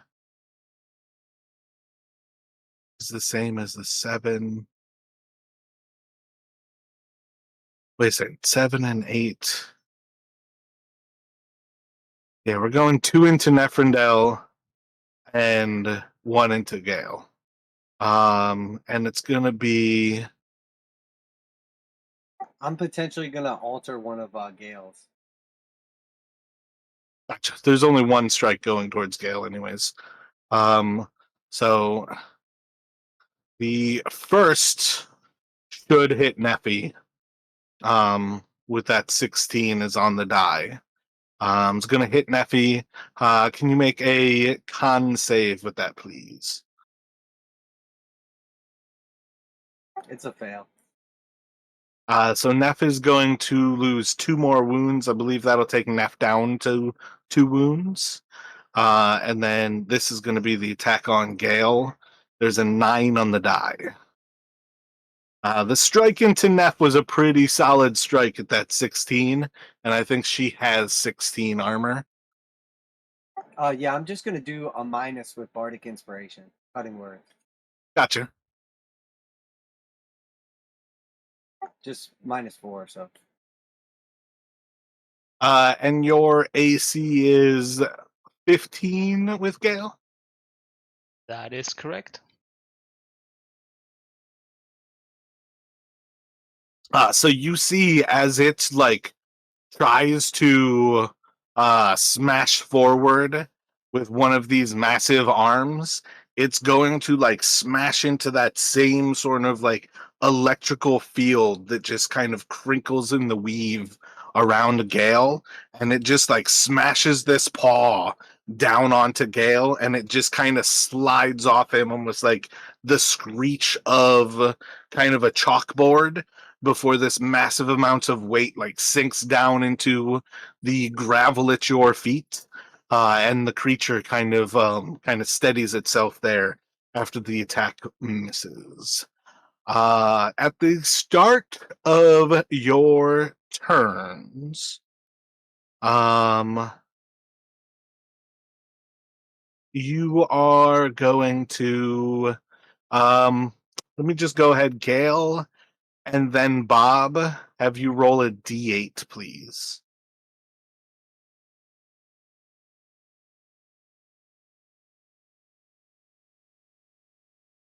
5 for Gale and 4 for Bob.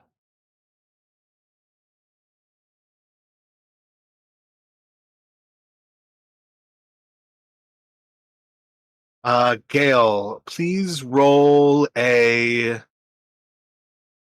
d4 for me, please.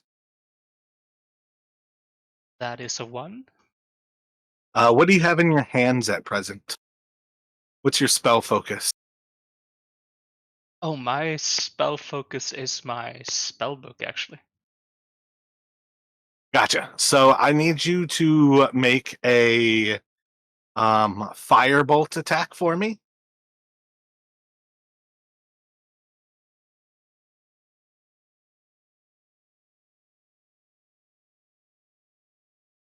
Oh, that is 12.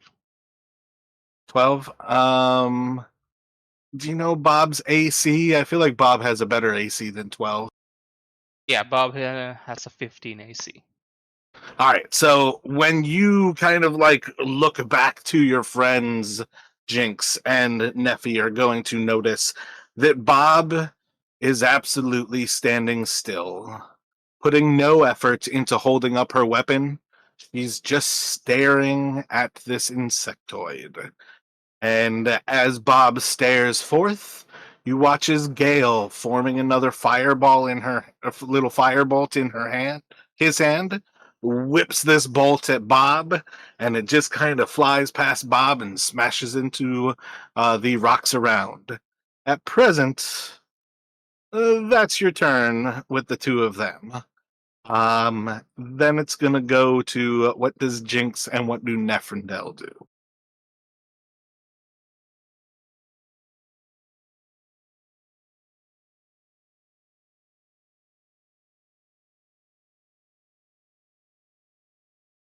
Actually, my bad. This is where um, Jinx and Neferndel can decide. If you avert your eyes now, you don't risk this creature basically doing the same thing to you on its next turn. But you have to do so now. You have to avert your eyes if you would like. God damn it, Neff, don't look at the thing. It's something wrong with Gale and Bob. And I'm gonna avert my eyes. Oh, wait, it'll go the opposite way. You can recognize right now that when it's like doing this, you guys can avert your eyes, but it's for like the future attack. So realistically, right now you can attack normal. When I do the attack like next time with its gaze, then I'll give everybody the option to avert their eyes, and that would follow for the next turn.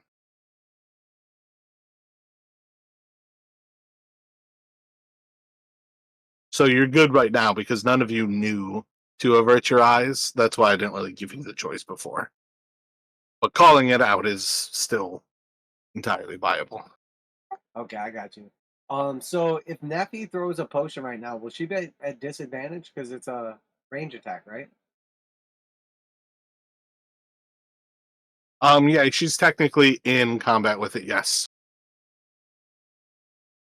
Okay, she's gonna attack it.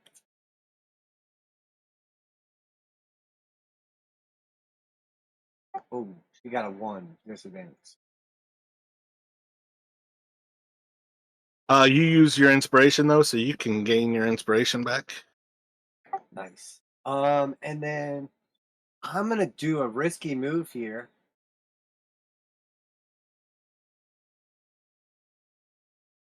I'm gonna break out into full on Song and dance. I'm gonna use my counter charm ability.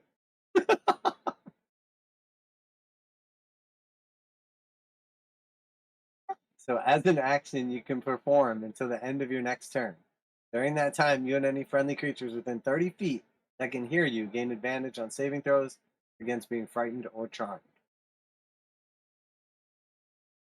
And on my bonus action, I'm going to heal Neffy.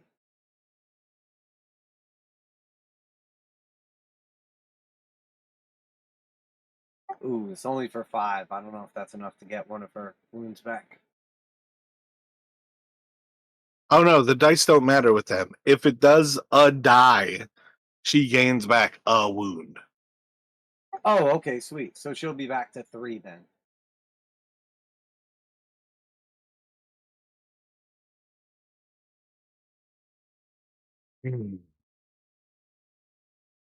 Gotcha. So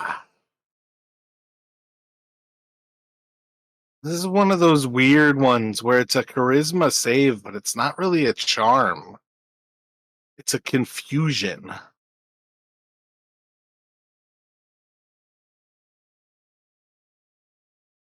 I'm tempted to say, Oh, I'm not mad if it doesn't work. I figured it was worth a shot since I just got that ability and this is like super random. I'm tempted to say same idea of I'm not going to give you guys like the ability to like avert your gaze because you're like expecting this to work, and I just want you to make the normal saves. But I'm also tempted to say like Neff can kind of make the decision for herself whether she's like trusting Jinx or not. That I feel like it can be entirely up to you. Like, does Neferndel trust Jinx's magic, and she continues to look at it? Neff is also slinging potions in close combat. Not looking at the thing is just going to give her disadvantage, which is the same as standing in close combat with it, slinging a ranged weapon. So, does Neferndel have a reason to look at it? You know what I mean? So Jinx was very confident when he was like, "Watch this," and like did his like anti charm ability. So Neferndel fully trusts him. So she's not averting her eyes because he's like, "Watch this," and she's like, "Okay." Gotcha. So yeah, I'd say let me just get a charisma save. Um and then for the other two, I think I'm gonna go for the same. Let me just get a normal save from you. Doesn't say anything about it lasting to the start of its next turn. Yeah. Let's just go for saves all around. Kind Yeah, of a weird ability. I'm using inspiration for advantage again before I roll.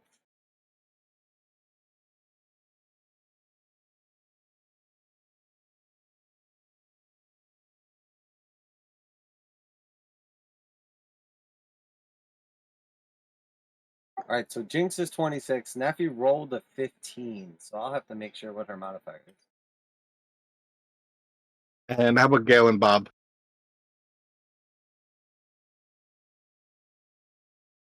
Pretty sure the sidekicks only have positives, so if she doesn't have specifically charisma listed, which I don't think she would, she probably only has intelligence. Yeah. Oh, sorry. Oh no, you're good. It's con and intelligence, but they're both positive, like you said. Oh, she's con?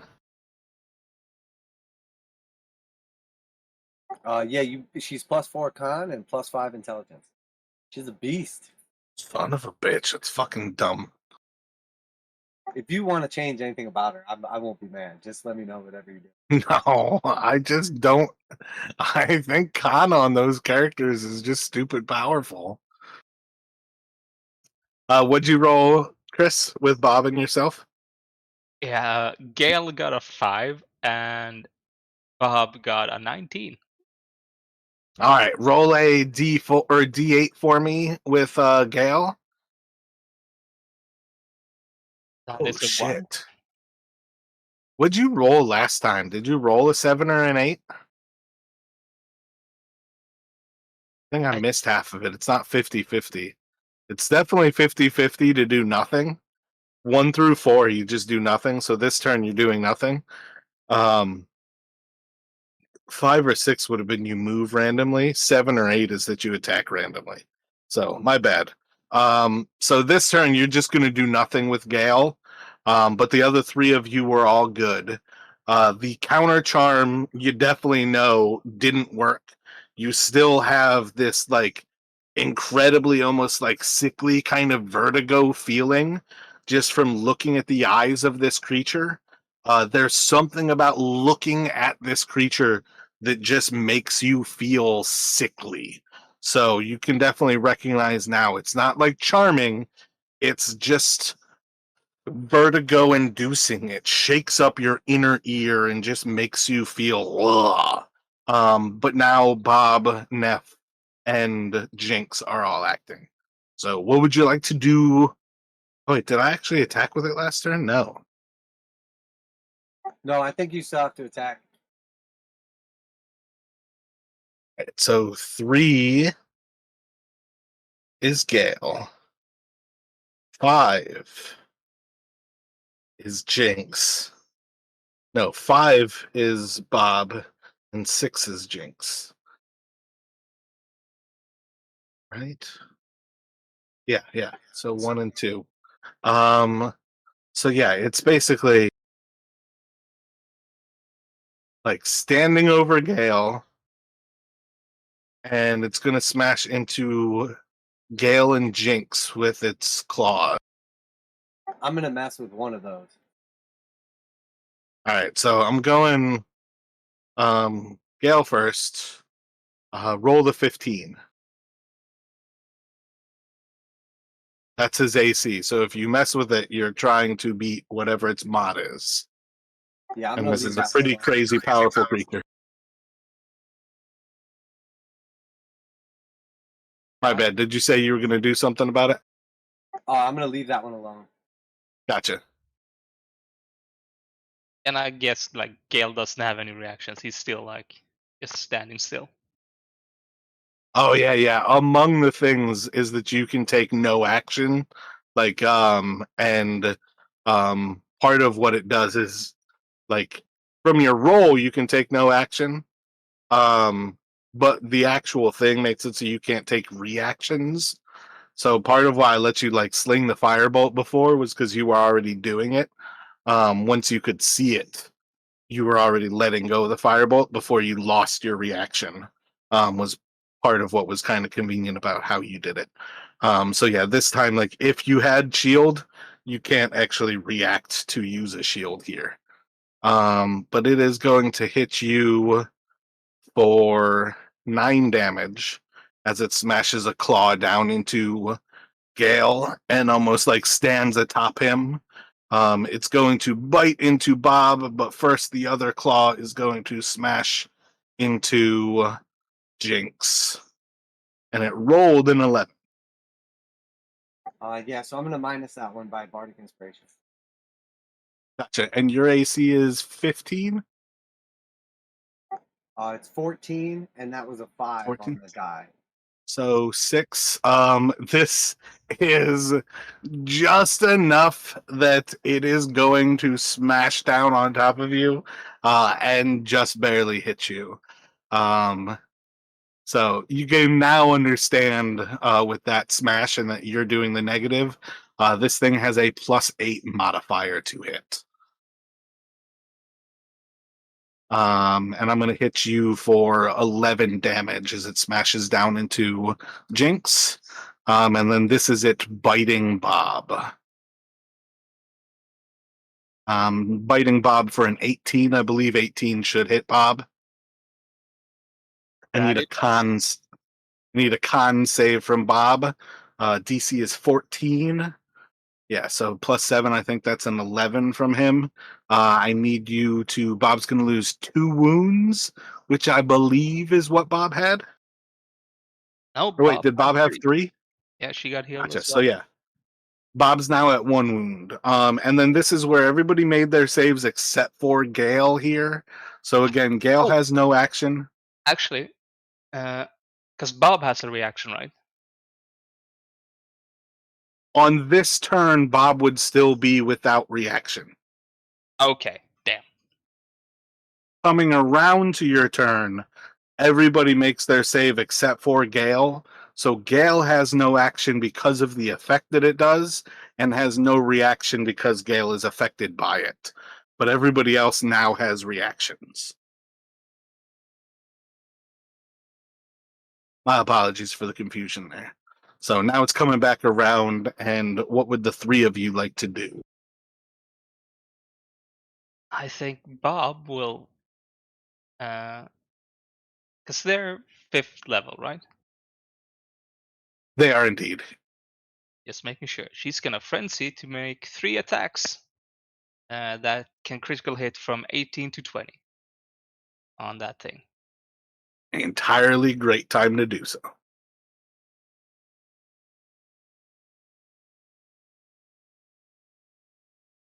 Oh, let's see. That is +7 to hit. What's her modifier? it's a +6 to hit. So it's a +8 now. Yeah. So that's a dirty 20, a 21, and a 19. So, well, a nat 19. The low one is a 19 though. The low one is a dirty 20. Yeah, the lowest one is a dirty 20. Solid hit. So all three will hit. Yeah, and one of them will crit. Because it crits on an 18 to 20.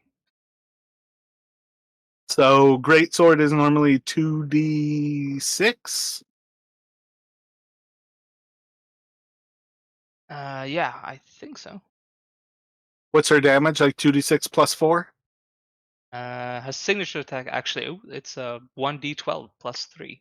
It's her signature attack. Okay. So yeah, she'll do 1d12 +15 on the crit.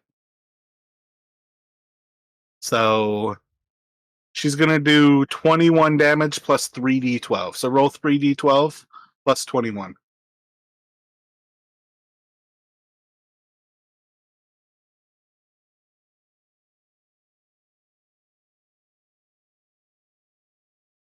So she does 34 damage.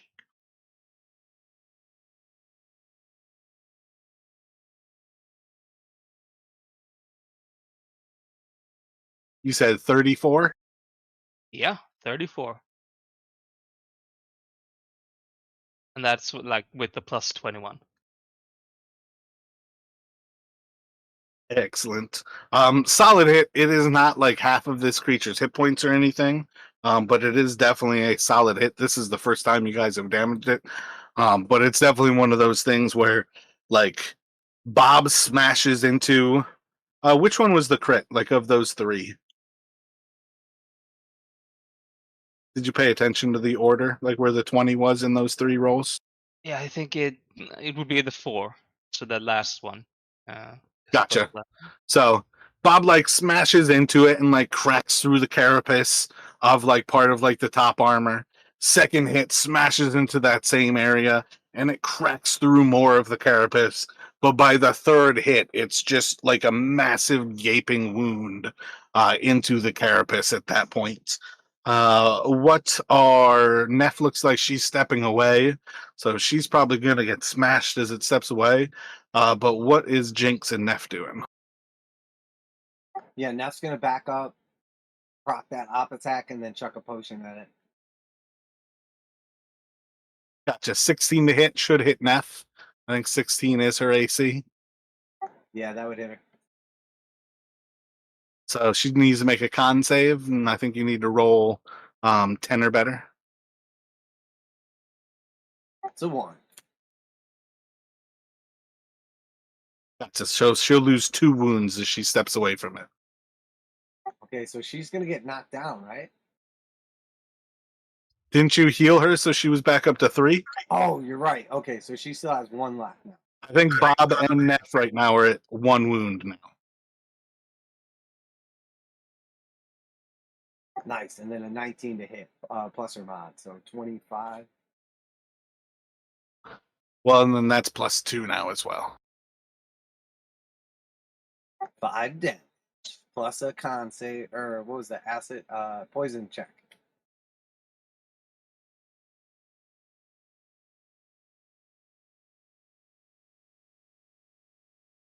Um, 13. I feel like her DC should be 15.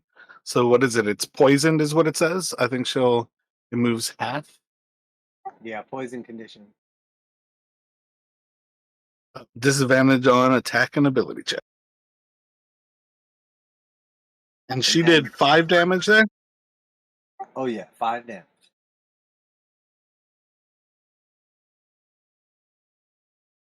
What is Now Jinx doing? Now that Neff has weakened this creature, Jinx is going to go for the killing blow. And I think you said I could flavor this how I want it, but I'm going to cast lightning bolt. But I want to do it by throwing my boomerang, if that's cool, or like launch it out of my boomerang, whatever. Yeah, I was kind of saying you could turn your boomerangs into your spell focus more than necessarily like throwing your boomerangs as the actual electric attack. But Yeah, that's what I'm going to do then. I'm going to be like, all right, it's time for the business. And then you think he's about to throw his boomerang, but instead he shoots a lightning bolt out of it. And is there like a way I can do it to make sure not to hit anybody else, or like move over to the other side maybe so I don't worry about doing that? yeah, I'd say it's a large creature, so in the long run, you could like shoot the electricity more or less like upward and hit this thing. As long as you're not like, yeah, in the long run, I think you're pretty safe to not hit anybody. Okay, I'll go for the Shuriken lightning bolt uppercut with my boomerang. That feels very Street Fighter. Gotcha. That's a deck save. Yeah, Dex 15 at disadvantage, right? It is checks that are disadvantaged. Oh, it was worth a try. Gotcha. So it's going to take 15. Yeah, that's right. And then for my bonus action, I'm gonna give Gale Bardic Inspiration. Uh, so I'll like reach over and like put my hand on Gale's shoulder, and I'll be like, I think now's a good time to snap out of it. We could use you.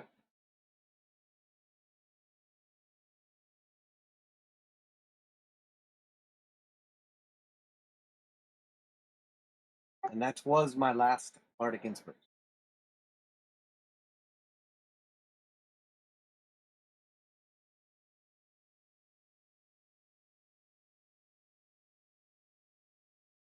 Alrighty. So, this is where you all have the choice.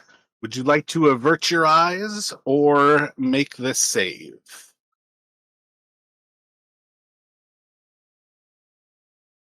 I'll avert my eyes with Jinx and Neferndo. Yeah, and Bob will avert her eyes as well. And how about for Gale? Oh, can he still do that? Yeah, Okay, yeah. Yeah, then Gale will avert his eyes as well.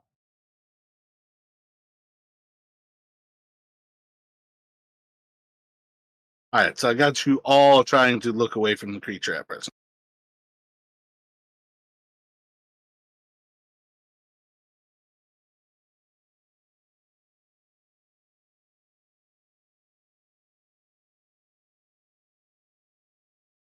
So it has disadvantage for being poisoned.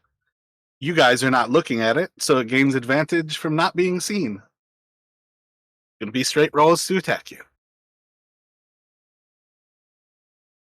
So I'm going for Bob, Gale, and Neff.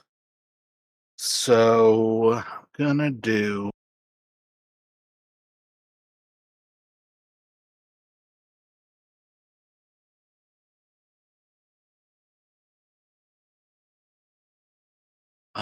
yeah, it's gonna end up moving away from Jinx. So it'll proc an opportunity attack from Jinx.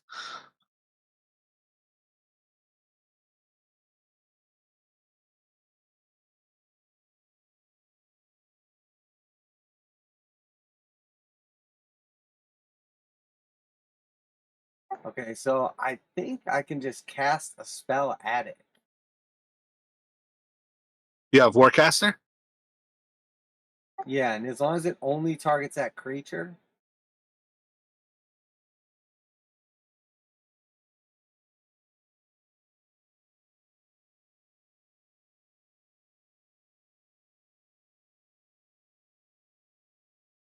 So I'm gonna hit Bob. I need a con save from Bob. Okay, so here's the thing. It says that it can only target the spell can only target that creature. But Bane is up to 3 creatures. But if I only target that creature, is that okay? Can I Bane with my reaction?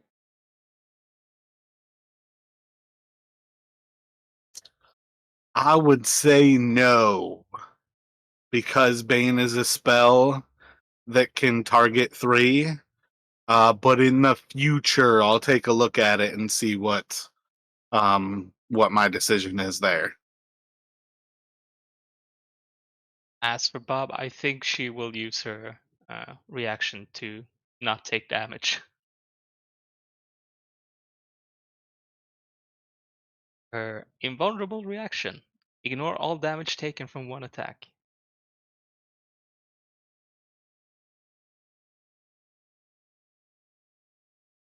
I love Matt Colville, and I absolutely hate Matt Colville.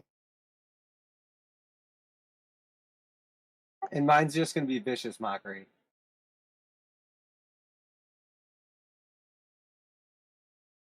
It's just going to say, where do you think you're going? I'm not done with your crusty ass. And it's 15 Wisdom. Gotcha. So I'm gonna do the bite versus Gale first here. 15 should hit Gale. And it should do 14 damage to you, Gale.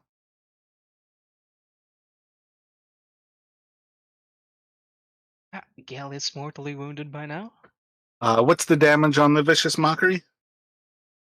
4.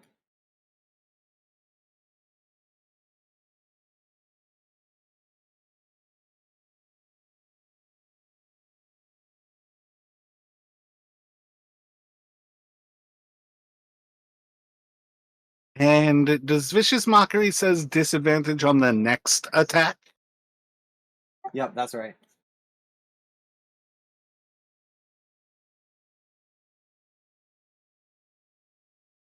Ooh. It's technically, yeah, I think it's still going to be a straight roll because technically it would be double disadvantage. And I don't really like stack them like that. Disadvantage you either have or you don't. It has advantage, so you either have that or you don't. It's just straight rolls. So it's just going to attack Neff as if the Vicious Mockery didn't sink in. And it's just going to be 12, I think, is a miss on her. Yeah, that's a miss. So the killing blow is really inverted as Bob takes no damage there. What's that skill called? It's literally called invulnerable. Gotcha. So you just see as this thing like smashes down, like right on the neck of Bob, and it like walks over Bob, and you're just like looking at this creature that's gotta be like 2 tons of rock. Like it just looks like a horribly massive insect, but the way it moves around this tunnel, the way it moves through the stone of this tunnel as it like dug through that hole, this thing's massive. And it just walks right over Bob's neck, and Bob just like flexes into this and seems to be unaffected. Like bites down into Gale. Gale's horribly wounded as the mandibles like stab into Gale. It comes over and smashes and barely misses Neffy. But Bob just lets this thing stand on her neck. And it's going to go back around to you guys. You all have your eyes averted, so you are at a disadvantage for pretty much everything that you are rolling to hit this thing. But how would you like to attack? We're not looking so good as a group. We better kill this thing or figure something out real quick. So Neffy's gonna throw a potion at disadvantage.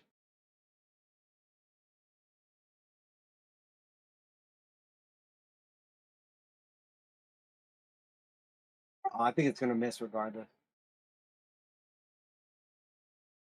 Yeah, this thing has huge armor, so. I think Bob will just do her frenzy again. Let's see, with disadvantage.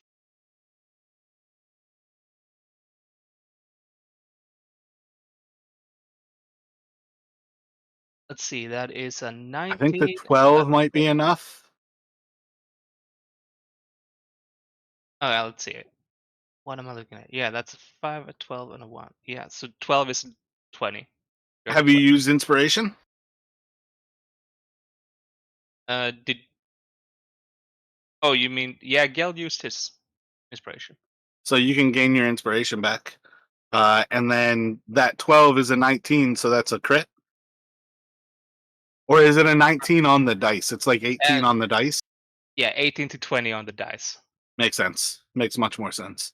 So 1d12 plus, what was it, 3? Yeah.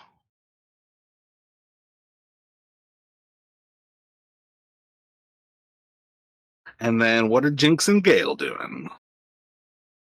So that is 9 damage. I think Gale, yeah, just gonna cast Magic Missile at 3rd level. Cheater! Oh, wizard! So, what is that? It's 6 missiles? I think it's... I think it's 6. Normally magic missile I think is 4, 5, and 6. It's, let's see, 3, 4, 5 missiles. Okay, it's normally 3. Gotcha. So just roll 5d4 plus 5. You could get it here. You could indeed if you roll high. Oh! Yeah, 18. Oh wait, did you have the plus included there? Yeah, that is with the plus included. Okay, okay. That was like almost max, though, wasn't it? 3, 2, 2, 2, and 4. Yeah, it's a little bit over average, I feel like.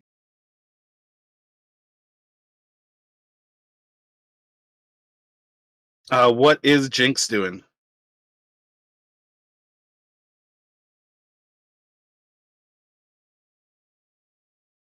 I mean, I hate to be boring, but man, I think we gotta try to kill this thing. Is there a way I can get positioned for one more boomerang lightning bolt? If you lightning bolt, you run the risk of hitting your friends here because you're not looking at it. All right, that makes sense. It's not likely. I'm going to give them advantage to take like 0 damage. And if they fail, they would take like half damage because you can still aim up to hit the thing.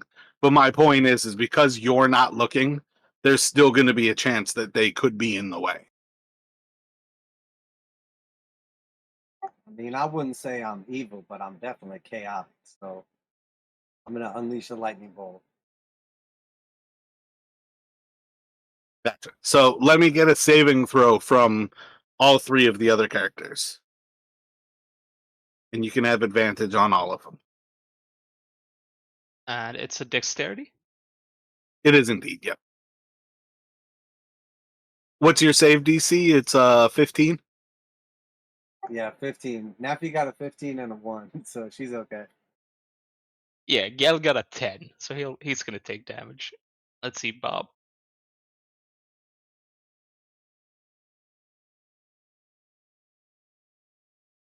Bob got a 17. Gotcha, yeah. So he like blasts it as Gale is being like bit with the mandibles, and it's like still attached into Gale. and he's gonna blast it. So Gale is about to take half of this damage.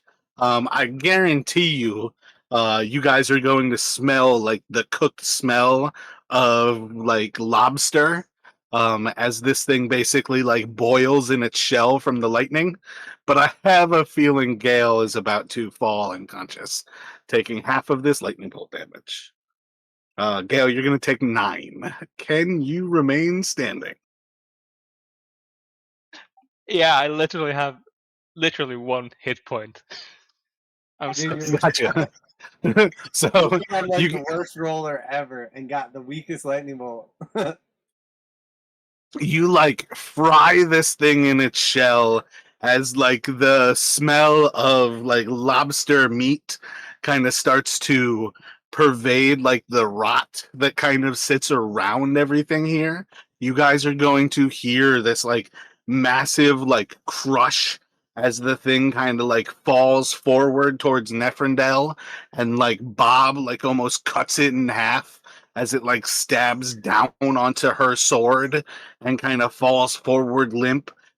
Gale still kind of held in the mandible of the creature as it's starting to like whip its head forward, trying to almost like whip Gale into the stone of the area in front.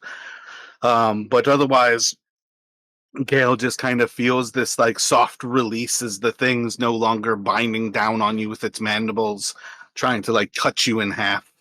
It crumbles to the ground with a massive thud as its muscles give way.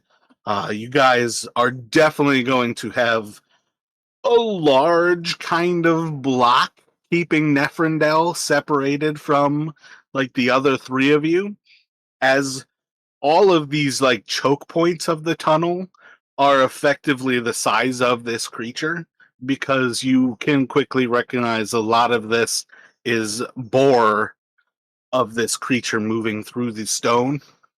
Um, but you can also find that there's a somewhat traversable tunnel effectively. Oh, I never actually opened it. Oh, because Jinx never moved with the light to kind of like move over there. But you kind of have like a tunnel sort of here to like here is where it like bored through. So you also have that tunnel to like go back over and get meth. But eventually, once you guys actually like move over here, there's just a massive hoard of treasure, like interspaced with like stone. There's like a weird sense of some of the stone is almost like modified into like shapes of different creatures and things. Um, just odd kind of sense that this creature almost has like a sense of artwork.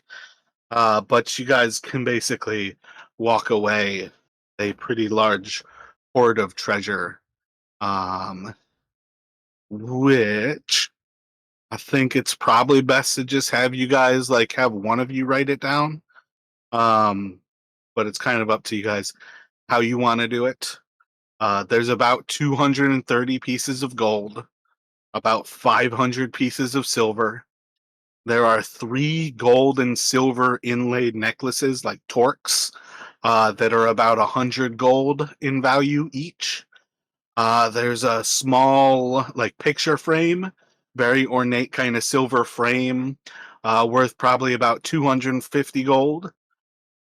There is a ring with a black pearl in it, worth about 500 gold, and then a gold cup that seems to be jeweled, probably worth around 1,000 gold. But that's effectively where we're going to wrap things here, as you guys destroy this creature, um, and kind of have like this hoard that it would appear to be kind of like collecting in this like nest of rocks. You said the 100 gold necklace is, how many of them were there? There were 3 of the torques, all worth 100 gold. Okay, cool.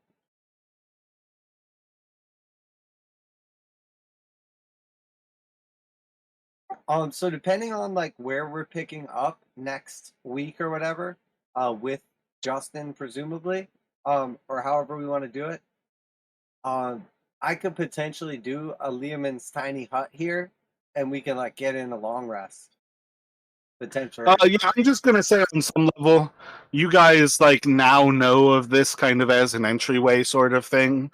So theoretically, it's more you guys can just come back here next week. But the other way is kind of a path that you do find leads into the Banewarrens.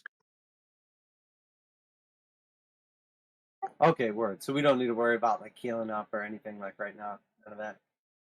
Yeah, yeah. Leave Gale on 1 hit point, statically charged with electricity. I was like about to heal us all, and I'm like, yo, we need to kill this thing because one more round and like it could drop like any 3 of us at any time.